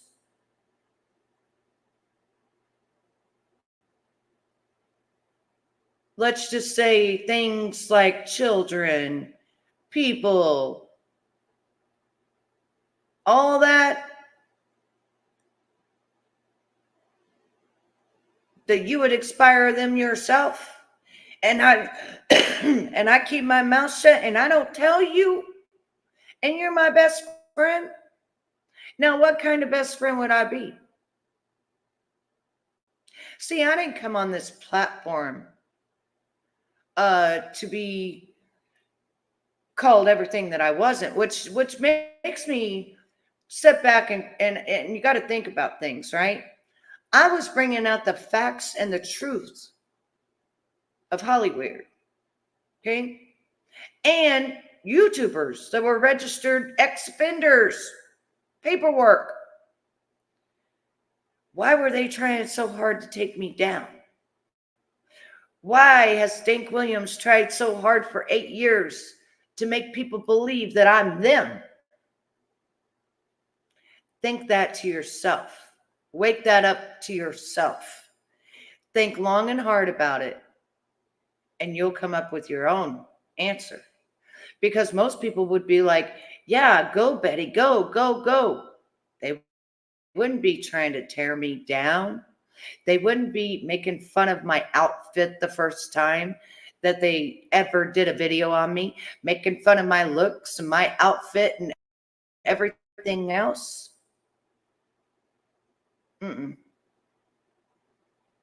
So just think about what I'm saying. I was too close to the source, and a lot of them mofos got paid thousands of dollars to mass report my channel.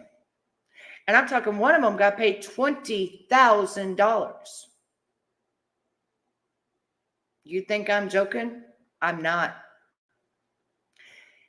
And the woman who paid the other woman, which she goes by Krabby McCrabface now, which is actually NSC lady, which is an ex-heroin addict, been arrested 22 times for heroin and prostitution, never took me down, but sure did take the money from Dr. Lori. And it was about $20,000, a couple of laptops, iPads, and fucking phones to record me.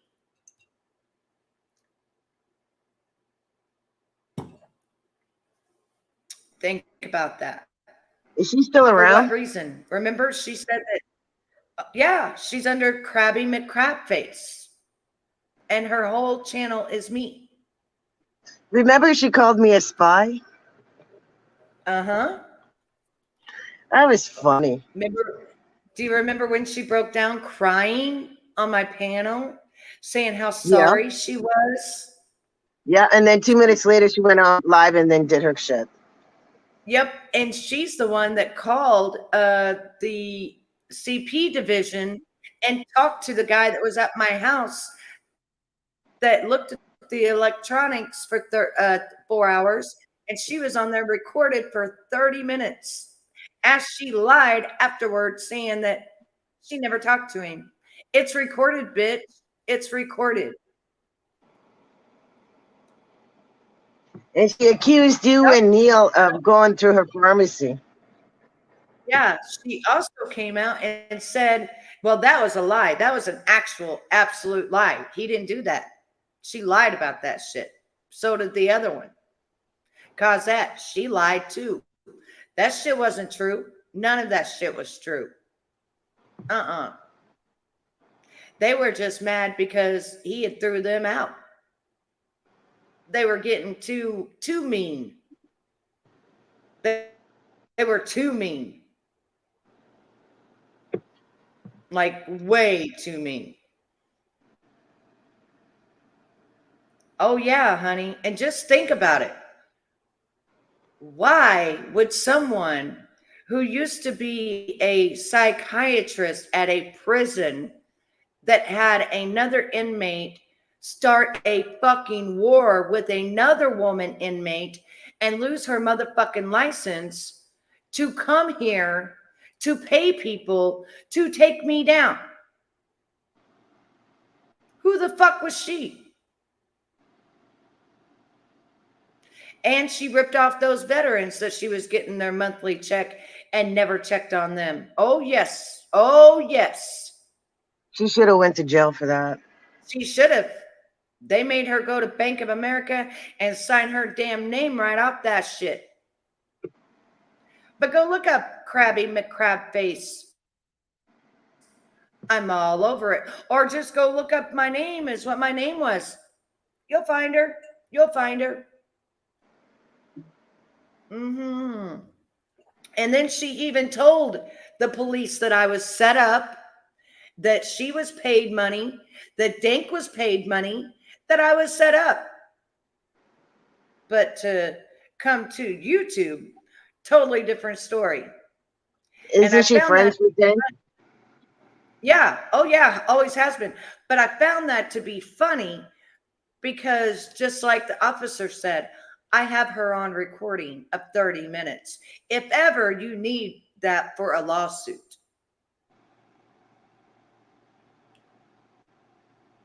Oh, yeah. She just, I mean, she almost, listen, she was so bad on heroin and shit that the guy that moved her into that little shack trailer on his land, she even said herself that she almost ruined his life. Whatever the fuck she had done, because she used to live in that house, but whatever the fuck she had done, she almost ruined his life. Yeah, didn't her husband put her in the backyard? No, it was a guy she was dating, and she almost ruined his life. And yeah, but that's he just stuck her crazy. in. Someone's going to put you in the backyard and you're going to stay there? Hell no. Actually, he didn't put her in the backyard. He put her a little ways away from him, and it was to keep a fucking eye on her. That's a bit weird. She wasn't even allowed to go to the big house no more or nothing else because she about ruined his life. She said it herself. And in that trailer that she lives in, it ain't got no water. It ain't got nothing. She does her dishes outside with the water hose and shit. She was live doing it. Wow. Whatever. I'd rather live in a motel. She can't afford one. But she made Well, bank off of all those Dr. checks. Lori. Stealing all those checks and making money. Do you remember when she even said, oh yeah, she did. Do you remember when she said that what was it that she said that that I had went and super glued her ignition? And I used to say I was on a broomstick, I guess, because I didn't leave my motherfucking house to go to damn Arizona. She made that shit up. And who would have ever thought of super gluing someone's fucking ignition? I think it was all made up. But she got $5,000 right off the top from Dr. Lori. See, Dr. Lori was my big tipper. $100 here, $200 there. And she had to get in with Dr. Lori. But then she just used Dr. Lori. I mean, used that woman for everything, But They're right not off the friends top now? was $5,000. Right off the top was $5,000 for her fucking piece of shit truck. What? Are they still friends? No. Yeah, I Hell remember no. the truck. Hell no, they ain't friends. Just buy a new truck. Jeez. Do you remember when she put in the dictionary, the urban fucking dictionary, that Washam Warrior was a drunk, drug head, sex trafficker? Do you remember this shit? And I had to contact the urban dictionary and get that fucking shit off of there. No, I don't remember that. You know how much she I did? don't I can't forget remember. this shit, dude. She literally bought a fucking cup.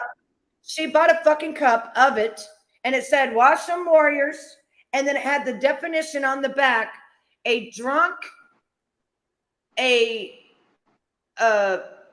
drug user, drug abuser, a sex trafficker. You see how she's talking about herself? You see how she's talking about herself? Yeah, she was talking about herself, but I literally had to call Urban Dictionary and get that shit removed. Now imagine being in the Urban Dictionary. I don't know what that is. When you open I know it what up, a it's the dictionary is. dictionary. Oh, it's like actually the dictionary? The dictionary. So when you put in Washington Warriors, it would show the definition: a drunk, a drunk drug sex trafficker. Well, whoever what put it it in the said. dictionary is an idiot. It was her. Oh, she's the It idiot. was her. And then she went live with the cup, and she goes, "See my new cup?" And it said Washington Warriors. And then on the back, it was written. So then I go to the motherfucking, look up my name, and that's what it fucking said under my name in the Urban Dictionary. Wow. I'm telling you, when I tell you I've been through it, I've been through it.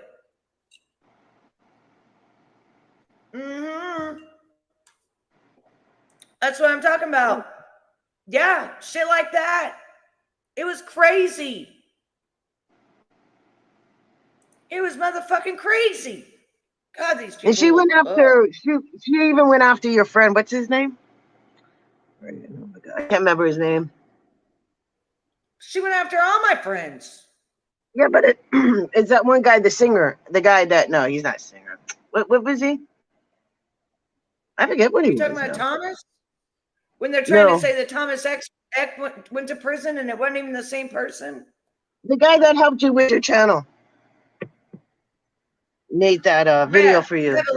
Revelator. Yeah. I never heard going after him too. Oh, look at you. Go wash your hair. We'll do this, do that. Like, who are you telling him what to do? You don't even pay his rent. Oh, they put him in the psych ward. They literally destroyed his life. He had his kids and everything, and he was doing fine. He's doing great now, but they destroyed his life. They tried to destroy his fucking life and put him in the psych ward. At the end, they put him in the psych ward. I'm not even kidding, because he would not falter. He was even offered $5,000 to take me down. Yes, she actually was a witch. That's the truth. And she actually had a cape and shit. And she actually did seances and shit. And she sent boxes to people with dead shit in it. And they freaked the fuck out. Remember she said she was a witch. I remember that. Yeah, she really was a satanic one. See, that's what I'm trying to tell you guys. I was fighting the worst of the worst. Ugh. Ooh, all right, back to the regular scheduled program. I just think it's funny her calling me a spy. Because we understood that this is our one opportunity. And we have this opportunity to change our lives, just like a young man going for the draft. Right. We can actually get in the league with this. There are 30 comedians on this cast. They're all magnificent. This is the holy grail of the situation. So yeah, I was able to make sure that, because it wasn't just my first movie, it was KD Albert's first movie. It was Terry Crews' first movie. Absolutely. I was the leader of this group, which meant that we didn't do their rehearsals, we did our own rehearsals daily to make sure that we were at the level of professional actors, which is what made it so egregious. That guy saying, you were supposed to what? Katt did have a good part in the movie, man. The Santa Claus was funny, man. The dude said the entire time we're filming, I can't play this role. They got a bandana over my nose and my mouth. My family not even gonna know who this is. Yeah, tell your story. Terry Crews also said that you guys had a lot of conversation, that this was your opportunity and you needed to seize this moment. Terry had the benefit of having been in some very high profile situations already and took L's. Like, he had been in the league, you know what I mean? He had done pro wrestling. He had done a lot of things. He had been televised and some things that hadn't worked. Right. And this was just fortuitous for him. And now, you know, what nobody has ever said in the whole industry in 20 years about, the whole money might not getting raped in the bathroom. Right. So I understood going in that there's no reason. I lost for a 5-year period, every single movie that Kevin Hart did was a movie that had been on my desk. That all I had said was, just, can we take some of this step and fetch it shit out? And then I can do it. Like, it don't need to be overtly homosexual, because I'm not homosexual, right? It doesn't need that to be funny, right? Mm-hmm. And me saying that and them going, oh yeah, no problem. And then going to give it to this other guy and having him do it just like it was and acting like I'm a bad person because I keep standing on my standard. But yeah, it's interesting, but I wouldn't change it for the world. Like, decisions. Look, I've had Cube, I've talked to Cube, and a lot of people say Cube doesn't pay. What's your relationship with Cube, and what did that opportunity mean for you? Well, the ungrateful bastards that would say anything about Cube's payment, you shouldn't even talk to them anymore. Like, you don't go to Goodwill, you don't go to a Goodwill thrift store and go, look at all this cheap ass shit. Why don't you shut up? Why don't you shut up? You could have went to Hermes. Why didn't you go to Balenciaga? Why you didn't get a boat of the ball man? You want to have that conversation? Right. What you mean the independent black dude who's filming it partly out of his fucking pocket? What you mean he didn't pay you enough? They weirdos that felt like they earned the opportunity because they were big. No, yeah, I understood. That ain't no $200 million movie. Well, I mean, how much did you expect you was gonna make? Well, I made enough to get them teeth fixed just like you did. Yeah. So it was no harm, no foul. I knew that I was gonna go from there, and there was no. Now, I want to bring this to everybody's attention. He said, I made enough to get my teeth fixed and that tumor just like you did. So both them sitting there, both them, one's an ex-NFL player and the other one is a great, amazing comedian. Both got fake teeth, but yeah, people want to make fun of mine because they got knocked and ripped out of my head. Ripped out. Nobody knows the pain I went through. Nobody. And then whenever they put them posts in and sewed them up and sewed it up so tight that it actually made indentions in my gums with no pain medicine. I came live to show all of you that it don't matter if you got your teeth in or not. You are still beautiful, and you just be yourself. And sometimes things happen that we can't control. And by gosh, I wanted to eat. Now these motherfuckers are $25,000. I was lucky. I got them for 10. I was lucky. And I just spent $500 taking a post out a couple of months ago because the motherfucker shouldn't have been there to begin with. There should have only been 2 on top and 2 on bottom. What'd the motherfucker do? Give me 4 on top and 3 on the bottom. Why? To charge me more motherfucking money. That's why.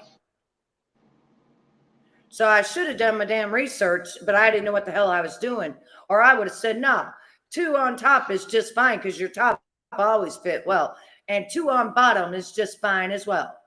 So you making fun of people, like they made fun of me right and left, right? Made fun of me. What are they going to do when they get their motherfucking teeth ripped out on an accident or something? They going to be able to replace them? They got 20 bands? Because right now it's 20 to 30 bands. I don't know. Better watch, look at Katt Williams' fucking mouth. He's got, his teeth are all the way a gap this fucking big, and they're fucking rotting out of his mouth from methamphetamines. That dude's going to have false teeth. Then who's going to be laughing? But it ain't funny when the motherfuckers get ripped out of your head. It ain't funny. It ain't funny at all, especially when I had a beautiful motherfucking smile that I can't even give back ever. They did the best they could, but I'll never, ever have my actual smile. Never. They were going to turn it back for Katt Williams. Well, here's the thing. I'll be right back. Give me some more coffee. I wrote it.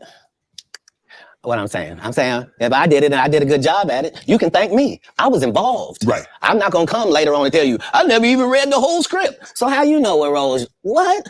What do you mean you never read the like these guys' whole job is to present something, unfortunately. And I'm just not a presenter. If you ask me a question, I'm just gonna tell you the truth of how it went. Would you be willing to do another Friday? Cube already asked me to write it. I was supposed to have been writing it. This is what these guys are mad about. Like, we lost some great people before this movie could come out regardless. Right. And so, yes, there desperately needs to be one. But we miss John Witherspoon in a way that Chris Tucker that we got now is Epstein Island Chris Tucker, not Smokey. Oh, Lord. Whew. If I didn't know no better, I'd tell you he's the greatest. I don't care what you say. To be confident and not delusional is a real skill. Most of these confident people we see is really delusional. Well, you don't think they asked Chris Tucker to come back in the second Friday? Smokey was all in Smokey. There ain't no Friday without Smokey. We all agree to that, and there's no next Friday without Friday, and there's no Friday after next without Nah, Friday. we talking about the road because you said that they don't. Here's the thing. Okay. Here's the thing. Chris was allowed to make the decision. At the time that this is happening, Katt Williams is known for smoking weed. Willie Nelson is known for smoking weed. Right. Snoop's known for smoking weed, but none of us is really known except Willie. And I'm saying, Chris Tucker didn't want to be the poster child for smoking weed. He don't smoke weed like that. Right. He in the church. He Michael Jackson's best friend. Christmas. Michael Jackson called him Christmas. You ever met a man that gave you a little nickname like that? No. Me neither.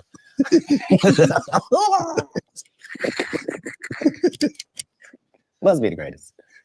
Man, I ain't gonna be able to get nobody back. I ain't gonna be able to get no more comedians. They all coming. No, they ain't. Are you kidding? Nah. Hey, I promise you. I got all the rest of them. I done got the ones. I promise you, everybody trying to double back. You're gonna be having to beat them off with a stick. You won't let him. They're coming. Yeah, he ain't joking, because now that he did this interview, they're all gonna want to come back because they're gonna want to talk, but they can't lie. You know what I'm saying? So they're all going to want to come back, but their tune is going to be different when they do come back. Yeah. Oh yeah. It's coming. It's you know what? It's coming. You know, all these people who sit there and say, I lost my teeth because of drugs. Honey, listen, I didn't do drugs. The only thing Betty's ever touched is THC. If that's a drug, I'm sorry, but it's not a drug to me. You know what I'm saying? Like, and I say here like this, wherever the hell my pen went, but see, I don't even smoke, but I'll sit there and, take a couple of hits off my pen or whatever. But I've even showed you guys, like, look. This was one of my comp cards when I was 30 years old. Now check this out. That's my real teeth. Now look real close. You see those braces? Let me get that up there as close as I can. You see those braces on the bottom? Look how beautiful my teeth and my smile was. But you see those braces at the bottom? Yeah, that's what ripped my teeth out. Because when I landed, I bit down and somehow it grabbed my gums and ripped my teeth plumb out my mouth. Do you see those? Can you see those braces? Can you see those braces? Yep. Yeah, that's my actual, look, this is my actual smile. I'm never going to have my actual smile again. Never, look. Never.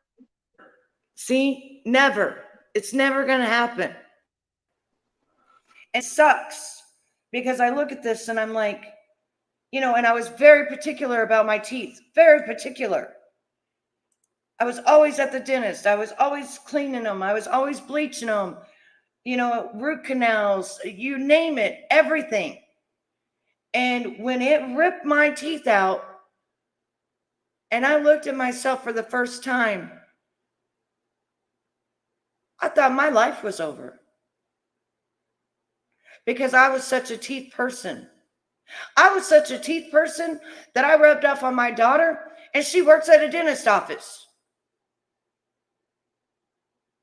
Like, I'm not even kidding.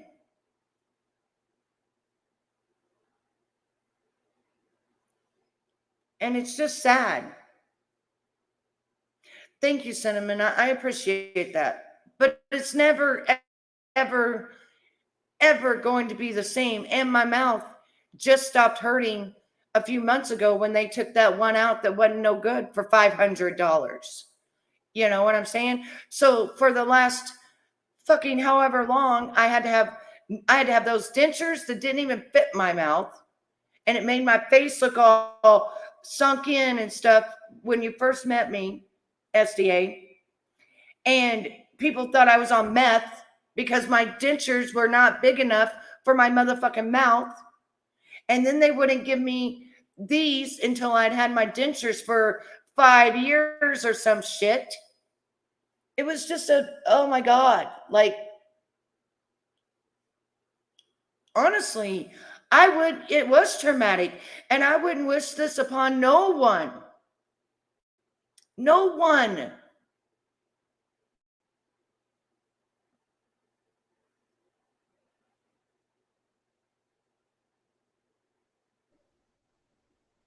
I don't know. I don't like dentists. So. If my teeth fall out, they fall out. I lived at the dentist. I was there every 6 months because I had a job as a model and wanted to keep my teeth as best as I could, you know. But to have my teeth ripped out of my head, yeah, it would hurt. and then to have people make fun of me. Hey, did you ever see that dentist guy, forget his name, the doctor, whatever? He was hurting children with their teeth and pretending that there was things wrong with their teeth and pulling them out. And I forget his name, but the mother started recording him and what he was doing to her son. I mean, I could not sit there and just watch that. Oh, hell no. I'd be ripping I that wouldn't be able dentist's to. I teeth didn't out. hear about it, but I will tell you this: once you get into the Epstein stuff, you're going to also see he had a dentist chair. Yeah, I I'm seen going to that. tell you right now what that was for. I seen it. They would I know. would pull their teeth and they would take their DNA. It was used for other things too. Oh yes. But anyway, just goes to show you that, you know, if I had a story to tell you guys that I was, you know, a person that had gotten on drugs or anything like that, I would have freaking told you. You know what I'm saying? Like, I would have told you. Because it seems like more people get more sympathy if, you know, they have overcome drugs and shit like that. But that's not my story. And I'm not going to sit here and lie, you know, to get sympathy. I'm not going to do that. I'm going to tell the truth. And it's just the way it is. But to be hurt over already being hurt is what hurts my heart. It hurts my heart. Put it that way. It hurts my heart. I got to go put sugar in my coffee. Much as You're on Def Comedy Jam, Comic View. What were those experiences like? What do you remember most about Def Comedy Jam and Comic View? Comic View was everything. Comic View was really the break, and not Friday FX, just because Comic View was just 3,000 of your stand-up peers, and we just throw sets all of them up there, and we see who the boss likes. And it was a great Wild West time to be involved in comedy. And the same is true for Def Jam, because hip hop was a fad at one time, and hip hop ain't gonna last. And why are you doing that? And that's how it was for blue comedy. If you were a comedian that cussed, you were ridiculed by the mainstream comedy geist. That would be like me being on Joe Rogan. Joe don't want me on there. I need to be on Shannon. Joe got 6 comedians that never been funny. He want to push out. But that's really how it is. I'm so sorry I'm competitive. You're an athlete, right? Yeah, I can tell. You understand. Yeah, could that in day 24, 25, 26, could we see that again? They've already announced it. It's already going. You didn't know? Yeah, Kevin Hart purchased it, so he's now doing Comedy View. That happened at the same time that they didn't know, but I didn't know if I told you guys this or not. But after this interview, because Katt Williams never does interviews on radio stations or anything like that. But after this interview, and he dropped all these truth bombs, his ticket sales for this year doubled in the amount. They doubled because he was worth so much more. So congratulations to you, Katt, because you effing deserve it. You turned down $50 million 4 damn times because you wanted to keep your butthole safe. And didn't Can I say something about the dentist? Do what, honey? Can I say something about the dentist? Yeah. I took my 2 girls, like when they were small, up to this dentist where I live. And they were saying they needed braces and all this crap, right? So I took them to another dentist because I don't have $3,000 each. And I went up to him and I told him what the other dentist said. And he just looked at me like, what? He goes, my dear, he goes, there is nothing wrong with your children's teeth. He goes, where is this place? And as soon as I said it, he goes, don't ever go there. He goes, I reported them and everything. He goes, they're just frauds. They're just trying to make money. And then he goes, all the kids like are going there or all seem to find they're scam. That's just screwed up. That just pisses me off. How many people may listen to them and then go downtown and get their kids' teeth done and they didn't need braces? Damn, that would suck, because I'm going to tell you right now, the only reason I got my bottom braces, again, I already had top and bottom, but the reason I got bottom braces again is because all 3 of my kids had to have braces at the same time, and they were scared and they didn't want to do it. And my bottom teeth were a little bit crooked, and I was like, fuck it, I'll just mommy will get her bottom ones, because my top, as you guys see, were straight as could be. And the reason I had to have them is because I had just because one doctor says something or a dentist says something, always go for a second opinion. Yeah, but my dentist, I've known my whole life. Well, that's different. He's not going to tell me. I saw, like with my teeth were coming out like vampire over my teeth. You know what I'm saying? So they had to pull teeth and then take the brace, and then it was hooked to a rubber band and it was pulling it down into place on both sides of my teeth. Well, my kids were like that too. And not only that, but they also had underneath here teeth coming in and shit. That's a fact. Yeah. So I get what you're saying, but I've been with my doctor since I was 14 years old, and you can see the x-rays and you can see where all my kids' teeth are, and then where they were coming out the same as mine, and they were all jacked up. And once they're, because my 10-year-old had to have them, once they was to remove her baby teeth in the back, then they were all going to be crowded together. It was going to be a mess. Yeah. So that's the only reason I got braces, though, was because my kids were scared. You know how much I spent that day? 3 kids and myself. 3, 6, 9. I spent $11,000 that day. Wow.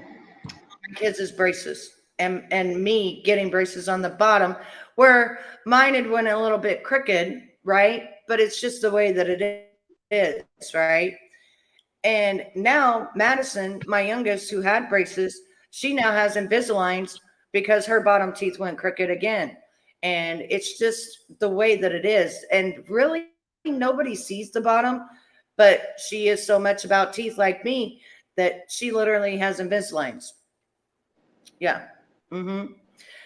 So yeah, when you go to a dentist and one of the things you have to do to know that they're not fooling you and stuff, get the x-ray, look at the x-ray, look at where the teeth are positioned. You know, like Shay had one up here. Literally, they had to go in and surgically remove right here in her damn roof of her mouth coming in. Things like that. Or they have too many teeth, and then by the time those teeth fall out, or if their teeth grow in, they're going to crowd them all together. You know what I'm saying? You have to look seriously at the x-rays to know. But yeah, if your kids didn't need braces and they were doing that, I would have turned them into whatever that you can turn them into. Here we can turn them into the dentist association. But yeah, you should turn them into, because that's fraud. And when I talked to the other doctor, he said he already did it. He's already reported them. I would have reported them too, like you as a consumer. Yeah, I should have. And then send it in, you know, the thing that the paper he gave you for each of your kids. I would have sent it in and reported it, and then been like, you know, and this dentist is saying that there's nothing wrong with my kids' teeth and that they don't need, you know, braces at all, that this is a scam, you know. But if I hadn't had braces, then I would have had I don't know if you guys remember those teeth, but they were coming out on the sides, and then I had teeth underneath. So they like made my mouth go like that. You know what I'm talking about? Yeah. Like your veins right here.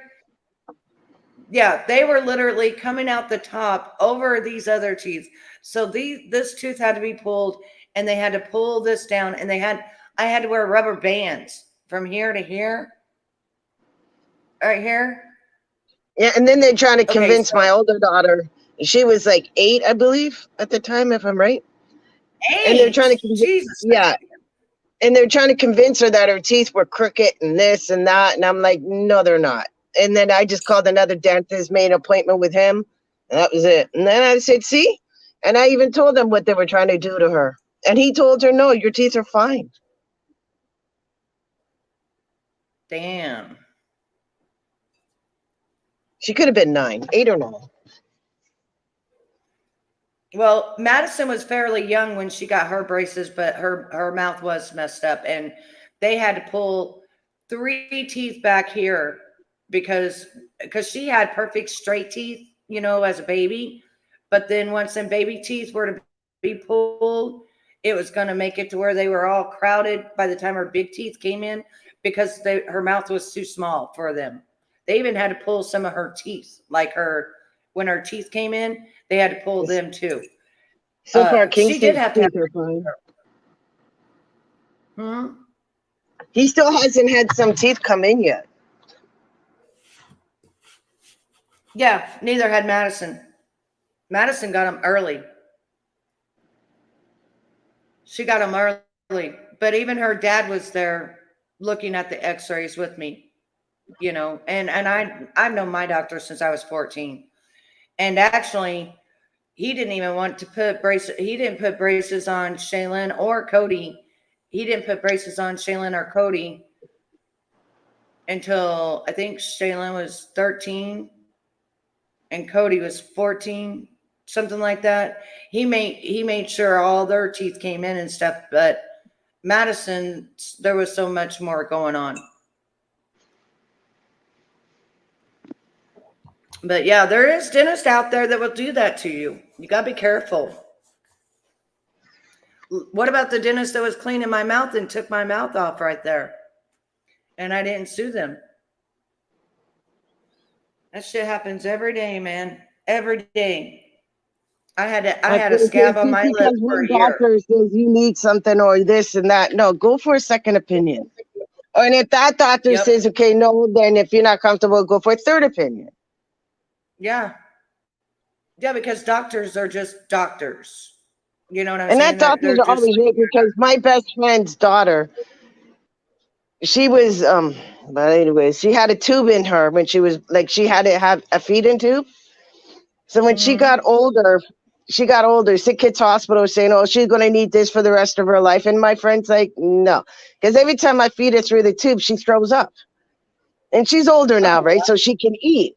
And they're saying, oh, she can't eat on her own. She's like, yeah, she can. She eats everything on her own. But when I give her the tube with the food, she throws it up. And she takes the medicine by, the spoon, everything. And she actually got them to remove her tube. Yeah, I would do that too, because that don't sound right. And she's an alcoholic. And she's talking to these doctors. So, yeah, doctors are not always right. No, they're just people. They're just people. But some of them do run scams of stuff like that. Look at a lot of these people that supposedly went to the best doctors there is, that chops off their thing and then they can never use it again. They need another, 60,000 to go in and redo a surgery to open it back up. I mean, come on. You know what I'm talking about? I think so. They just mutilate them, and they're supposed to be the best in the world. You mean a man? Yeah. From man I'm to like, woman. ow. I'm like, ow, and I'm not even a man. Yeah, from man to woman, and then they can't even use their parts. That's And so every sad. damn one of them have said they have to go back and get it redone. Every one of them. Which Get what costs another redone? 60,000. Get it To reopened. get another. No, get it reopened because it closes. It don't matter how much you dilate, that shit closes. It's an open wound. So it just starts healing back and closing. It's an open wound. What happens when it closes up? They do. There's a woman right I'm now asking that's you, on what happens when it closes up? You can't use it at all. You can't They put a can't pee dilator or in, anything you like can't do that? Nothing. They can't use the bathroom? It's not their pee hole. They can use the bathroom, but they can't do anything else. What is that one woman I showed you? Shapeshifter or whatever her name is? Well, go from her to all the other ones, and they all talk the same. The same. And she's trying to save up money now to get it redone again. Because, yeah, it's an open wound, and your body starts healing it. And there's nothing you can do. It's just, ugh. Yeah, oral surgeon is the best to go to if you have something in your gums. Yeah, I had popcorn. So what about in my a woman? gums What about a woman when girl. she wants? What about a woman when she wants to become a man? What happens to her? You go research it. Okay. Go research it.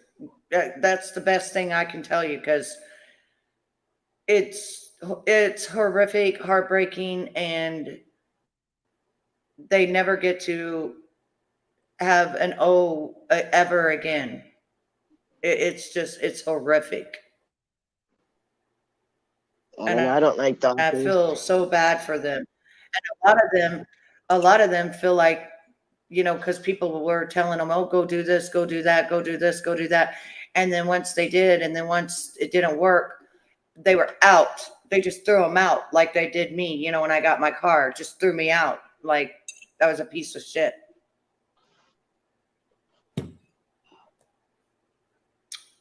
Yeah. It's sad. You should go see Shapeshifters. I think let me see. That used to be her name. Let me see if that's still her name. Give me 1 second here. I have watched about the men, and he was a man, but he's a woman now. I don't know what you call him. Mm-hmm. And he was explaining about what happens, but he didn't explain it like what you did. But Oh no, Shapeshifter has been everywhere explaining it, and I mean, It's too cold like, outside. I'm not even kidding. Her sugar daddy just died last year that she was living with, and so I haven't even subbed up to her since August of last year, but I think that's her name, Shapeshifter. And she's been on television and everywhere telling the truth. And then she also shows everybody else, tells everybody else about it, you know. I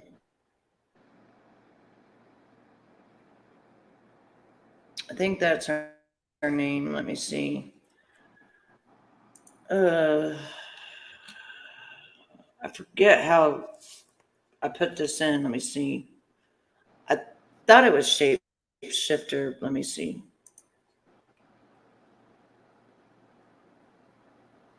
Yeah, it's Shapeshifter right here. She's even been on Soft White Underbelly.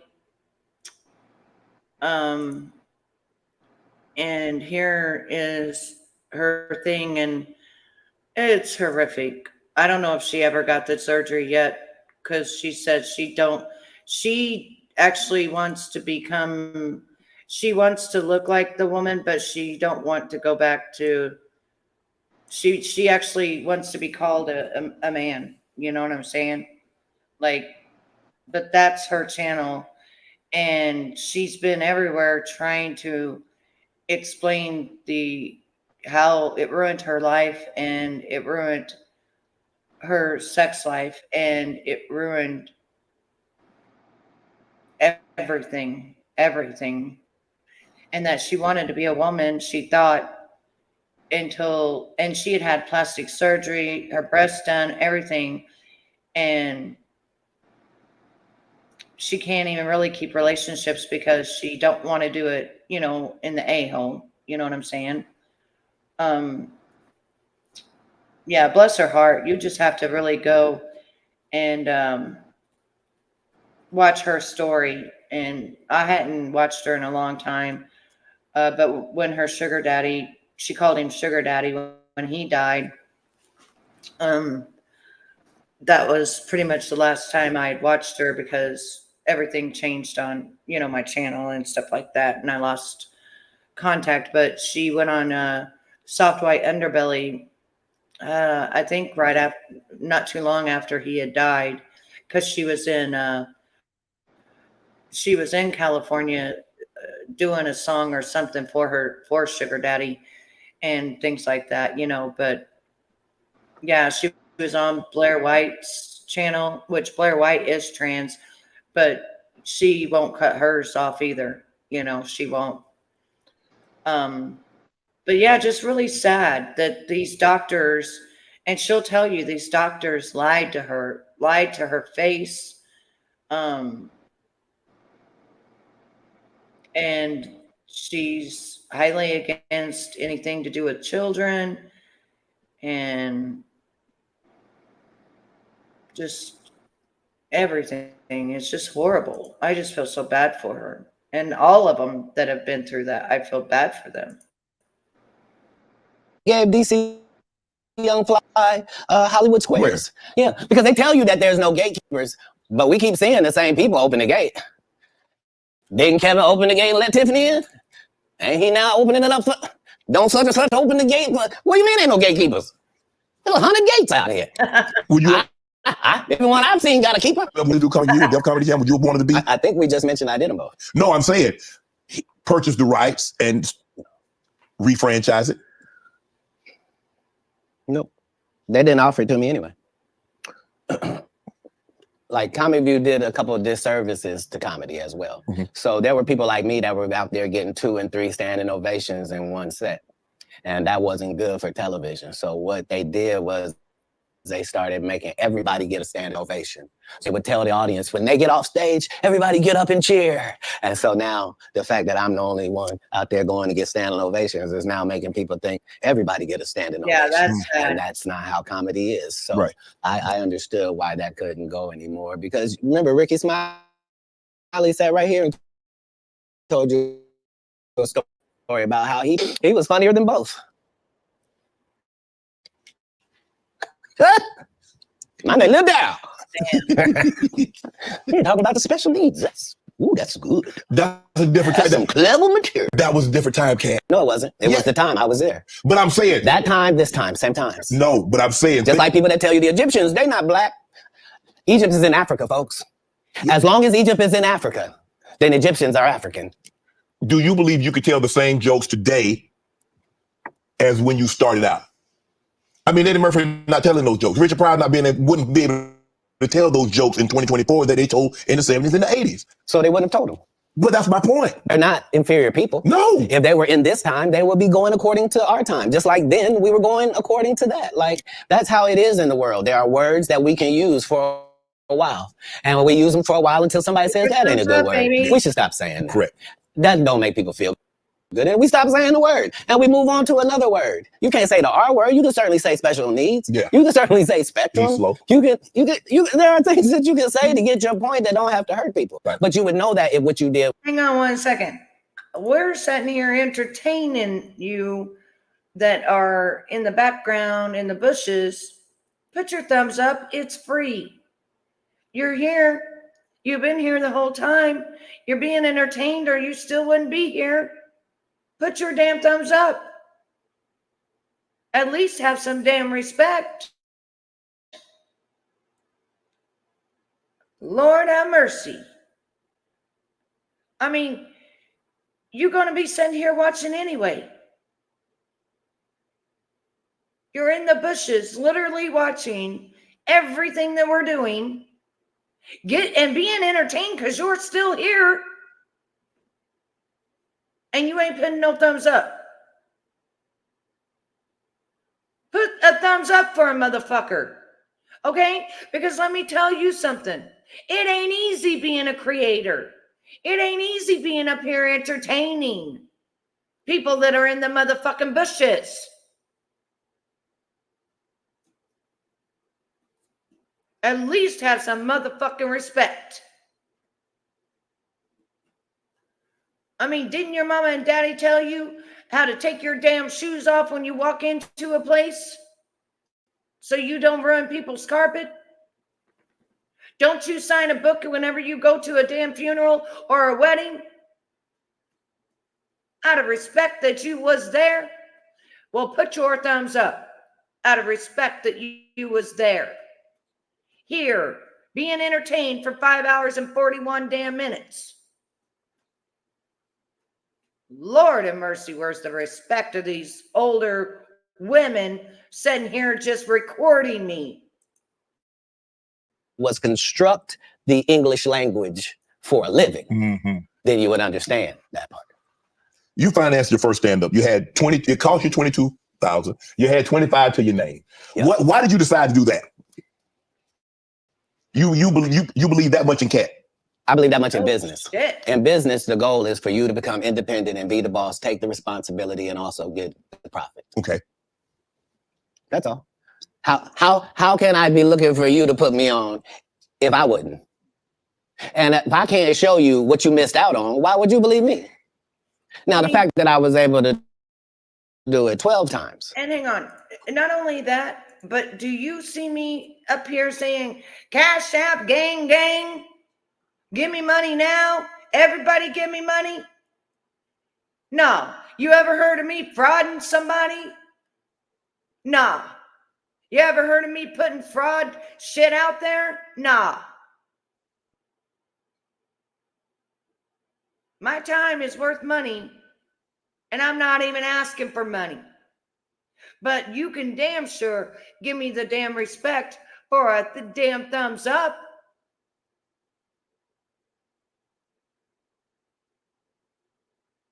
I mean, you're sitting here.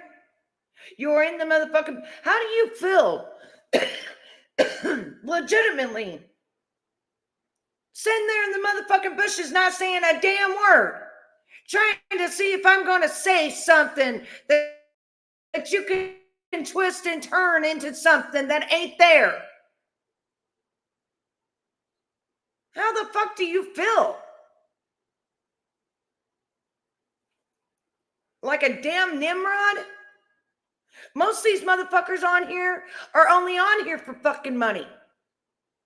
They're constantly begging. They constantly got a reason that they got to have money. My shit is going across the screen because people ask me for tarot readings. And it's $40 motherfucking dollars or $4.99. But you ain't never heard of me in 8 years being a goddamn fraud or a fucking scammer.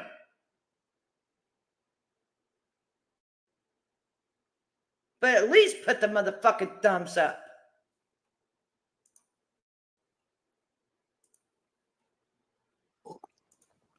That's the real thing. The part that I'm able to do it all across the country. The fact that every time I do a tour or a special, you think, well, that's sponsored by somebody. Somebody did a good job. No, just the guy they're kicking around. Just the one that might mentally not be all there. He's the one picking the outfits, writing this guy's material, booking the shows, making sure he gets there. He's the one hiring the other comedians. But hey, I knew that that's the end goal. So if that's the end goal and I'm there when I start, why would I deviate from that? Right. Remember, my goal was to get this far in Hollywood and still have a virgin asshole. Yeah, see? And I never had sucked a penis. That was my only goal. Amen. I didn't want to. Katt, amen. His only goal was to get through Hollywood all the way to this point to have a virgin asshole and not suck a penis. Now, let me tell you something, ladies and gentlemen. That's fucking sad. That's sad. That's sad. And look how many people did sell out. And look how bad it's going to be for them in 2024. All their damn worldly shit's going to be bye-bye. All their secrets are coming out. And then what they going to do? Ain't nobody going to watch their movies. Ain't nobody going to want to pay to listen to their music. Like, for real. That's really sad. And amen to that. That's really damn sad, Cinnamon, that that's what his damn goal was. Because that's the first thing they want to do is dehumanize you. Split your damn brain so you can't think for yourself. And half these motherfuckers on this platform can't think for themselves. If you had an opportunity and $50 million laying on the motherfucking table, would you take it? I'll tell you right now, 95% of you motherfuckers would. Facts.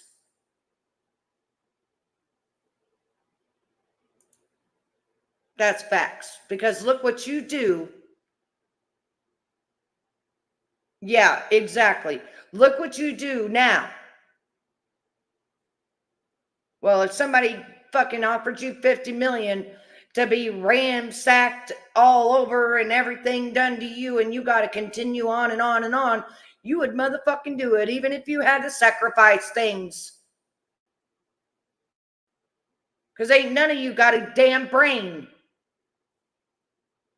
Use that motherfucker once in a while. God gave it to you for a reason.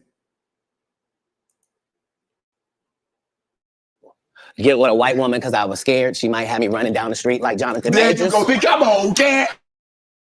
Not because I didn't like white women. I think white women are as great as any other women. But I'm not going to act like I'm not some. I have a reason to be scared. You could be Kang the Conqueror, and they could take your rabbit ass down in 2 weekends.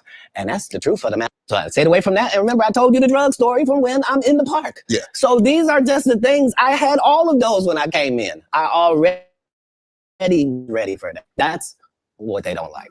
No, you're telling me and showing me a side of the business that I didn't know. That you guys are, Man, the competition, the competitiveness. And That's all another business. I don't care if they're selling That's coke. another You thing. wouldn't believe. They didn't like it. Isn't it fucking weird when I was telling my truth about Model Search America and what modeling really is, and motherfuckers running around saying I'm a motherfucking liar and this, that, and the third, whenever it fucking finally comes out on BBC 15 fucking years later?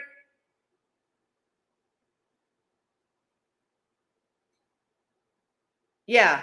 Well, Katt Williams sat there and told every one of you, John Casablanca didn't go to prison. John Casablanca wasn't a pedophile. The fuck? The fuck? The fuck? Why didn't Betty do something there? Well, I didn't want to die, motherfucker. But I did something when I got home. What the fuck did you do? What have you done? How many people on this motherfucking platform have really saved children in real motherfucking life? Raise your hand.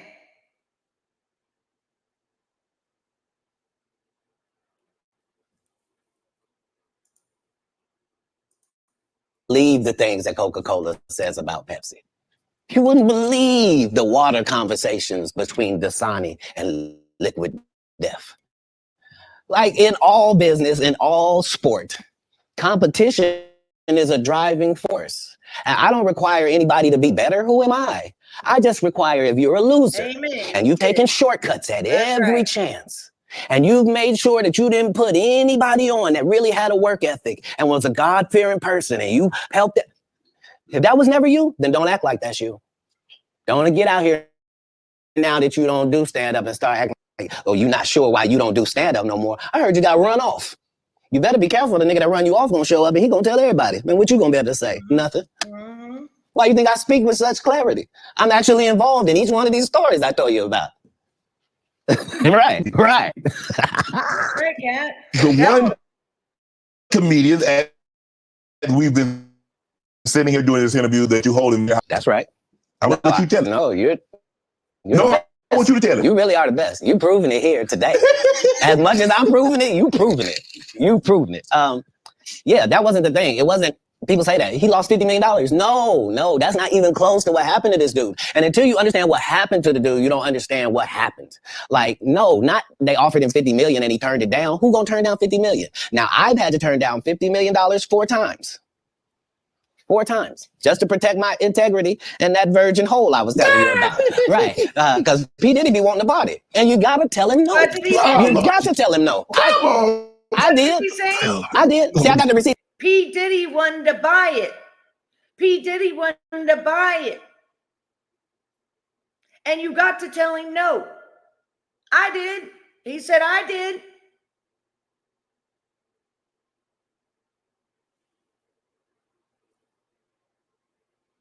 That's motherfucking sad. That, you know, if you want to be like that, that's all right.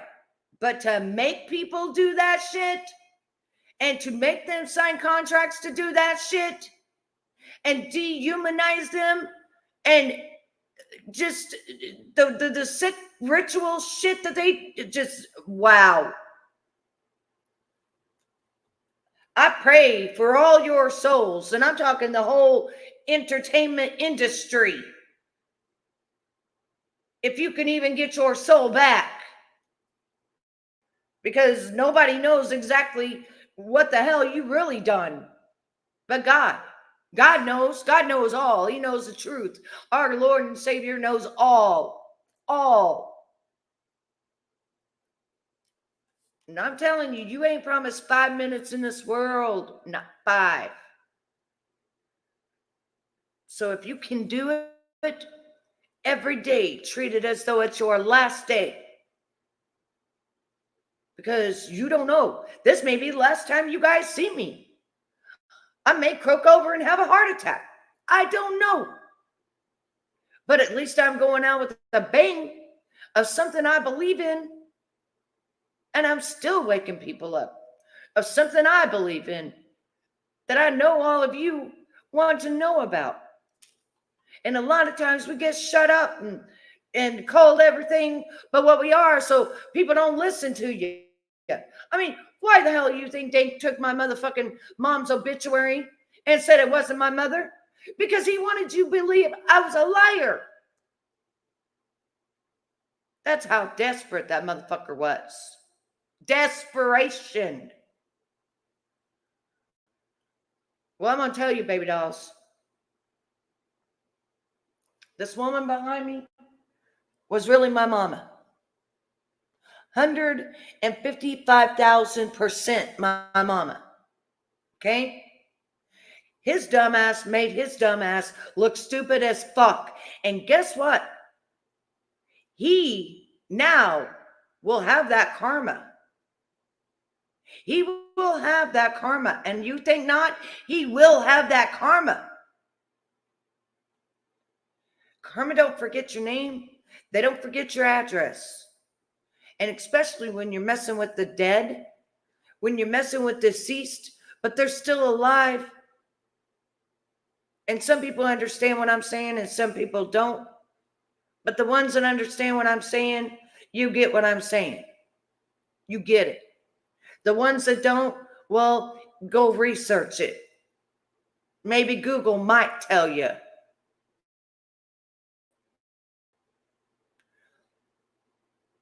But when in the fuck would I ever lie about my own mama? Like, that's just fucking insane. I'm proud of my mama. I'm proud of who my mama was. But dude, you made my brother go scrub the whole fucking internet to save my family. You fucking freak.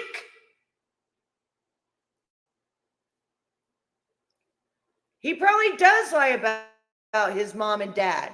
Who knows?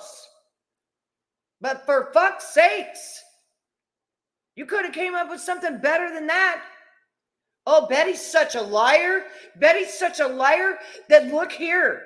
This woman named Betty Ray Tinker is actually, her name is Judith Tinker. She even lies about her mama. I just want the truth. What the fuck, dude? I even showed you my birth certificate, you sick fuck.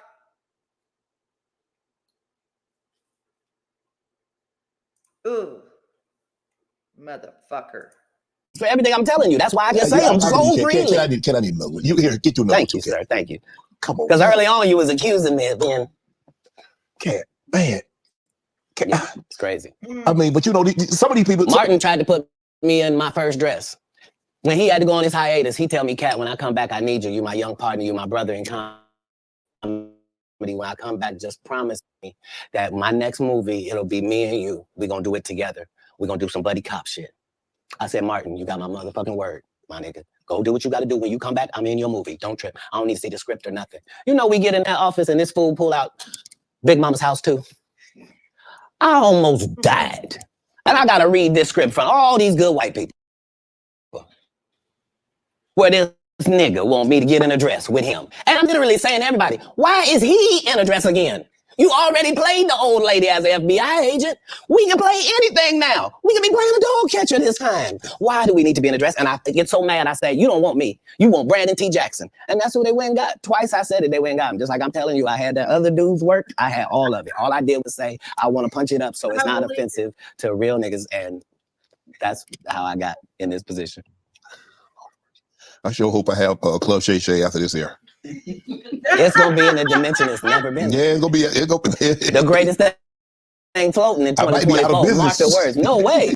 He just said, I sure hope I have Club Shay Shay after this one, because he was so scared of what was being said. But Shay Shay, you don't get it. They're not in control anymore. That's why Katt said, I came to Hollywood to expose it. And he's exposing. But he's got it all watered down. It's watered down. He's not even saying the actual stuff. He's watered this down like a little baby bottle. Like, you know how you put a little bit of water and some K-Roll syrup in case your baby's stuffed up. Yeah, that's what Katt's doing right now. Watering it down compared to what the hell it really is. Running around trying to keep his asshole safe from P. Diddy for fuck's sakes. And he only 5'5". Jeez. In a whole different realm of business. Oprah coming next. Once I establish this as a place of truth, oh yeah. Watch. God's people ain't that few. Prince. You met Prince. What was those conversations? Because look, I mean, sometimes we don't really understand or appreciate someone until they're gone. I did. I was a big Prince fan. All of this stuff because he could play all the instruments. He could sing. He could dance. He was an entertainer that could sing. And what he wrote, I mean, who thinks of cherry moons? Who thinks it snows in April? Who a raspberry beret or pink cashmere? The purple rain, the things that he wrote about. Well, like, bro, who mind goes there? Yeah, he was Katt is he was like unlike anybody in the world. Watching. He was just an amazing individual. I was able to meet him when I was 12, and I knew him my entire life through all of his changes. I was able to assist him many times. If you go look at Prince's car collection, you'll see that Prince don't have not one car Katt Williams ain't got. He got the Prowler from Friday After Next in there. He got the same Bentley as me, like, because we share certain things. Our connection was lyrics, musical lyrics, women, and cars. And those are the areas where he trusted my opinion on things. And that's where I got to be helpful in his life. And he was helpful in mine in really all different types of ways, especially about the business, as far as being a Black man that was rich in this business at 18 years old, had already did his first $1 million contract, had already broken records, was determined that he didn't want to be like anybody else, was so great of a guitar player that Black people just stopped caring about guitar, and he got left out on a limb and somehow still had to create his way out of that. He was just really a one in a billion type person. I was lucky to know him. Now, there are specials and the streaming. I don't know. I don't think there's as many, and there's no DVDs now. So where are you on this streaming, the specials? Obviously, you still tour, but how much do you focus on? Okay, I'm gonna tour, say 100 days or 150 days, but I'm gonna do a special. Well, now that our relationship with Netflix is at the 8-figure mark, 8? How often do you want to make them? You said 8? I mean, like right. 5, 6, 7, 8? 8. Got to be 10 million to qualify. Yeah. So what I'm saying is, once you're at that level, how many would you do? I'd be willing to bet you say, every time you turn around, I'm gonna be doing another one. I think that's what you would say if you was any good. Yeah, and like I said, with 12 comedy specials, why do I need to be in these conversations with these specialist people? Sid ain't got no special you remember. Steve ain't got no special you remember. Ricky ain't got no special you remember. Faison ain't got no. What? So why do y'all get special? Yep, it was 20 minutes long. It was good too, though. It was. He's good. Not it was good. He's good. See, he's good. Don't think because I said something derogatory that I don't know how to hate. Earthquake has consistently. I don't think anybody's ever said Quake wasn't funny. He probably never been booed. Yeah. I don't think he's ever given a bad performance in his life. But his just due was overdue. He was in a whole different situation. Yeah. Because he wasn't able to translate the stand-up to the movie thing, he took a hit. Most people don't take a hit. They're just judged on their stand-up. Right. So yeah, no. I even though it sounds like there's a lot of people, that's not the case. I'm a proponent of all of us who are in this business working hard trying to make it. When you got in the stand-up, was crossing over, was doing TV, was doing movie, was that a part of it? You're like, okay, I'm doing stand-up. Okay, the next progression is TV movies. Throughout the history of stand-up, sir, that's the goal for all of us. That's how it goes. That's why when you hear these dudes talking about, oh, I didn't want to be a movie star, you just know it's disingenuous. Like, what are you talking about, dude? Yeah, oh no, I just wanted to do a game show. Right. What? Mm-mm. Are you sure? Mm-hmm. Are you sure? Because I thought you did Mark Curry's show over after he had just done hanging with Mr. Cooper. Why would you do all of that man's stuff that he did on his show on yours, and then do the dude's stand-up? You go on the road, and then you never put Mark Curry on your show or nothing. Like, if you don't say anything, these dudes will run over you. I don't know if you know how bullies operate. But if you don't stand up for yourself, there really is nothing they won't do. Right. That's what you're a very generous man, Katt. You're the sole sponsor of Melba Moore getting a star in Hollywood Walk of Fame. You did all that on your own. Why? What, do you have a personal relationship with Melba? No. I understood that she was a Black woman in a time where it mattered what you look like, and they had a certain thing that they needed you to look like and act like in order to be successful. Right. And she just never did that. She wasn't tall enough. She wasn't fine. They didn't like her looks. They didn't like that her hair was natural. They talked crazy about her, and yet she still made all of these achievements. And I'm like, understand, I'm already in the Comedy Hall of Fame. I'm already going to heaven no matter what happens. If it's in a second, I'm up there. So it gives me the leeway to do some things that are simply because it's the right thing to do.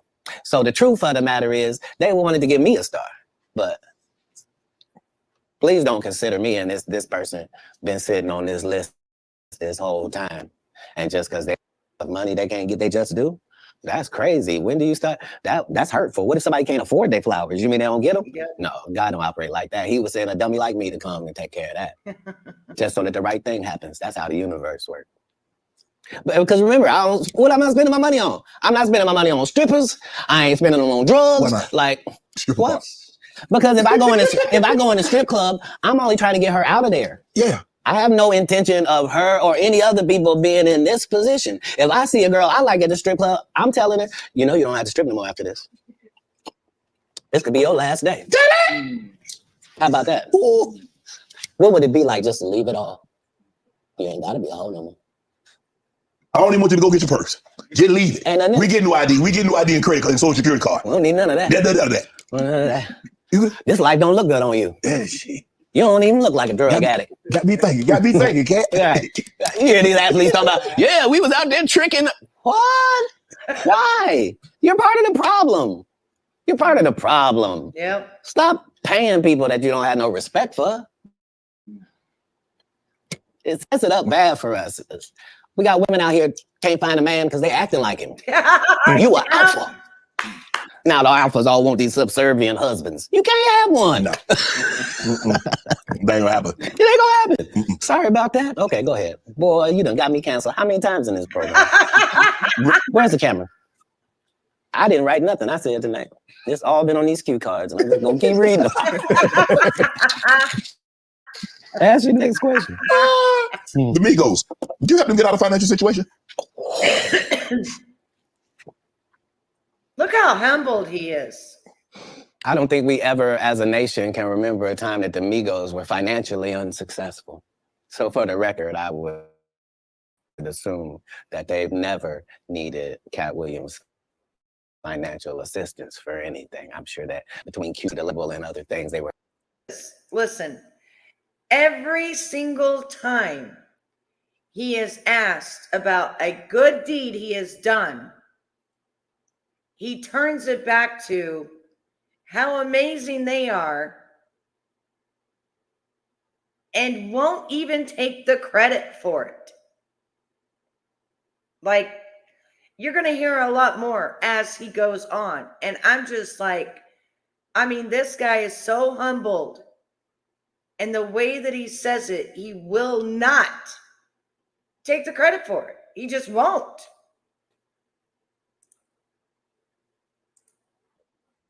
Taken care of. On the other hand, if I was given the opportunity to help them, would I? Of course I would. That's what I do. I'm a pro-Black non-racist. Like, I really, really love Black people, but I don't love them more than other people. I love everybody. I'm a Black guy, and I try to stick with that. But yeah, I'm not one of those pillow talkers either. Like, when I do something good, I'm really not doing it for the gram. It's not for any of that. I'm just doing it because it's good to do. Appreciate that. I don't know if this is true, but I did read that comedians on your show say that women sometimes would bring them money and not say where it came from. Say that again. Comedians would say women would bring them money and not say where it came from. Right. So I'm not a feminist like a feminist would be, but I do believe that that in my camp, like if I had 35 people in my camp, right? I believe that other than 4 jobs, I believe that a woman is better at any of them jobs than any man could be. Okay. So 10 of these jobs, no man can work because I'd rather a female be there. If I got to smell anybody's breath, I want it to be hers. I don't want none of you crusty. So what I'm saying is if in a staffing issue, I'm going to have 75% women just because I prefer them. Right. I don't prefer to hear 2 guys talking in the corner. I prefer to hear 2 ladies talking in the corner. I don't care what they're talking about. I just prefer that. So a lot of times I will utilize ladies to convey a message. If a comedian is doing a great job somewhere in the country, he just did a masterful set and nobody's gonna pay him. They just clapping. And I know he's broke as shit back there. Wouldn't it be nice if somebody just showed up and gave him a little blessing? And he didn't have to suck me off for it. And thanks, Katt. And boy, I really needed it. Why would you do that? If you was actually just trying to help people, you would. People know that's how I pay my guys. This is what I'm talking about. So if Katt Williams goes to a comedian show or something, and he sees a new guy on the block, and that new guy, you know, got the standing ovation or whatever, and he knows he's broke as a motherfucker, he will put money enough so the guy can start touring, whatever.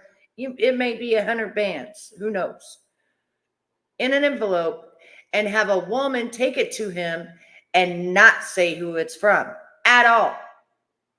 At all. Except evidently whoever he did that for might have saw him at the club and thought it only could have came from him because this club ain't got nobody in here that's got that much. But do you see how humbled he is at the way he even responds to try to say, yes, I did that? He would rather have a woman talking, rather be around a woman, you know, type of thing, instead of just being like, oh, yeah. No. He was explaining it in a way that was just magnificent. Yes, very, very humble. And also didn't want the guy to have to suck him off or sit there and be like, oh, you're the greatest, you know? So it came from an unknown woman, but you know, it was at least 100 bands, right? You know, you get my drift. I mean, he's just unbelievable. This is why his tickets have doubled. It wasn't because he doubled them. It's just they were worth more after this interview because he don't give interviews. And he's so humbled. I got paid $100,000 to be at your city. I'm going to take 10,000 of that and put it in your homeless area. Not because I got to, because you gave me 100 racks to come to your little rinky-dink town. Who would I be to not pay my tithes back to your town? That's how I got in this position. Wow. You adopted 7 kids. Why? That's a lot of kids for a man that's as busy as you are, travels as much as you do, on the road as much as you are, spend a lot of time, because you have to spend a lot. I mean, it's not easy. I mean, maybe it comes so natural to you to put pen to paper and to write things down and be able to go out there and perform a set. But that's a lot of responsibility, Katt. Right. But if there was a God, what would he think about you if you did that? I'm saying, let's say, for example, that God is real. Yes. Okay. And let's say he be looking at what you do. Yes. What would he say if you did that? He said, "Katt, that's a very kind gesture. Generous of you." My whole life, since I was telling you when I was young and they was asking me what I wanted to be, and nothing I wanted to be was what I wanted to be God's friend. That's a weird thing if you're an atheist. If you're an atheist, I didn't even say nothing. But if you believe in God and I tell you that I wanted to be God's friend and I wanted to even go to Hollywood and still be God's friend, If I told you that was my aim, you can understand where I'm at. Like, I promise you, no jealousy, no bitterness, none of that. I got exactly what I was trying to get. I haven't been shorted in any way. I mean, 7, 8 kids, single. You gonna get married? You remember the conversation where it was me? Yes. And I didn't know what was going to happen to my 2 little brothers, and it was just going to be out there? Yes. So when it come full circle, and I'm one of the richest men that ever lived. And I don't mean, please don't look at my net worth. I saw my net worth. I had that on me. I don't need. I swear to God. What I'm saying is, like, I'm saying my net worth is less than my last Netflix. You understand what I'm telling you? It makes sense. But I'm fine. Jesus was poor. Jesus ain't had nothing. So why don't we be mad you say I don't have nothing? They had the amenities they had back then, okay?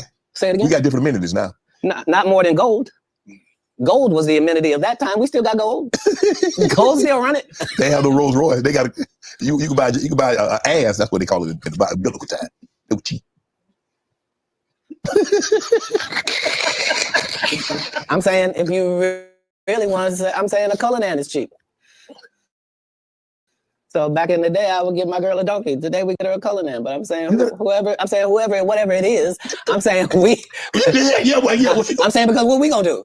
I done already told you I'm one of the richest people that ever lived. Yes. Only in the fact that when I wake up in the morning, no matter where I am, I don't need nothing. Whatever I need is right around me, and whatever I don't have, it's only just because I don't have it. Amen. It's not because I can't get it. All I got to do is want it, and it belongs to me. So because of that, because I'm favored by God, like when I see people's wives and stuff, I don't even look at them. You know what I mean? Like I don't want to look at nothing I don't want to have. That's right. Because I know how blessed I am. If I look at it, Yeah. that's how Diddy be feeling. Come on, man. Yes. So you're not supposed to look at anything that you don't want. Not me personally, just because God has given me literally everything I ever even pump faked like I want. And that's the whole thing. That's the whole thing is I don't have a type of woman. Every woman that I ever had as a type, I ended up getting her. Now she's not the type anymore. Now I understand that every woman is a one of one. Like you can't really have types. That's right. Mm-hmm. What? Because see how you try to ask me something about marriage? But then I ain't say nothing about no marriage. Yeah, you did. When you rewind the tape, you let it out. You was like, so you ever gonna get married? And then you took it back. It's okay. See? It's okay. I wasn't on the photographic memory. Are you? I'm not against it. Like most people that are not married is because they're afraid of commitment. It's not that like that for me. It's just the whole time I wanted to be married, I had kids, so I had to try to fill my wife's place before she got there. So I'm already got kids without a mother, but so now I got to be doing laundry. I'm washing dishes. I'm reading stories. I'm having to nurture. I'm having to do all of this, and I got to the point where I didn't need the wife. I'm doing it, and we're doing it. And I'm not replacing a woman in their lives. I'm letting them see that that's just the only thing that we don't have, and it was easier for me to do that because you have to understand that all of the kids I'm raising at this point, they have fathers. You see? They have a mother. Look at that respect. You see? I'm a different person. I'm raising you. And so that needs to be done with the other respect for the others that put work in as well. So yeah, I never had a problem getting married. What's one of the one things you try to teach your kids? I don't teach anybody anything that's over 18. I've done the work I was going to do, but as kids, I really just tried to teach reading and writing, the things that can't be bought, your integrity, trying to live your life in a way that you yourself could be proud of if you had to look back on it. And I didn't do very good at leading by example, but behind the scenes, that's never what I was pushing. They understood that because of my stance, there was a certain thing that would come out. And so accountability and responsibility is part of what you're teaching. Is that, you know, even if you're doing the greatest thing in the world, there's this thing called no good deed goes unpunished. Like there's a real Murphy's Law. Like basically in raising kids, you're just trying to give them a better manual and an outline of how life works than your parents gave you. You know? And so that's how I did it. How do you avoid toxic women? Give me. I mean, because obviously, you like women. I do. And I probably like toxic ones more than anybody. That's because, hold on, because toxic women are exciting. And that's just a fact. Part of toxicity is exciting. I'd rather skydive with her. But if you have toxic women, just understand that all monsters are feeding off of something. And if you find out what this toxic woman is feeding off of, you can just begin to turn off her feeding points. And it drives a toxic person crazy and they'll get away from you. So whatever, if she's truly toxic, there are certain things that she's doing that help fuel her toxicity. Noticing it, but it's what it is. Why do you think she watches murder mysteries before she goes to sleep? Why is it always a crime drama playing? And turn it off. Turn it to cartoons. Turn it off. Turn it off. I wanted to touch base on this. No, you don't get to. I wanted to touch base on this because us women, right? We're creatures by nature, like we're nurturing and things like that. And I think the reason that we was actually watching the murder mysteries and the Snapped and all of that is because we were trying to figure out why in the hell did that woman snap? Like, what was it that, triggered this person to expire this other person? And they had all this plan and everything, like, but then if you think about it and you really start thinking about it like I did, it brings a lot of negativity into your life. Your mind starts thinking negatively. And it brings like a bitterness, and it's not so nice. And you find yourself in a place where you're like, I'm glad I'm not that person. And why did they do this? Or why did they do that? But you know what? Now I'm over it. Now I don't want all of that bad stuff in my mind, just constantly, in my mind. That's why I got out of true crime. Because I just got sick of the toxicity of it. And red rum, just constant. It was clouding my mind. And it really does do something psychologically to you because we're nurturing people. So we were just like curious. It's like a curiosity, right? But then that curiosity leads into us watching true crime and what happened and wanting to, research it and figure it out. But then you got to realize that's a real person that's no longer with us. And it actually makes us look disgusting. And that's how I started seeing it. And I was like, I don't want no more of this. I don't want to watch Snapped. I don't want to watch murder mysteries. I don't want to watch missing persons mysteries. I don't want to be a detective and try to figure it out because it fucks with my mind. It fucks with my mind because I can't really figure it out.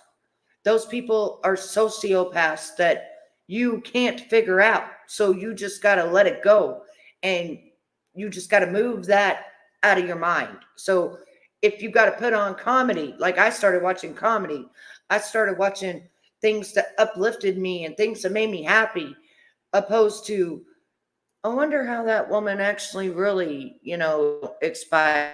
And yeah, I just, and all of us did it because we are curious by nature. And all of us are nurturing. And so we all fell into that demonic trap. And believe it or not, that is a demonic trap.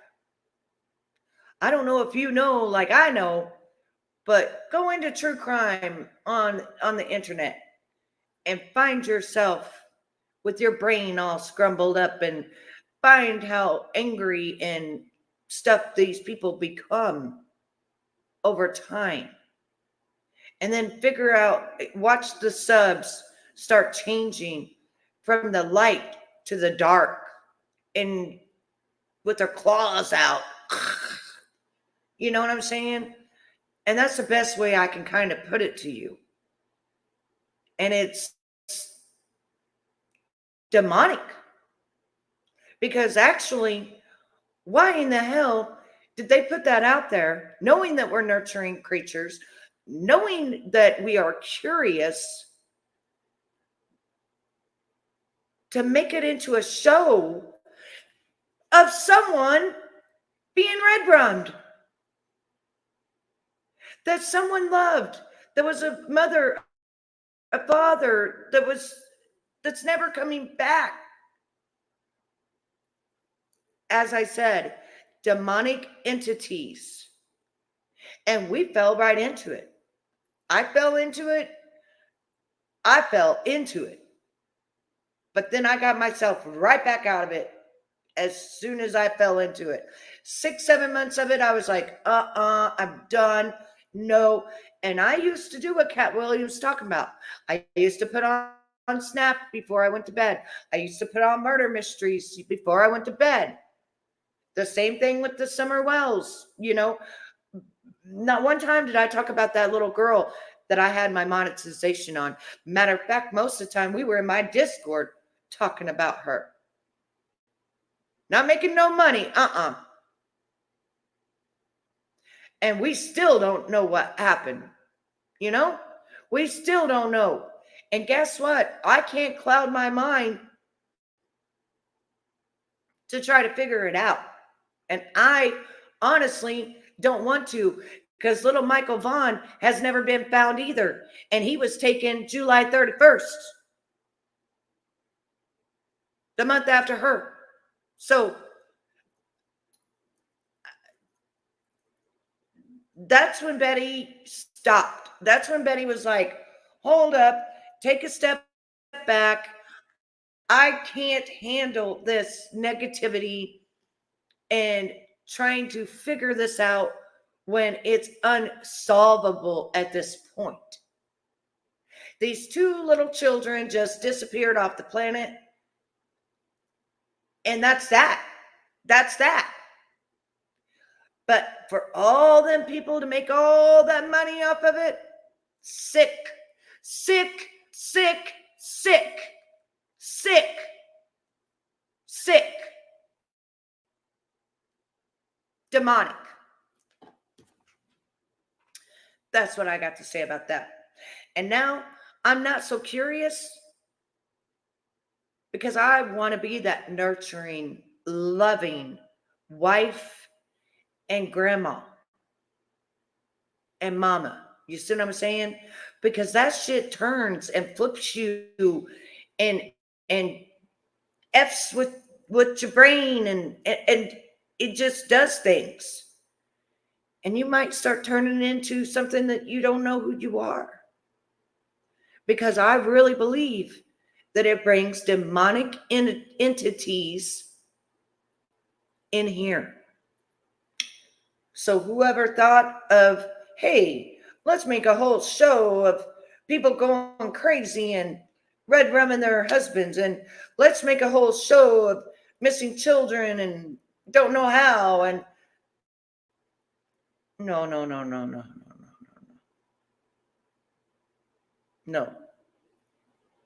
Let's not. Let's let the deceased be the deceased. Let's realize that they had family members. They have loved ones that are mourning over them. And this is not a playground to just exploit everything. It's just not.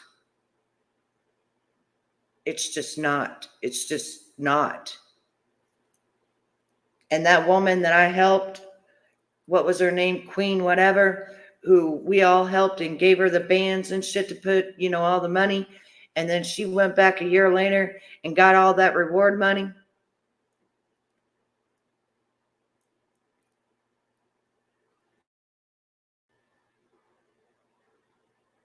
No. So I will tell anybody, do not catch yourself wanting to be curious about red rum, because you yourself are not going to red rum nobody. But if you watch it long enough, you might. You might. So you be very careful about what you're putting into your brain. Be very, very, very careful.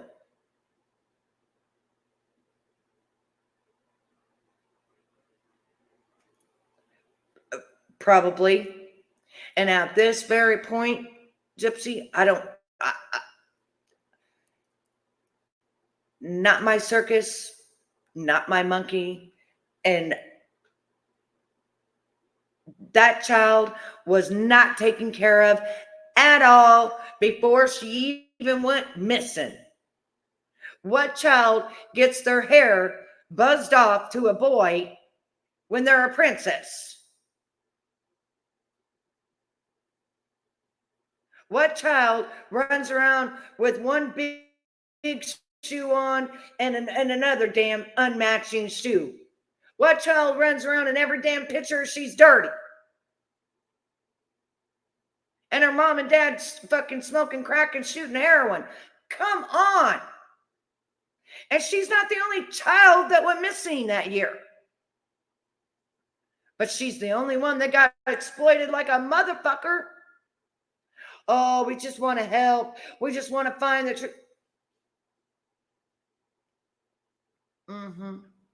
You want to help. You want to find the truth. While you line your pocketbook. Okay. Some of them motherfuckers could have, they made so much goddamn money, they could have bought a motherfucking house with it. If I'm lying, I'm dying. You still got people that are talking about that little girl every day.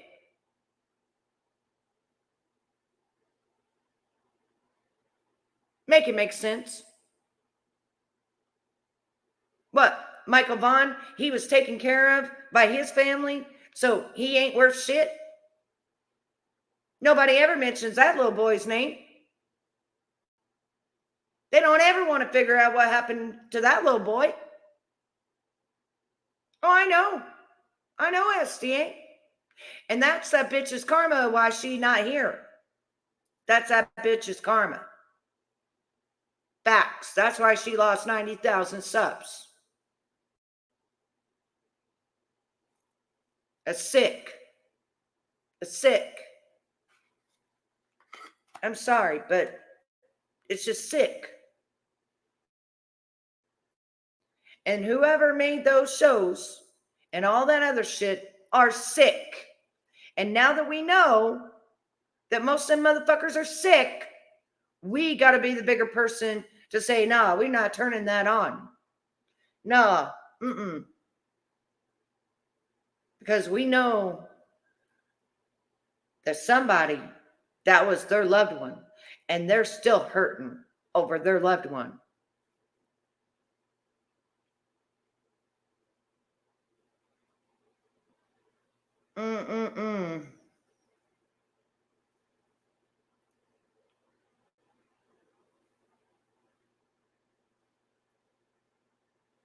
Oh my gosh.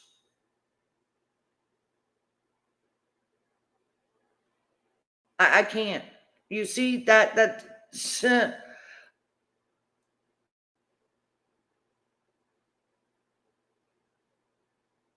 wow. Just what? Yeah, no. Oh, all right. We just got to keep going. What's she listening to? You gonna be listening to Sexy Red? You're broke.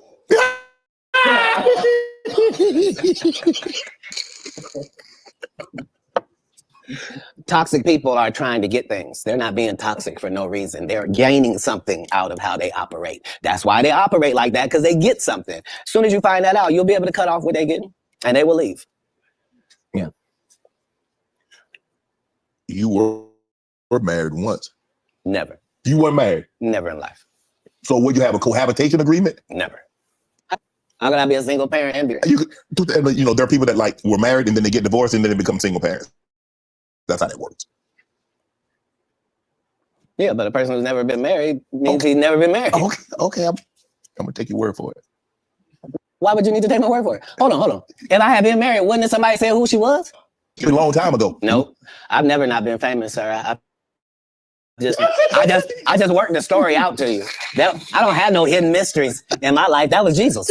I don't have no periods in my life where it's unaccounted for. No. That person that said that was a liar. I got a case right now in LA. This lady saying she was my assistant for 14 years and I heard her or something like that. Never worked for me, not a day in my life. Liars lie because they want to. But people always say, why would they lie? No, there are several women have said they was married to me. It's just when they went to court, they had to say, I was married to him spiritually. You shut up. How you gonna be married to me? My kids don't know you. Answer me that. So do you have a problem? Do you have a problem bringing women around your kids? No, not then or now. I've always lived with several women. Like I've known several. Yeah, like more than one. I've already told you that I prefer the company of women to the company of men. So if I told you that me and a couple dudes on my staff have to cohabitate, nobody finds a problem with that. Yeah, so it's me and 3 ladies cohabitating because that's how the business gets done. Like I don't want a chef that scratches his nuts before he cooks. I don't. No disrespect to these guys that go around with these large male-only groupings, but what he's saying is he hired women to cook, a chef, a woman chef. He hired a woman nanny and he hired a woman assistant, and they all live in his house. It doesn't mean he's sleeping with them. He just hired them. He would rather be around women than around men, like he said, that might be scratching their balls before they go make his food. And a woman will sit there and talk to you because they're nurturing rather than a man. You don't want to be around a man.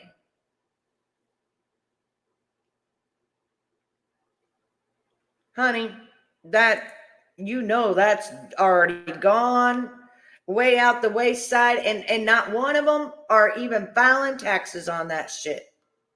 Not one of them. Not one of them. It's disgusting. That's not my episode of Entourage.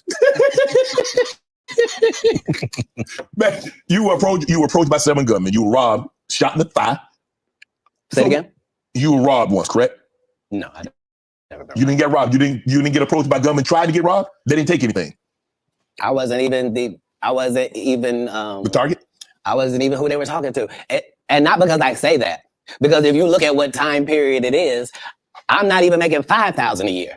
So robbing me wasn't an answer. This is before Oklahoma. You talking about a terrible condition. They'd have been disappointed thinking they get something off of you, huh? If they'd rob you. Look, in 3 cities, it's legendary that Katt Williams would walk down our streets with his baby in a baby stroller, with a diaper bag, with a gun in a diaper bag. The only thing I need is a pass. Don't mess with me and just let me go about my business. I'm living in Inglewood, Compton. I'm living in Manchester and Western. I'm in LA, the gang capital of the world, but never robbed. Because why? I'm not pretending to be something I'm not. You think I'm a blood. You think I'm a Crip. I'm from Ohio. I'm a comedian. I'm a father. Right. I'm trying to do something out here. And not only do I not judge what you're doing, I'm not trying to be involved. Right. That's the difference. That's where the respect comes from. So you're touring right now, the Dark Matter tour. Yeah. Filming next Netflix special. In May. May. Yep, next Netflix special. And, U2 Theater in Inglewood. I'm going to catch that. I thought you might say that. I will catch that one. Right. Because it's a homecoming for me. Because I lived on Hazel. So, I got to catch people know I lived in the heart of Inglewood. They saw me walk down Market Street with the babies I'm raising. Like they understood that, no, I was really not pretend. Oh, you want to be from the hood? No, I'm living there on the street. What's your favorite city to tour in? The next one. The next one, sir. Yeah, that's the real beauty of travel. Right. That's why most people don't have the empathy and the sympathy that they need to have for other people. Mhm. It's because they haven't seen other people. Right. Like if you went to yeah. Ireland and you saw what them people was like, and you went to Sweden and saw what them people was like, if you really went to Africa and you really saw what the people was like, you went to Haiti, you went to Puerto Rico, if you really traveled across the country, you would see that all people is the same. Way more people that's good than the fucked up individuals you're seeing. And if you understood that, it would change everything. So I don't have any favorites in the world, just because every place is dealing with their own issues, their own troubles. All places look better than they actually are for the people that live there. Mhm. And it's always a difference between Man, what it I seems know- like What did you know I say? and what it is like. never People will watched- tell you, I I don't went to watch Paris. but I was there at the Eiffel Tower. This is Bitch, you had bed bugs. And there were rats everywhere. The food was terrible. Tell the rest of it. This is the thing though on that cinnamon is they're saying that I mean that's the same as like Say La Vie. She literally ran around here with a cartoon character that looked nothing like her as a real catfish. And that's the same thing that PG did. Her picture been shown way long time ago when she was trying to be with Don. Long time ago.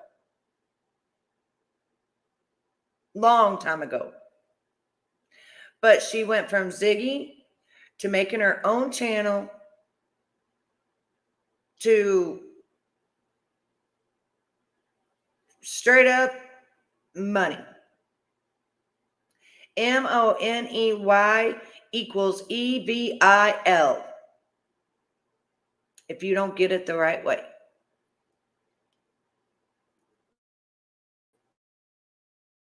That's right. He is an awesome father. He is. It's okay, baby. I understand.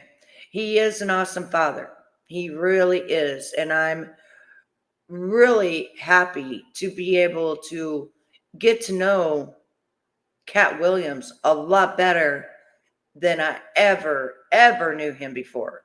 You know, I knew him from, because he wouldn't do no interviews. So I knew him just from, all his comedy and stuff, but I didn't know anything about him. And it's nice to actually kind of be like as if we're here sitting there with him. You know what I mean? It feels like we're sitting here with him. Just a normal, nice, humbled individual that didn't sell out. Don't tell some. Let me ask you a question. When you go to these cities to tour, do you make it a habit of getting out? That's how I built my reputation. It's also how I ended up in jail 19 times. Because when I come to do a show, I'm really in your city. So whatever the strip club is, I'm there. Whatever the top bar is, I was there drinking. You had a casino, I was at it. Like, what was it? Huh? Because I'm in your city. Right. This is how I'm learning your city so that when I do my show, I can be talking about what I know, not what I think, right? And so that was what I did at every city that I went to. The first 15 minutes of my show is what it's like to be here. You see what I'm saying? And so that was always a part of what kept my legend going to the point where I can still be in these arenas without you ever seeing a poster with my picture on it, without you ever seeing a flyer, without you ever seeing a post that goes, hey, it's Katt. Could y'all make sure y'all come out and come see me? Because I'm going to be, would you please come out, guys? Because we have a different respect. I know I'm coming. They know I'm coming. I know they gonna be there, and they know I'm gonna do the best job I can possibly do, and they know beyond a shadow of a doubt, whatever hour he was doing when we last saw him, he won't be doing that hour when we see him this time. Amen. It's a whole new conversation. That's And right. because I never strayed from that, they've never strayed from their part. I'm looking at some of the actors that you've been on screen with. Cube, Tracy Morgan, Regina Hall, Terrence Howard. Look, Nick Cannon, Tiffany. Bro, who brings out the best in Katt Williams? How does someone get the best out of Katt Williams? Do you need doing a it, comedian? Do Shay you Shay. need a serious actor? How do we get the absolute best out of You're Katt doing Williams on it right screen? now. Truth. Well, I would be disingenuous if I didn't remind us that that's never anybody's goal. It's never anybody's goal to create a great situation for me to do a good job. Why? In a script. The way it works is the script is already there. This is a character in the script. If they give me the job, I make it my job that this character here has to be as big as this whole project. So if you don't even see the movie School Dance, I want you to remember, whose goddamn white baby is this? And the only way that I can guarantee that you will remember my scene if you didn't remember a whole movie is if I make sure that my scenes are that good. Because that I watch great actors. You never saw De Niro, you never saw Pesci, you never saw any of these dudes in something. You was like, nah, I don't really believe it. You sure you're the Great Gatsby? Like, no, like you believe that this dude, Daniel, is a hobbit. That's part of the Lord of the Rings. Right. You see what I'm saying? And so it's having a respect for the craft that I'm doing. That means I'm trying to do the best job possible. What was it like working with Spike Lee doing Priceless? Spike Lee is everything that you said I was in my intro. He's just really an innovator and a groundbreaking, one-of-a-kind dynamo. And I knew that they were... Like, they tried to sabotage me even then. Like, as soon as I said I wanted to get Spike Lee to direct it, because that was the biggest thing I could do, they immediately gave Spike to Gerard Carmichael and had him do his special too at the Comedy Store, and just to undermine, like, but I if there's one thing you can take away from me as a person, whether you like me or you don't, if you take this from me, you will be a better person. If you decide today that you're going to live every day like it's your last for real, which means have a conversation with yourself every night. That, okay, that was it. May not be no more after that. And really count yourself every day like this could have been it. All right, before I go to bed, this could be it. All right, how's that looking? Yep. If you can do that, it'll change your life. You'll really start making decisions and living your life like this all you got. Just This this one. is exactly what I was talking about. Exactly what I was just talking about. Because that's how I live my life every day. I always tell my husband I love him. I call my kids. I tell my kids I love them. I will text them, whatever it is. Always, my husband and I have a first date every day. Every night that he comes home from work, we have a first date. It's our first date. You know how on your first date, you want to make everything spectacular? That's how we keep going. And I always pray to God before I close my eyes. And I always thank God whenever I open my eyes. Because like I said, this may be my last life, but I'm going out with a bang because I'm showing you of what I believe in and my truth. And that makes me different than everybody else. Other people, they can do reaction videos. Yeah. But they're not me. And every time I do something, I bring a little bit of truth each time. Or I say something new and different about me that you get to find out. And a lot of times it resonates with all of you because you've either been there yourself and you get it. And that's what I think makes me likable, because I'm not sitting here trying to be somebody that I'm not. I'm trying to be me and letting you know it's okay for you to be you. And if you don't believe in your Heavenly Father, that's between you and him. I ain't going to hold that against you. You know, if you think differently than me, that's okay too. Because we all have opinions. You know, this is not a place where you have to agree with everything I say. You can even debate me, you know, on it, and we can still be friends at the end of the day. But the main important thing is that I want my grandbabies to know that I love them. I want my kids to know that I love them. I want to have my relationship with my Heavenly Father, because I've been to heaven. I've been there, ladies and gentlemen. And it is the most beautiful, magnificent place you will ever be. And I am not a person that serves people. I am not a submissive person. But when I was in heaven, all I wanted to do was serve him and do whatever he told me to do. That's it. That's all. And I've explained my near-death experience many times. That's what I guess they call it. Some people go to hell. Some people go to the third hell. Some people go to heaven. Some people go to the second heaven. Like, there's different places that people go. And the only thing I can think about why God took me all the way to heaven and not the second tier, the third tier, the fourth tier, whatever, is because, to be honest with you, the only thing that I ever done at that point in my life against our Heavenly Father was I was fornicating by sleeping with my now husband. And did you know that I would tell him throughout the years that we were dating that I would have to pray and ask for forgiveness because I did not want to go to hell by fornicating, and that it bothered me really bad.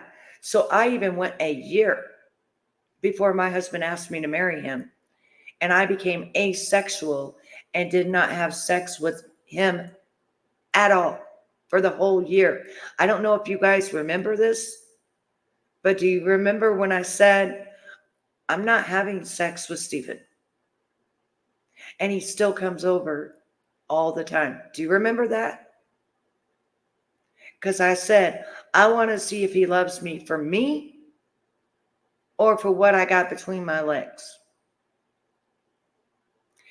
And while that was happening, I was getting closer and closer and closer to our Heavenly Father, which then turned me off of true crime, which then turned me off of missing children. I mean, the closer I got. And remember that 6 months that I drank, and then I threw that away. I threw that away. I don't need to drink to be happy. And New Year's Eve, my husband had bought me strawberry tequila, you know, that strawberry stuff. We had 3 shots and I went to bed. I didn't even bring the New Year in because I went to sleep at like 7 o'clock.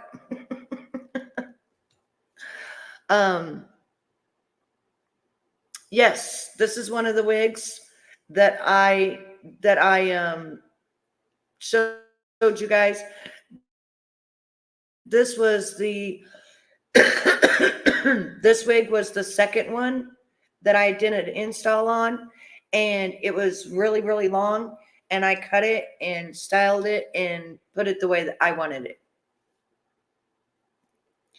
Did you buy one of them? Which one did you buy? Oh, and I'm going to tell you, I'm going into the business and I'm waiting on them right now, but I found a wholesaler that's selling real human wigs, human hair wigs, the ones that are $130 to $200 a piece and up. Yeah, Betty found them. And guess how much I'm going to be selling them for? $55 to $65.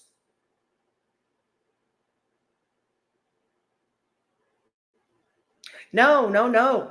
This wig came just like this. And when I cut it, it made it even more beautiful. When I cut it, because it was so long, this was like 24 inches long. When I cut it, it made it more beautiful. But yeah, I cut out the middleman. No more synthetic wigs. Going to human hair. 2024, baby. Sorry, I started out with 2010, but now we're in 2024, and Betty's going to be 2024, and I'm starting my own wig business. Yes, I am. With real human hair and affordable. Affordable. So I got 4 different ones that's on their way to me right now as we speak. And as soon as I get them, baby dolls, I'm going to model each one of them, and they will be up for sale. And the way that I will be doing it is you put your order in, then I buy it, they ship it to me, then I ship it to you, and that's the way I'm going to be doing it. And that's the way it's going to be. And when I get bigger and bigger and bigger, I'll probably open a website and do it like that. And never, ever did I think I would be into wigs. But wait till that real human hair comes. And real human hair and the breathable cap and the thick band that goes around and no glue, ladies. No glue. No glue. You just take it out of the box and put it on. That's what Betty's got coming. So I'm going to be the first one to check it out, check them all out, show them all to you. And then if you want it, you pay the money up front. And then it takes about a week to get to me. And it'll take about another 3 to 4 days to get to you. So approximately, let's just say 2 weeks, you'll have it. That's the way it's going to go. And then after that, I probably will put them on eBay, because I've had my store on eBay forever. And that's how I did True Religion jeans and all that stuff. Is I always find a wholesaler. Oh, they got those too, baby. They got those too. Yep. And you just put it on and go. And it's breathable. See, I'm going to tell you the difference now that I've learned. With these synthetic wigs, the cap is different. It's got a little thing that you put on there, and stuff, and the clips and stuff. But you really got to glue this shit on, or you're going to have, a lot of times I'll use this, but it actually gives me a headache because it's so tight. But you see this? It's got little grippers on it. And you just wear it like right around this part. But sometimes it gives me a headache. But yeah, the wigs I'm talking about is the ones that you go and purchase for $130 to $350 with the real human hair.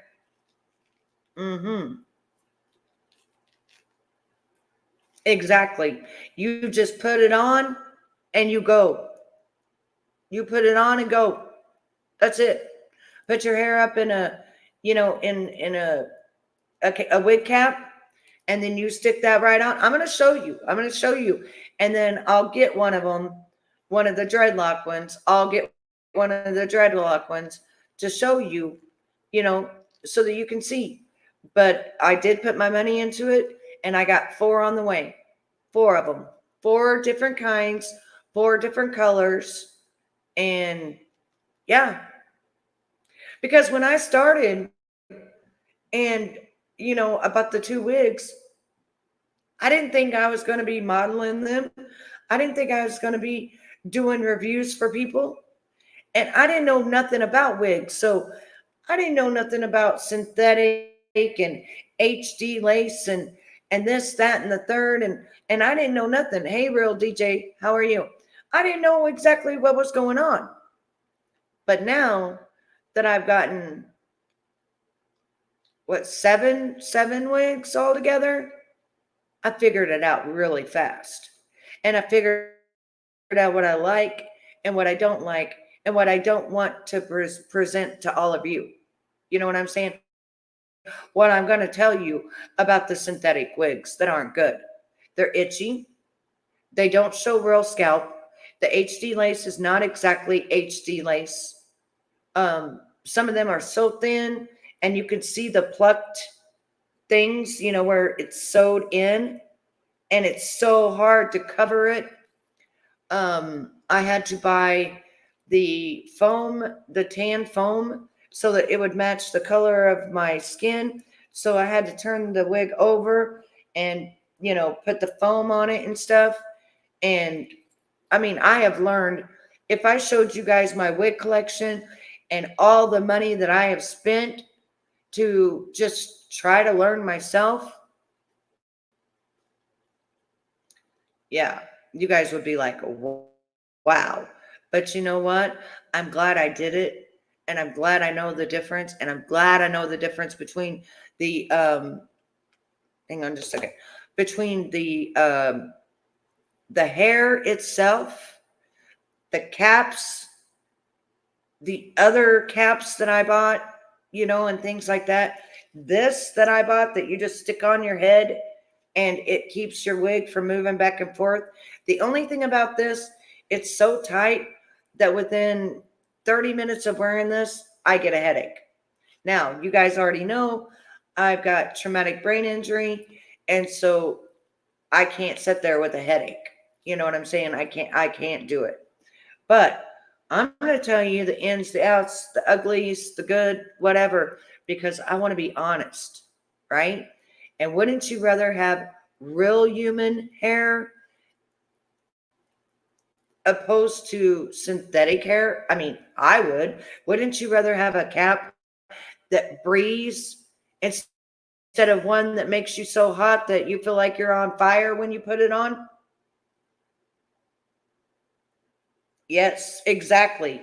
And these kind have the thick band, and you can make it any size that you want it. Yes. They're not really hard to brush. You have to buy a certain brush. I have a certain brush I bought. They're not really hard to brush because you have to buy a certain brush. You have to buy, and I bought it through Temu for like $1.74 when they're normally like $20. Hang on, let me go get my brush. Hang on.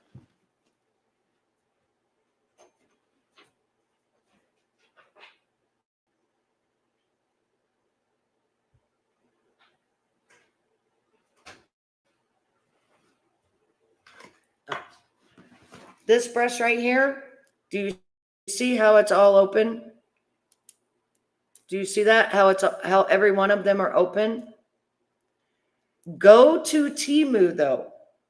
Let me put in the description below and let you click that link, because I'm a person that gets coins and stuff. Like, I can get free stuff if you buy off my link, and Amazon too.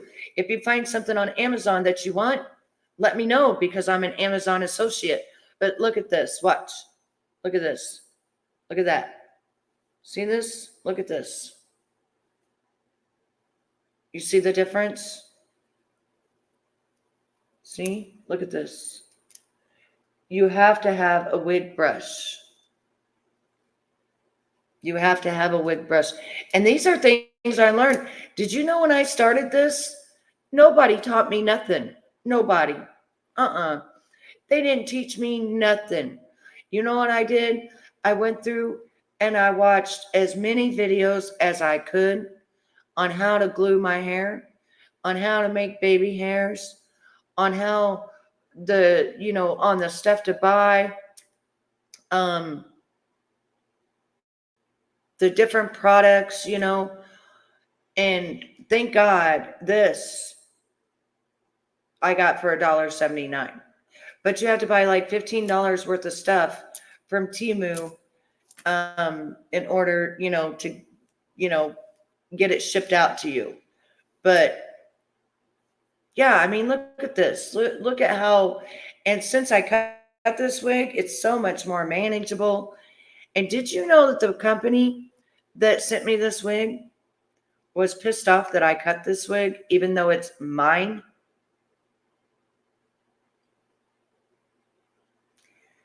Tell me that ain't some bullshit right there.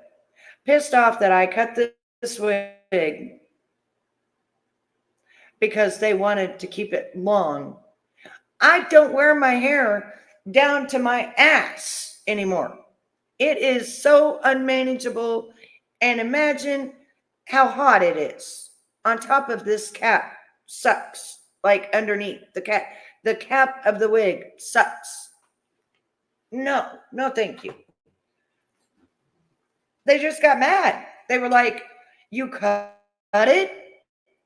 Yeah, it's my hair. I'm going to do whatever the hell I want to it. I've already done your review. Now it's my hair and I'm going to do whatever I want. But I won't be doing they've asked me for more reviews.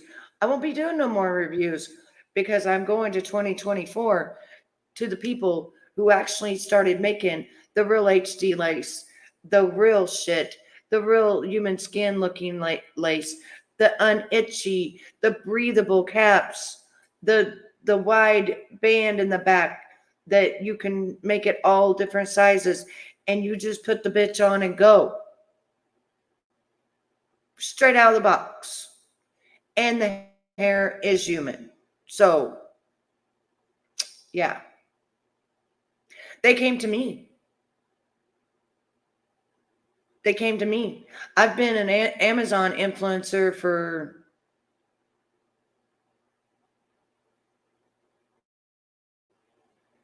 9-10 years. And I put my review on there of the first 2 wigs I ever bought. And then they came to me. And then I can even open a store. I have a store at Amazon that I haven't even put anything in it. And all I do is if you guys buy something, tell me, send me the link, and then I'll take and put my link on it and then send it right back to you. And then you purchase it. Yeah. But I can open my own store and that I could sell my wigs on there.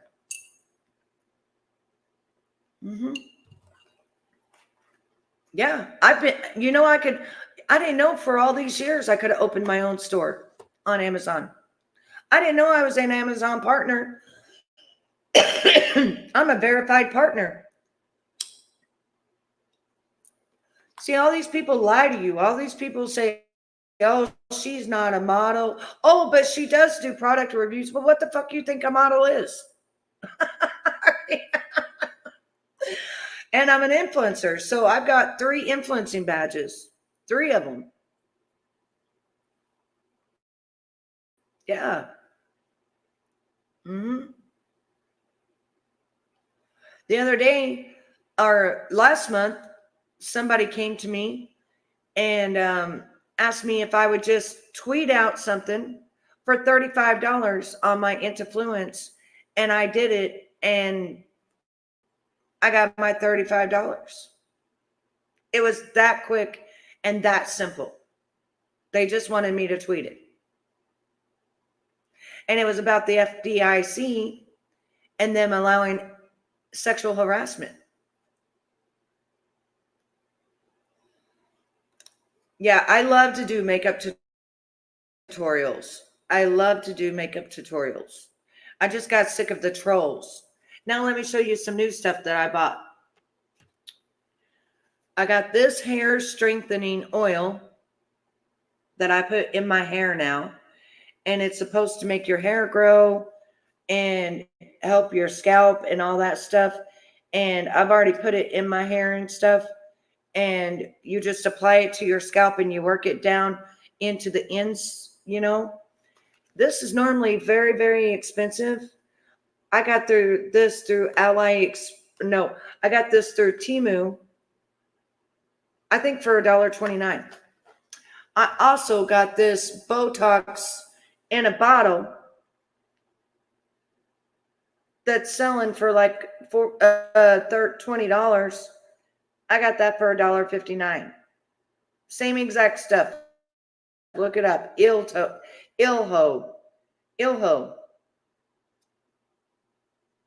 Look that up. Let me see. Well, it's not going to show you. EELHOE. And I've been putting it on my face, and people wonder, Betty, why does your face look so good? Because, like I said today in my life, if people would start doing skin regimens, hair regimens, they wouldn't be in everybody's business. They'd be too busy doing their own shit. I also buy from, what is that company called? My candle that's going back here. And, oh, Goose Creek. I bought this lotion for $1.79. And I buy their candles that are this big. Oop, doop, doop. Can you see? 3-wick, big candle for $15. Same exact candle at Bed Bath & Beyond. That's $32. I can buy 2 candles for the price of 1. And now that I've bought stuff, I even bought some foaming soap for my bathroom. I absolutely love it. I bought soap for my body because it's got all essential oils in it. And I'm talking, this stuff smells good. Like, oh my goodness. Let me show you how when you rub it on, you know how most stuff is all greasy and you can't get it to soak in your skin. All right, so you see how much I put? I put what, 1/4? All right, watch this. Watch this. Watch how good it goes into my skin. Look at that. It's already in my skin. The other side. It's already into my skin. This is what I've been working on. Stuff like this. Minding my own business.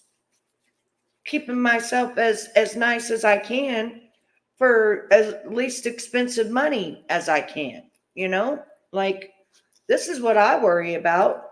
What I look like, what I feel like, and what's going to make me feel good. You know what I'm saying? Now look at that. Look at that. It's all rubbed in. Used to, I was all dry. I'm not dry no more. Because why? This has essential oils in it.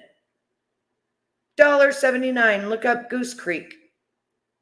They actually have commercials on my videos. But I found them on the internet because I was going to buy from Bed Bath & Beyond a candle. And I said, wait just a minute. And I went and I looked and found this company and bought 2 candles for the price of 1. And then I went back and bought 2 more candles. And then I bought this lotion. But the last time I bought the foaming soap, that was $1.79. That's the best foaming soap I've ever had. And the body wash is amazing. I mean, and you're so soft. And then I was like, I need some lotion. Boom. This is called Paradise Tea. Paradise Tea. And it smells so good. I mean, let me tell you a little bit about it. Let's see. Soft, soothing formula. Base skin with hydration to renew the look of bounce, radiance, and tone. Its deliciously fragranced, creamy formula leaves skin feeling dewy, fresh, and supremely hydrated. It really does. And it's got all these different oils in it. I can't even read them right now, though. Hang on. My eyesight is getting so bad. My eyesight is horrible.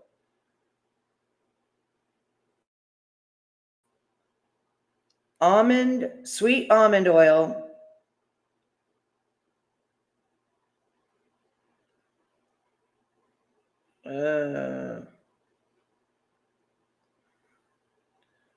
Trying to find all the stuff in it.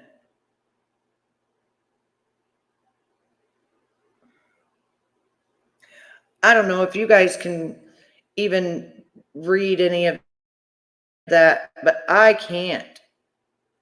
It's so small.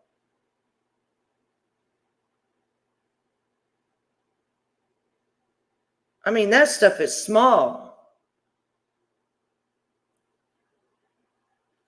What in the heck does it say?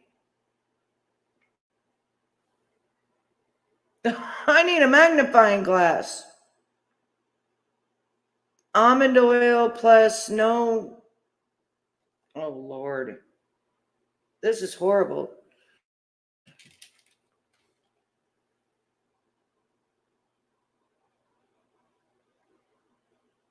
It's got vitamin E, almond oil, and no something.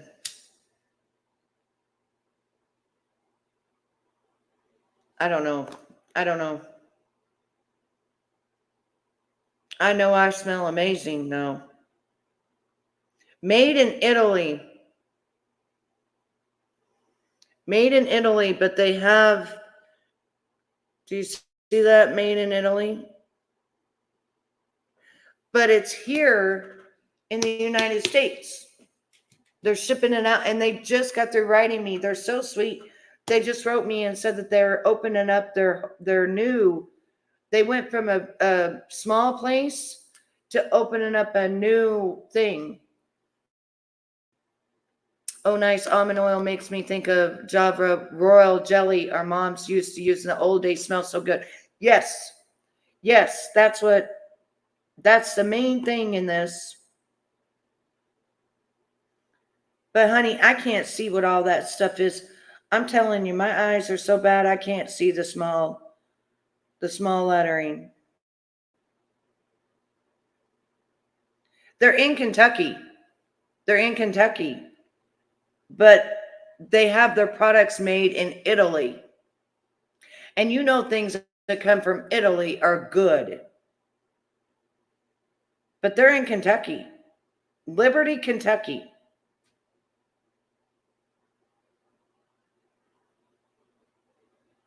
Yeah, and they'll write you emails and tell you your shipment is going to be late or whatever. And then after you purchase your first thing, they'll write you an email stating, here's 10% off for your next purchase, which I didn't get to have that because, well, I didn't know. And I went and purchased it before they could get back to me and give me 10% off.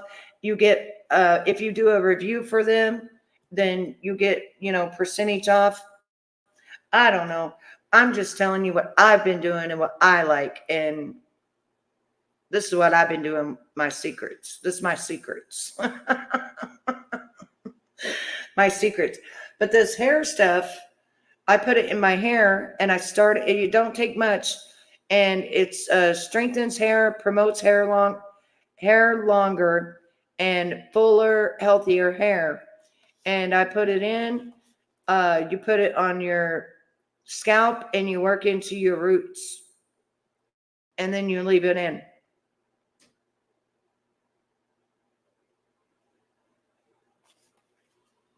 Yeah. So that's what I've been doing. And that's why I said that. That's why I said that earlier in my video this morning. I wasn't being mean when I said, get you a face regimen, because I also have these things that I put under my eyes that are 24 karat gold that I paid like $9 for. And they really make a difference on my eyes. But when I was saying, get you a skin regimen or get you a hair regimen or something, well, that's because if you start doing something good for yourself and you're not spending all that tremendous money doing it, then you're going to be out of people's business, if you know what I'm talking about. You're not going to be in people's business. You're not going to be a troll because you're going to be too busy taking care of yourself, which is what a lot of these people need to start doing, is taking care of themselves. And that's the ending of Katt Williams, because I always put it in the description below so that you can go click, watch the ending of it, and give that person, Shay Shay, Club Shay Shay, a like and a view. Because I think that when that person is the one that did the interview or whatever else, they should get that like and they should get that view. So if you don't mind, and when I get done, click in the description below and at least go give them a like and a view. because that's a nice thing to do. They got 1.3 million people, so they're doing, he's doing really well.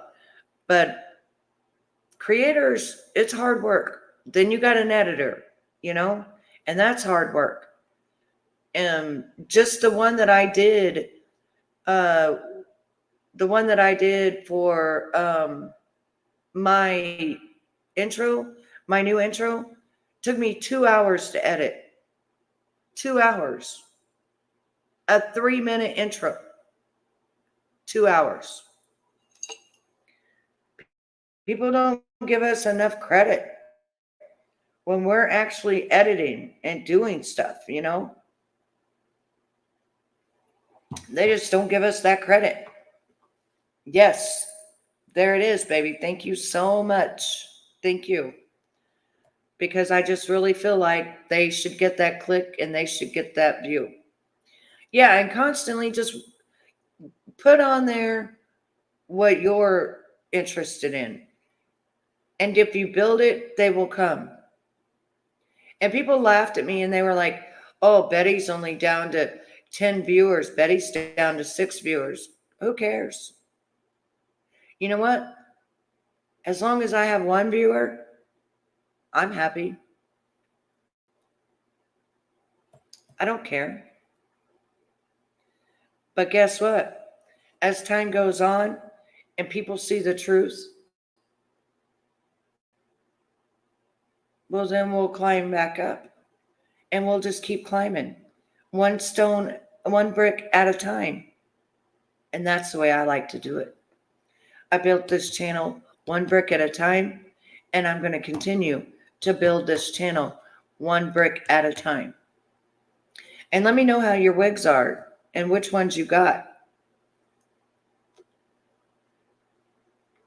Yeah, put your link down so that I can sub up to it, because I'm not even subbed up to it. I thought you was still with the mean girls. So I don't go around all those people. I keep to myself. I don't like all of that. I like to watch content creators if they've got content and something to actually chat about. But, it is. It takes a long time. Oh, you did? Nice. Nice. Well, hopefully when I get my real ones in, you might get one from me. Can you put your link in for me, Real Gypsy? Let me see if I can go to your channel. Hang on. I think I can. There. Now I'm subscribed. Because once you got with them, I just left. I just don't want to be a part of all that. I'm not here to put people down. And this morning, Say Levine in here, she's constantly tagging my name and shit. Well, she got roasted. I'm sorry. I even apologized to God, but leave me alone. Stop making content off me. 36 hours. Well, I was only an associate for about that long. About that long, yeah. Had to have it on my name for 2 weeks. Fuck. Hell of a 2 weeks, let me tell you. Yeah, I never became one. I was just a associate. That's it. But yeah, I just build my own stuff, and if I do reaction videos, it's to content that I like and what I think others will like or be interested in. And I want them to have the clicks and the views. So it's kind of like we work together. And that's what I wish that people would do with me. If you're going to use my content, at least put me in the description that you used my content, Oh, yep, she's with them. But see, they come in, they love bomb you. You're everything. And then when they don't want you anymore, you're nothing. and you are the one they're making fun of. And then you learn that it's not fun to make fun of people. It's really not. And it doesn't make you feel good at the end of the day. Cinnamon had to learn it. I had to learn it. You had to learn it. We all had to learn it. And I did ask God to forgive me for roasting Say La Vie this morning, but she had the audacity to tag me all the time and the audacity to come in my room and act like she's somebody. Okay, SDA, I'm closing out anyway, baby. Oh, exactly. And that means she was never your friend to begin with. So if I was you, I wouldn't want her. Who wants a fake friend? I don't. I call SDA my bestie because, hell, SDA's been with me since 2018. That's how long she's been with me. I think she's earned the title of being my bestie. Even though we don't talk and stuff like that, once in a while we'll have a chat, but we don't really talk. She's just always here. And I'm cheering her on for her channel and her content. And I've been begging her for years to do it. And I'm really trying to get her, and she's really getting into it now. And so I'm excited to see, her videos that she's been putting out and stuff on, the Epstein, and everything. I'm real proud of her. I mean, she's came a long way. I was the first panel she ever went on, because remember, she would never go on panels. And she got to where she was feeling like nobody liked her and people would throw her out because she was my mod.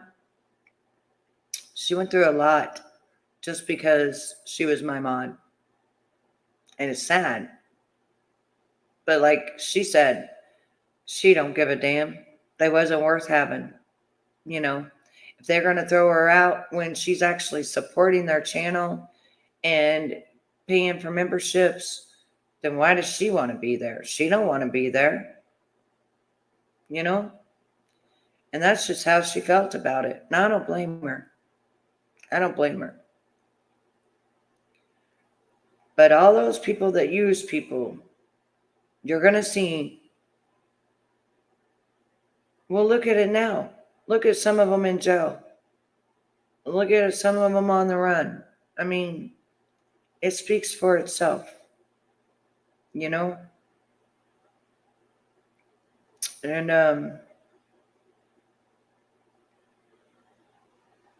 yeah.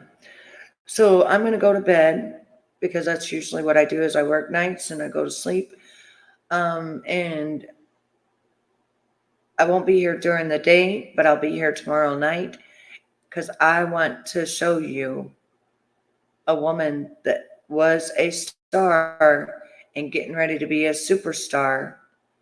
And she didn't sign on that dotted line. And when I found out she was with, because she didn't say no names, but I went and looked her up, which I'm going to show you guys. And it said Bad Boy Entertainment. I knew what name that was. That's P. Diddy. And I knew who asked her that question. And then you'll hear her story and what she turned to and what her husband and her do now. And they've been very blessed. So click your thumbs up, leave a comment below that you liked the show or what you liked about it, what you didn't like about it. To my replay crew, if you got this far, thank you so much. And everybody have a magical day. I wish nothing but the best for all of you. And if you don't see me again, it's because God took me. But I'm going to be here tomorrow or tonight if God permits it. So I will see all of you soon. Mwah. And I'm out of here.